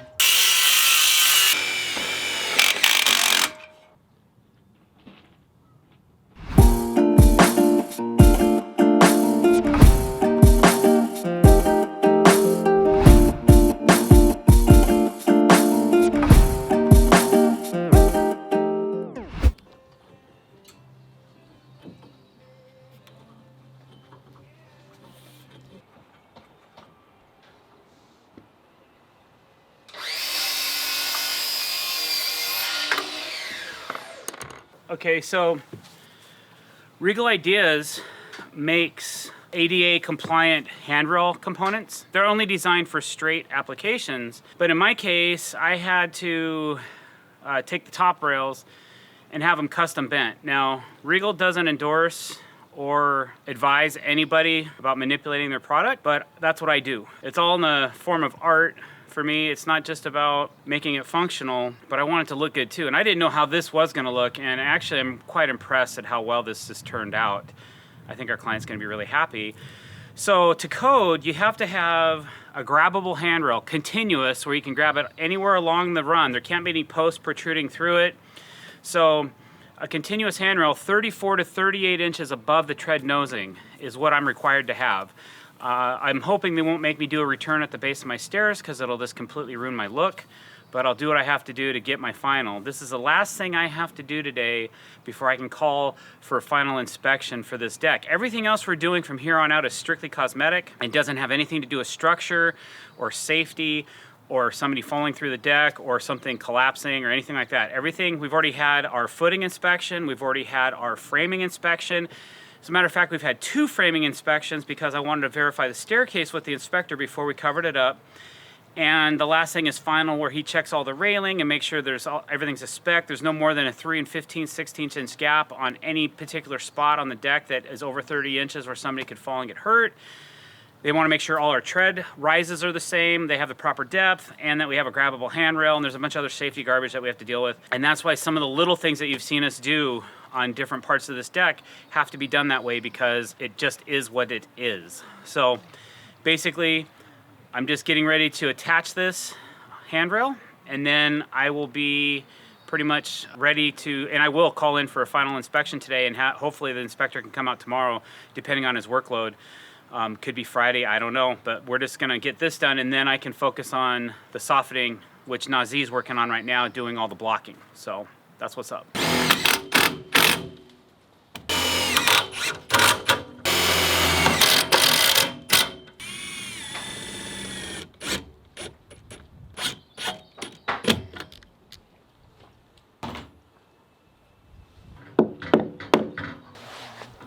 So, on today's episode of Blocking with Your Bro, putting in more blocking. I don't know if you guys watched the other video, but I had to put a blocking here on the curves. Well, you guessed it, same story on the outside here.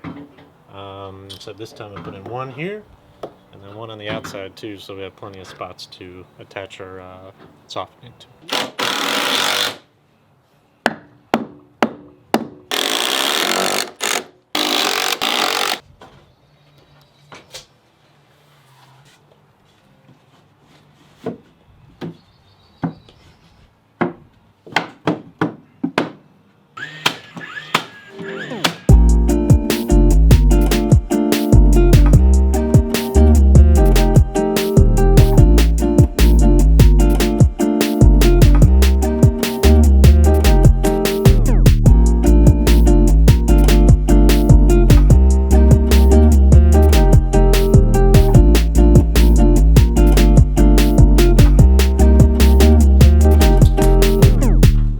So I have the inside of the beam soffitting done.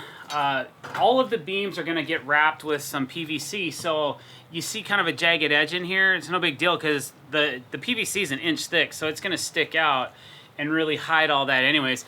Where you see a larger gap, that's where our bladder system drains into a gutter. Because of COVID-19, we are not able to get the gutter company out here. I don't know when they're gonna be back to work. I heard mid-May, I'm hoping mid-May, but not structural, just gonna leak and bleed everywhere, but you know what, it's not my gig. We always call in professional gutter companies, especially when there's this many angles. I only do Home Depot gutters, and I guarantee those to leak for sure. So if you want something nice, you got to call in the pros. So we're having some 6-inch K-line black gutters dropped in upstairs and downstairs to contain all the water. So looking forward to that. So now we're gonna break for lunch, and then after that, I'm gonna start filling in the outside of the beam. So that ought to be a lot of fun. Maybe it won't suck as much as I think it's gonna suck. Or it's just gonna suck. Every piece is gonna have to be cut like 4 times. And that sucks. But you know what? It ain't gonna get done if I don't stop standing here looking at this. This light's in my way.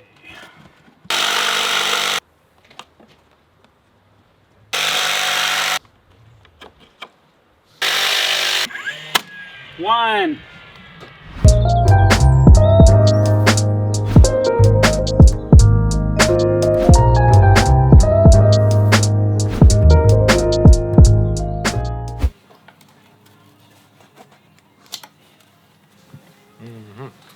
What's up?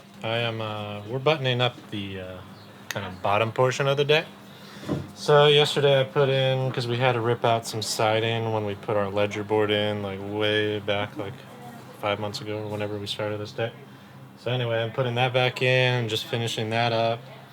Once that's done, we're gonna move on to wrapping the posts and the beam and TimberTech AZEK, and yeah, it's gonna look cool, I think.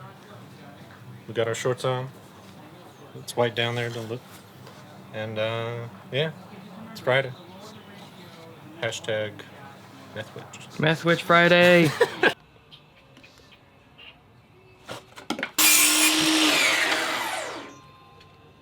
No. Just realized I didn't need to do that.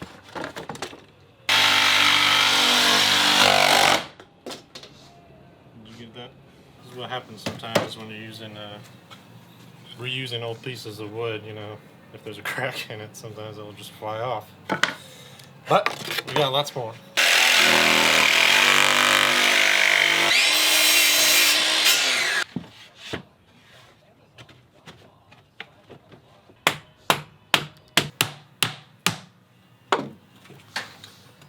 I would say it's Monday, but it's not. What the heck?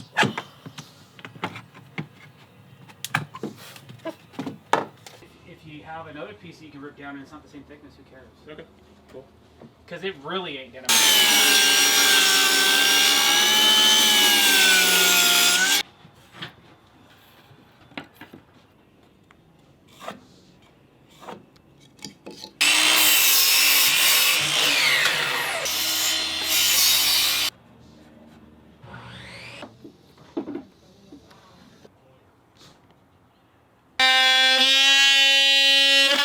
Man, that G-tape.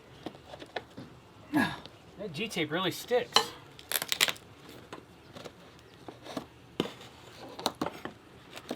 Oh, there's a nail. What's going on? Just putting some more trim down here too. I don't know, there's trim down here. So this is G-tape. When we put up our ledger, we had to go up an inch. Hence why you see this here. So I'm gonna put this ledger on, trim on to give it a finished look. And we'll be finished with that.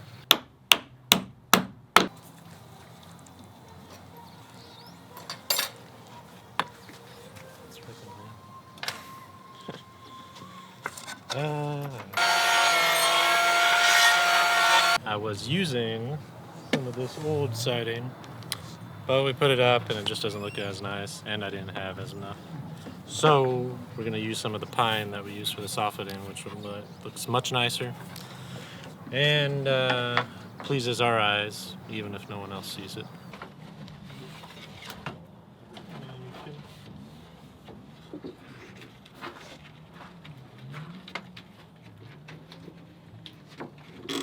Yeah, it's looking good. It turned out to be measure once, cut 10 times. But, you know, you gotta do what you gotta do.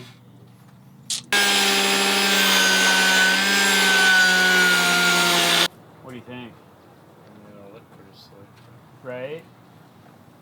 Don't you think? I guess after once you sand it out, I'll make sure it's all Right. Well, I was thinking about maybe either taking a saw and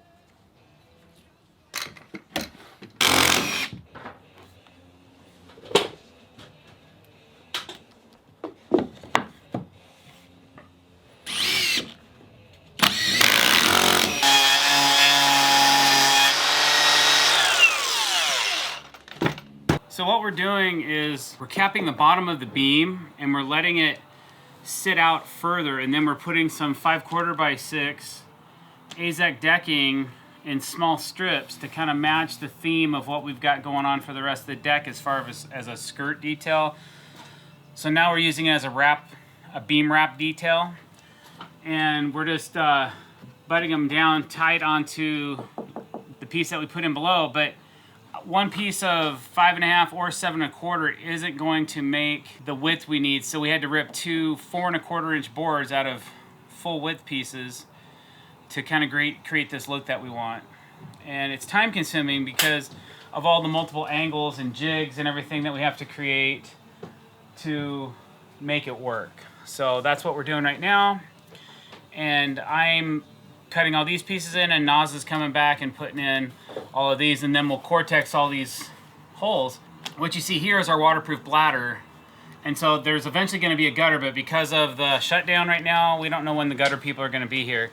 So they will be coming, but the gutter will pretty much sit right here.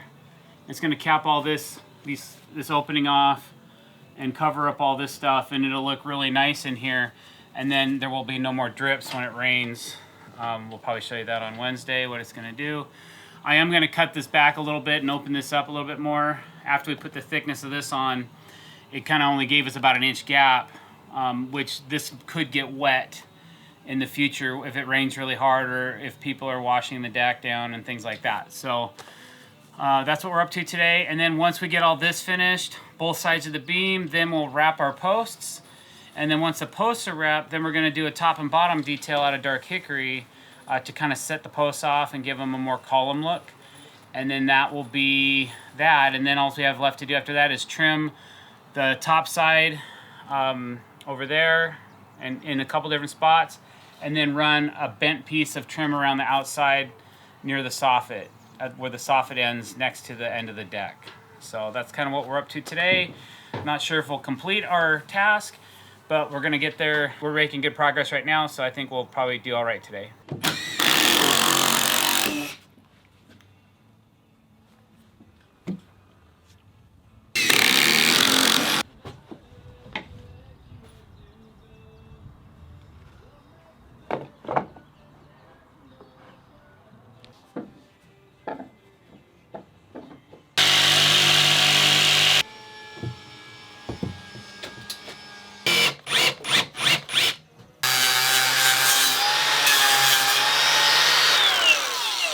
These metal brackets are in the way and they hang down, and if we don't, then the board isn't flush to the bottom of the beam. It's actually hanging down a little bit.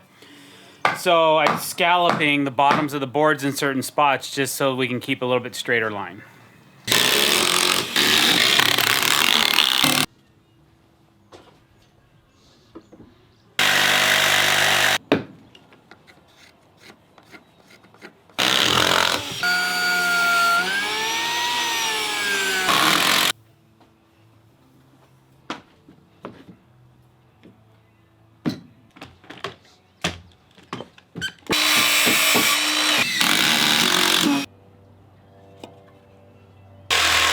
How many cuts do you have to make for these? Millions.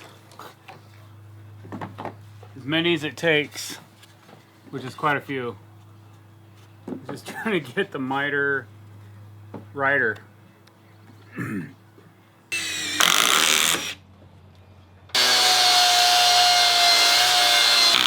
So you've probably noticed that there is a little bit of an elevation issue right here. And that's because one board may have been cut out of a 20-footer and one board may have been cut out of a 16-footer, and they're a tiny bit different in thickness. So what I do is I go back with a T20 star drive bit. Okay, so here's our depth setter, right? And that has the felt tip on it. That makes sure that we don't overdrive our screws. That's provided by Fasten Master when you buy the Cortex bits. Or, when you buy the Cortex kit, the bits come with the kit. So now I'm just going to take a standard T20, and anywhere that this board is higher, or lower I should say, I need to back the screws out a little bit to flush this out. If you go over here, I've already done it to this beam here, nice and flat. Okay, so that's what I'm going to do over here because I don't want to see this line when I'm looking up So we just got to be tricky and back it out so that it's nice and flush. And then it gets rid of that reveal.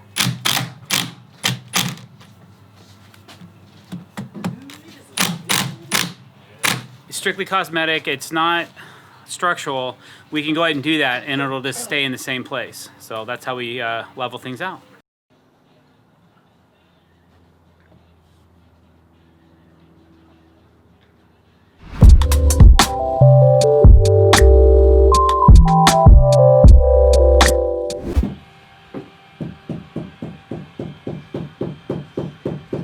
So I've pre-glued 3 sides of my column bases and my column tops together, and now I'm putting some glue on the 4th piece so I can screw it down to the tops and the bottoms of my columns. So that's what I'm doing right now, is creating this trim. So now I have to fit each 4th piece to the 3 pieces that I've already glued and screwed together.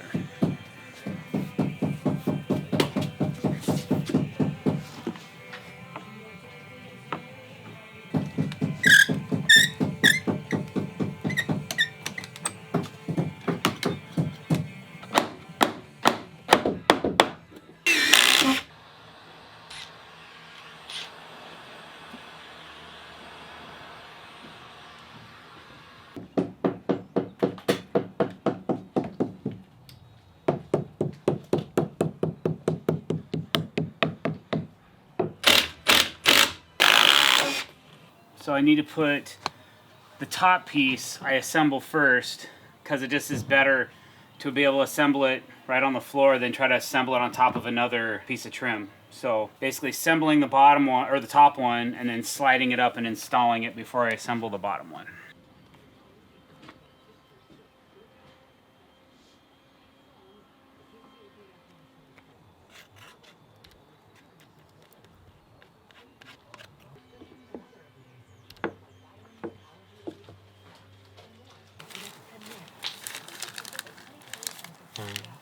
I knew you were here by your knees cracking, coming through and plugging the holes Jason made, and then also if our miters are a little bit open, I'm taking the Metabo heat gun to try to close them up and hammer them tight. Because with AZEK, if you put a little bit of heat on it, you can manipulate it. You just don't want to do too much or you can ruin the board. So hopefully no ruined boards.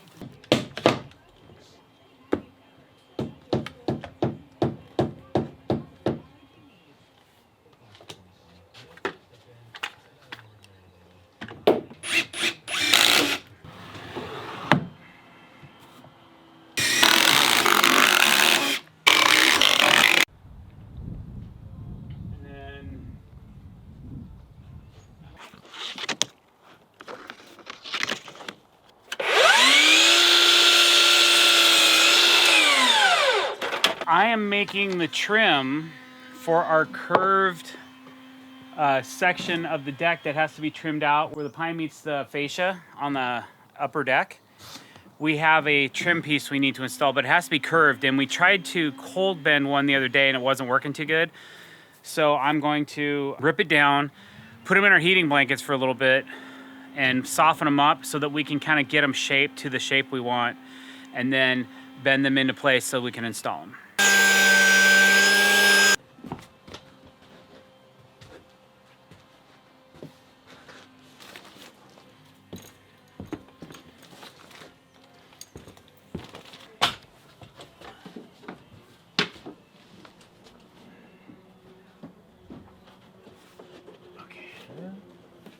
I think it'll go.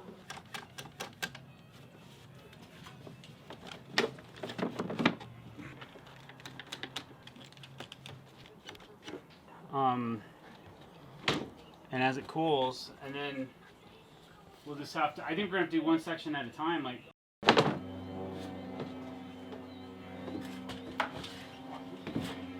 Okay, you got the trim?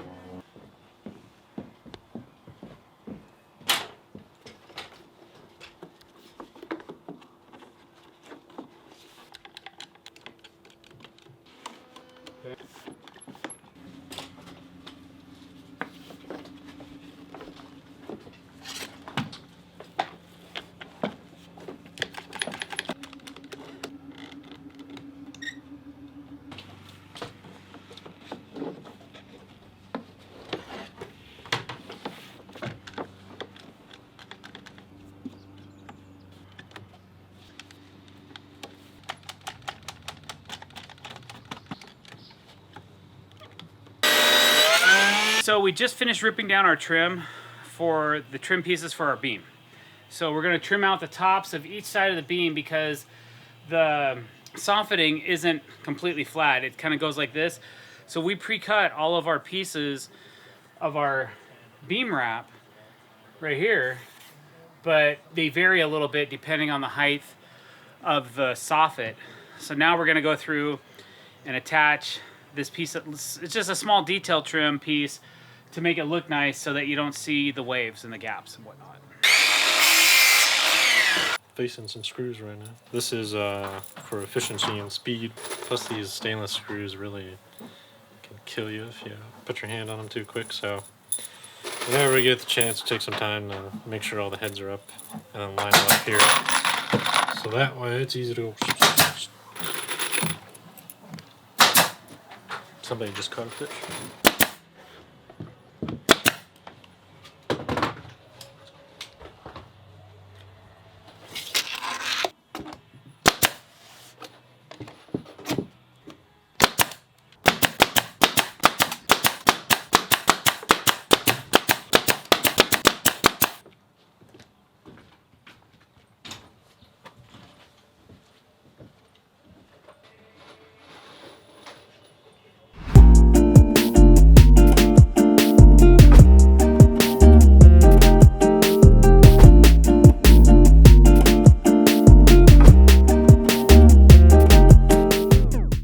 Dr. Decks here. Today we are working on some finish work. We're doing some trim, buttoning up some things that need some fit and finish done to them.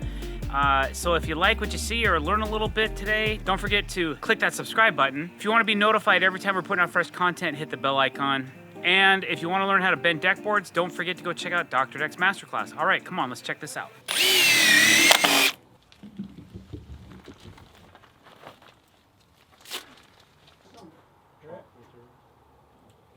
All right, so the client requested an area where she could throw her axes.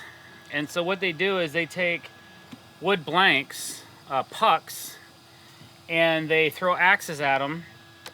So we're kind of making her a little bent piece of AZEK that they'll be able to put their pucks in. We're gonna put some nylon board up on this wall, some nylon sheeting that I have, and then we're gonna mount this to the nylon sheet, and then I'm going to mount the nylon sheet to the side of the deck, and then when they want to throw axes, they can load up one of these and chuck their axes at my brand new deck. It's going to be awesome.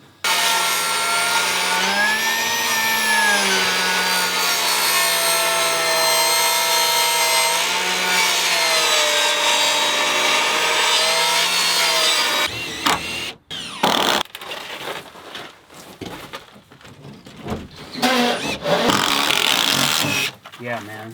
And then my height's pretty good, but see, it's gonna pull away. Yeah. As you go. So always run this way. Okay. And then just let it run out. I'm gonna go in and start working on that. Or you can put a clamp between the post and everything, but that's not too bad. I kind of feel like Harry Potter, you know, living under the staircase. Been down here too many times.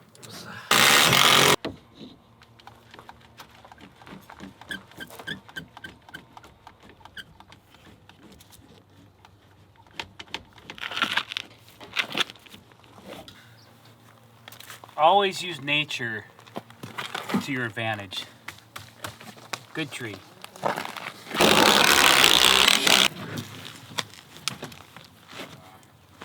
Huh? We might need to do some like grading a little bit, maybe. Some what? I wonder if we need to do a little bit of grading. Do you think?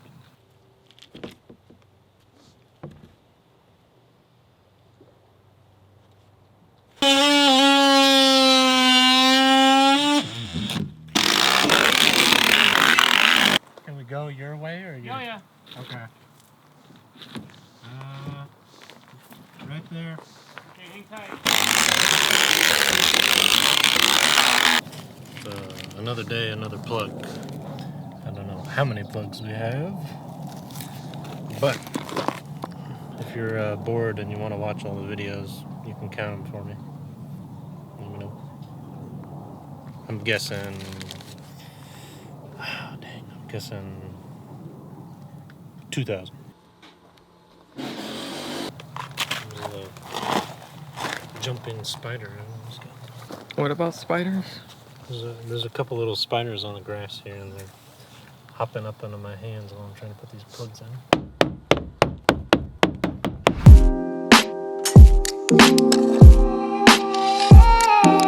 Hey guys, Dr. Decks here. Today we're trying to do some finish work. We're working on some side skirting and some dual sliding barn doors. So if you like what you see, don't forget to click that subscribe button and hit that bell icon if you want to be notified every time we're putting out fresh content. And for those of you that want to learn how to bend and curve deck boards, don't forget to check out Dr. Deck's Masterclass. All right, let's check this out. All right, so we have this sliding barn gate hardware that we're trying to figure out right now. We have to change how it's done because our doors are going to be thicker than the ones that they designed this stuff for. So we're trying to figure that out right now, and I'm trying to wrap my head around it. But I don't want to get going too crazy and then end up having issues. So that's what we're doing right now, is just trying to figure out thicknesses and how we're going to make our door thicknesses work on this particular product. So anyway, okay, so it says, and yes, I read directions most of the time. So what we had to do is we had to create a header through our entrance. So we had to actually lower this because she really wants sliding barn doors in here instead of gates. Gates always sag, they always have issues, they always seem to never work when you need them to, that kind of thing. So we're gonna do a dual set of sliding barn doors instead. And they're gonna be on one rail. So we had to create a header for the rail to sit on because the hardware has to clear the beam over here. So we had to drop this down so that the hardware can slide this way. All right. So that's what we're doing right now is we have to finish skirting this off because we wanted this whole area inside of here to be concealed and for storage, and secure. So that's what we're doing right there. And then that's probably what we're up to today for all day, is going to be just finish skirting this wall off and then figuring out these doors and getting those installed and getting them working and sliding. And then from there, later on this week, we're going to be wrapping the beams and posts like we did on the upper deck so that everything matches.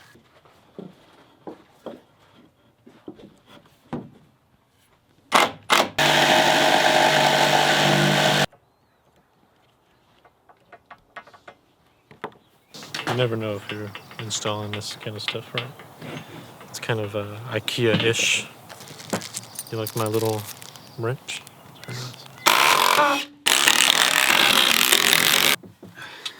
Doesn't get much better than that.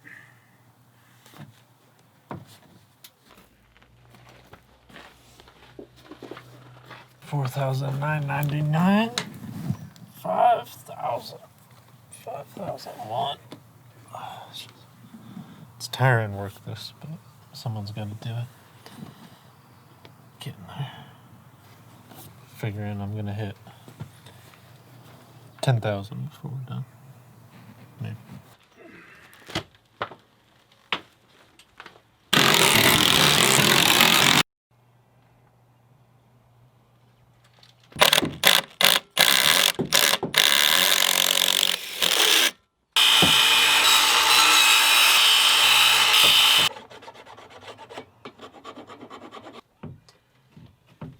Keto cake is just a big old hamburger with bacon on top.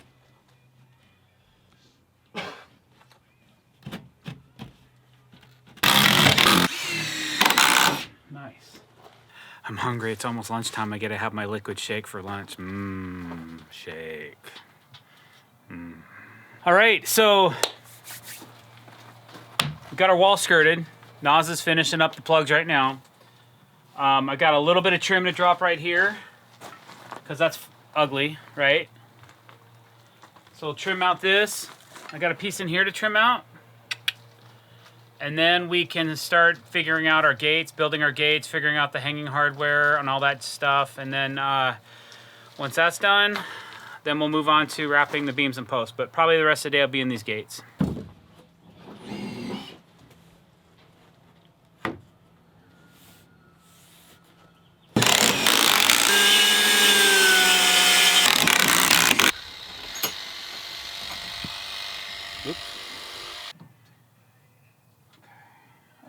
about that for a sec? No. I just wanted to see the roller. So that's the top of our door.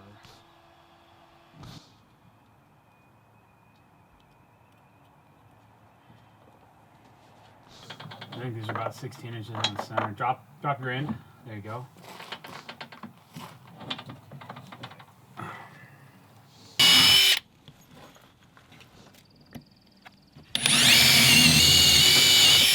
We'll come back with a socket, a ratchet, and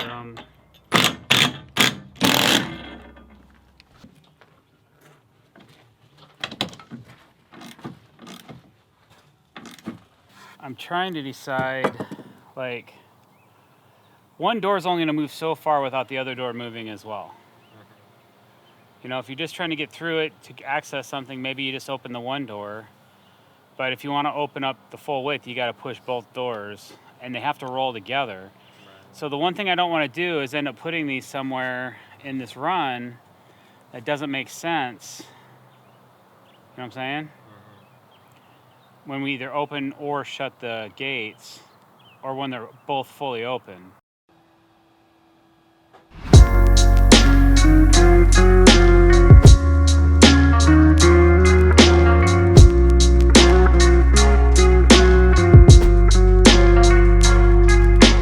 All right, so while Nazi is finishing up some beam skirting, I'm gonna rip down and make a detail that we're gonna add to the bottom of these boards that matches this.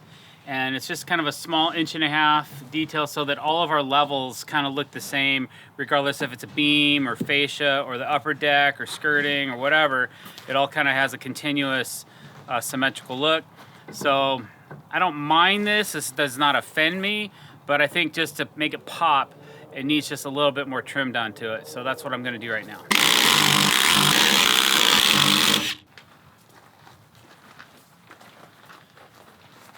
Sometimes a flexible tape measure really makes quick work out of taking measurements on curves, because a standard steel tape doesn't usually lend itself too well to getting this type of a measurement. But I either use a rolling tape measure or one of these that's like a fiberglass back mesh or something that's printed on, and it rolls up like a 100-footer. These work really good. I like to have one of these on site all the time.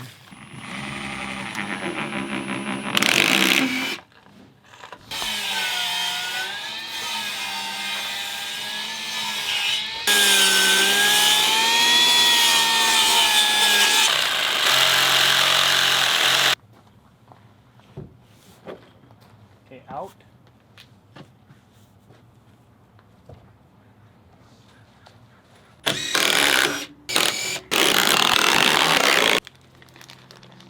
You already know what time it is. Today's episode of Pimp My Plug.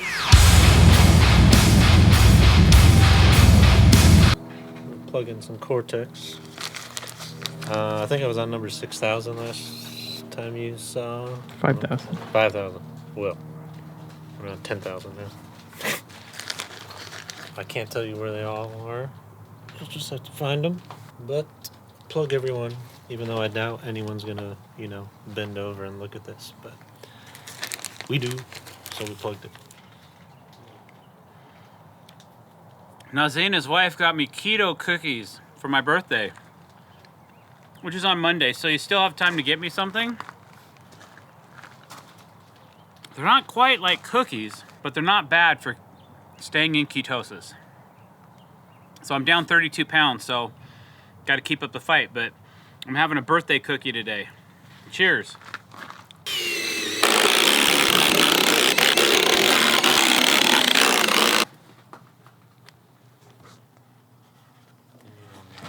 Yeah, kinda. Trying to get an idea of length.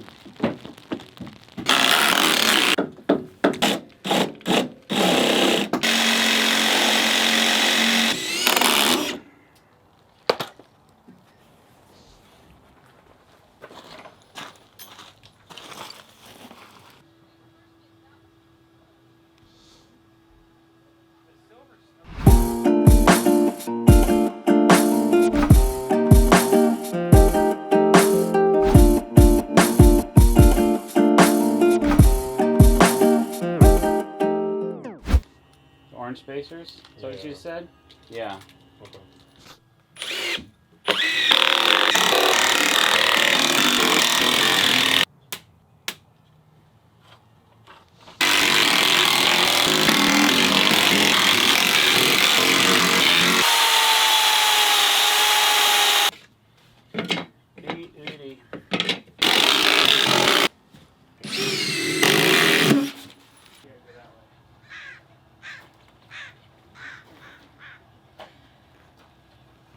Ooh.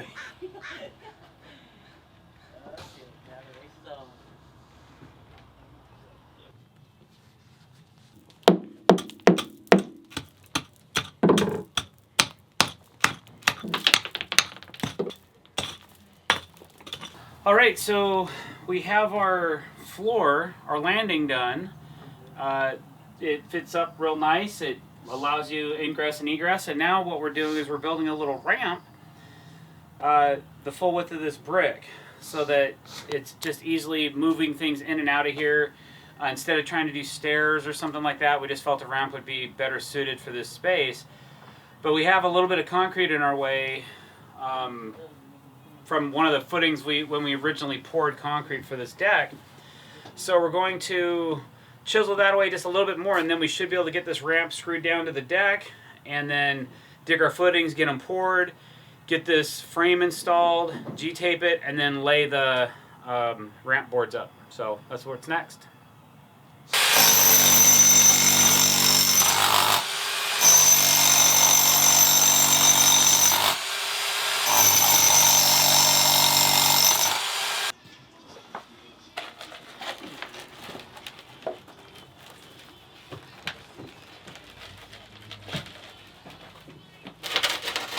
Okay, it's gonna come towards you. Okay.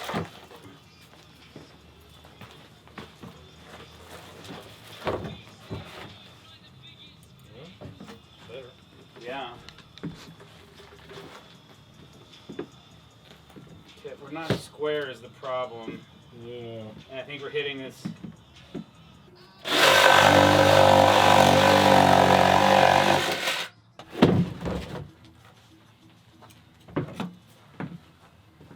So I think if we put a post here and we put a post right here,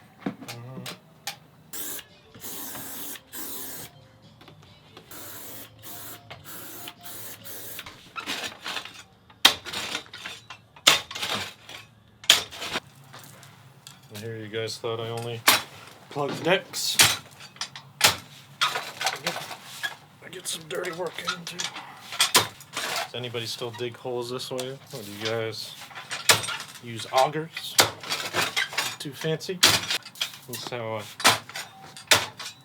how Washington State gets big.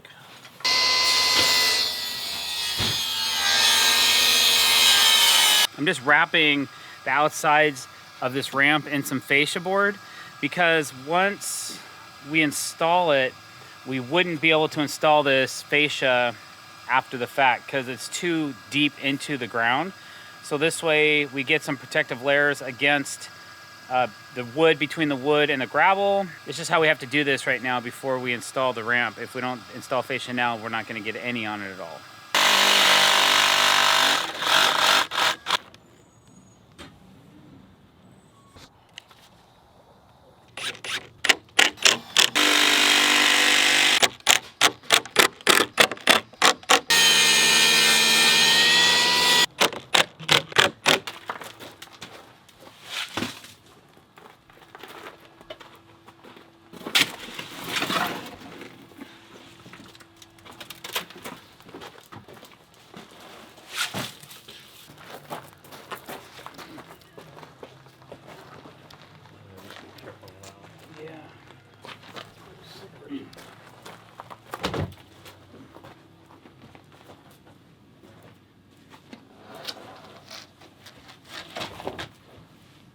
I was gonna put it on the other side. Okay. It should sneak right in there. Okay.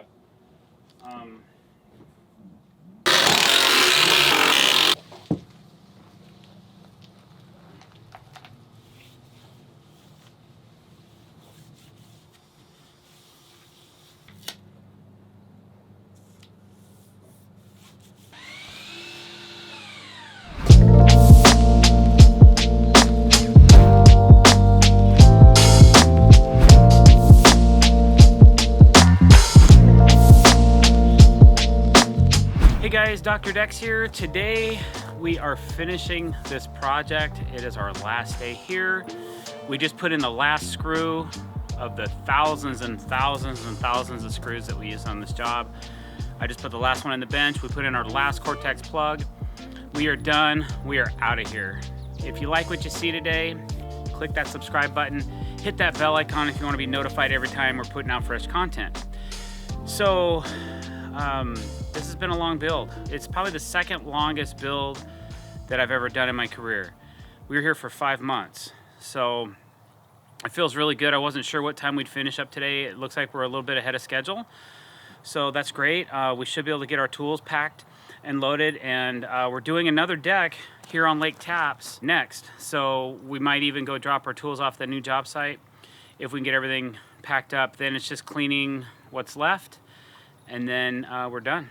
So follow along. We are going to do a separate video for you of this entire project. I'll get into every detail from pouring concrete footings all the way up to putting in the last screw. So stay tuned for that. And I got to go wire up this bench. I got a little surprise for the homeowners, putting a little bit of light to cascade down underneath this floating bench kind of concept that we did out here on the dock. So let's go check it out.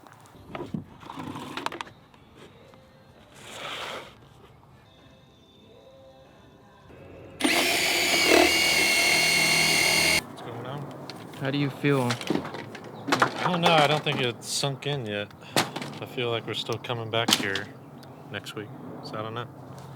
But it feels good. Finally be done. 5 months. This is your first big project with us. Yeah. I know everywhere else I've worked, the longest I've worked somewhere is maybe like 4 weeks. So 5 months is a lot. So, feels good. Feels like we're kind of like moved in and we're moving out today, you know, like out of a first apartment, you know.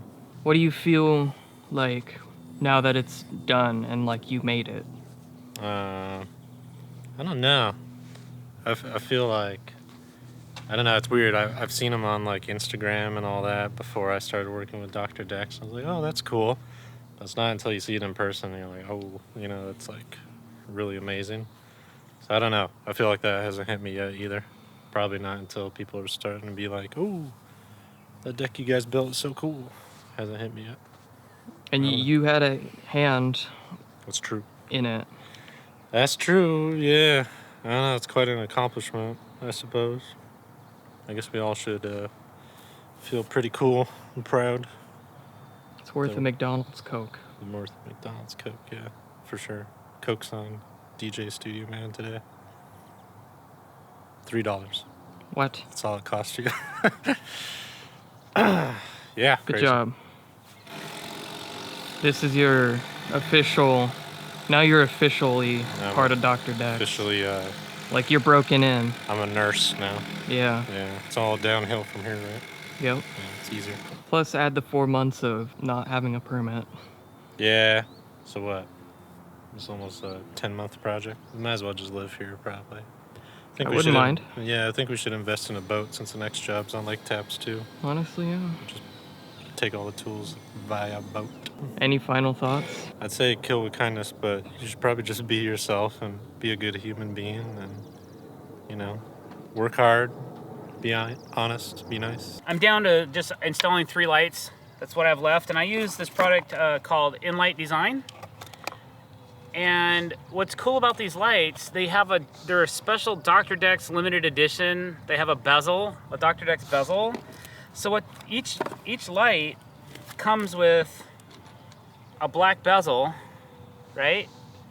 So you just take the silver one off, like that, and you just drop on my bezel instead because they're cool, because they're black. And you know what, nobody's gonna see it unless you're on a life raft floating around this dock. You might see them, that's okay. We got other ones in the top of the dock.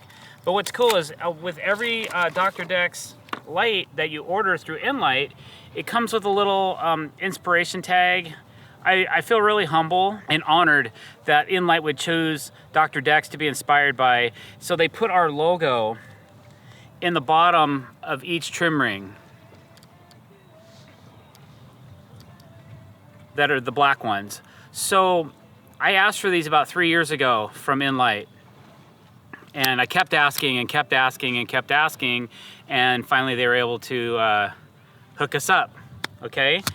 So they don't cost any more than a standard light does. You just have to order the dark version of the Hive 22s or the Fusion 22s. The dock has fusions because it's more of a diffuse light. I'm using some Hives on the bench because I want it to be a little bit brighter. Should be a nice surprise for the client tonight when the lights pop on, and then there's a little bit of a glow coming out of the top from underneath this bench, and it'll be an indirect light, which we don't do as much indirect lighting in what we do, but I think it should be a really nice effect. So I just wanted to share that with you guys because I don't know how many of you know that we're actually branding with different companies for certain parts. My new logo is coming out. They just received shipment. I should be getting some of those soon to share with you guys as well. And it's a little bit cleaner bezel. There's no texture to it, so our logo shows up a lot nicer on it. So those will be coming soon. Check them out.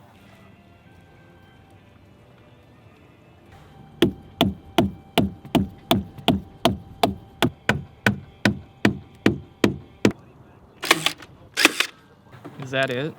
That's it. You're done? That's a wrap. How does it feel? Your prescription has been filled. It feels good. I've been here a while and I'm really proud of what we've built. I hope you guys really enjoyed my journey. That's why we're here documenting it, so that everybody can kind of see how much time and effort it really takes to build something amazing. A work of art. In my opinion, this is definitely a work of art. I'm really proud of it. We had a lot of challenges on this job along the way, and I'm just kind of glad that we're finished. I've known you for a long time, Yeah. like a real long time, and this is by far the most frustrating thing I've ever seen you build, just because of everything that happened throughout the build. Right. Right. And you know, we did it through a pandemic too, which was kind of weird. We lost an employee because of it.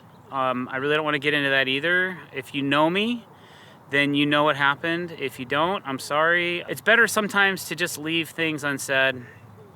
There's nothing good that came of it, and it was very frustrating for me as a business owner to try and see how some people will react during a pandemic when they think that they're entitled to certain things. And I just, you know, when people don't agree, nothing ever positive comes out of it. So here's your real positivity. I always try to pay it forward. I always try to be nice, even when the haters come out. I just either ignore them, delete them, ban them, whatever. Most of my social media stuff is 99% positive. I portray it that way on screen and off screen. It's not a fake front. I'm just not nice on camera because I think it's going to do better for me. I believe in getting high on life. I don't drink, I don't smoke, I don't do drugs.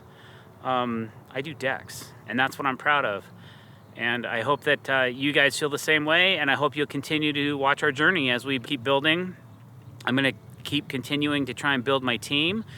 That's always a struggle, and I think I got a good one with me now, a real honest and unique individual, Nazi, and I appreciate him for his hard work. I know that for the last 2 months of this project, it's just been two of us. Every cosmetic stick on this deck was put down by us, just the two of us. It was a lot of work. Fridays, I'm exhausted. By the time I get home tonight, I won't want to do anything because I'm going to be so flippin' tired because we're working so hard during the week because there's only two guys. Usually we have a third man to kind of take up the slack. We don't have that right now, and we're both cool with that, but it is more effort. And we're going to go rip another one down next week and start building a new deck. So stay tuned, and don't forget to click that subscribe button and follow us. And if you want to be notified when we're putting out new content, hit that bell icon as well. Appreciate each and every one of you. Thank you for your comments. I apologize if I don't get back to everybody between this and Instagram and Facebook. It's a lot of work. I spend 2 to 3 hours every day on my social media, and I'm about maxed out on that. So don't hesitate to ask twice if you don't get an answer the first time. Don't just leave a question mark going, hey man, just, you know, hit me up again. No big deal. I'm not going to catch every single comment. So thanks again for watching. Have a great day.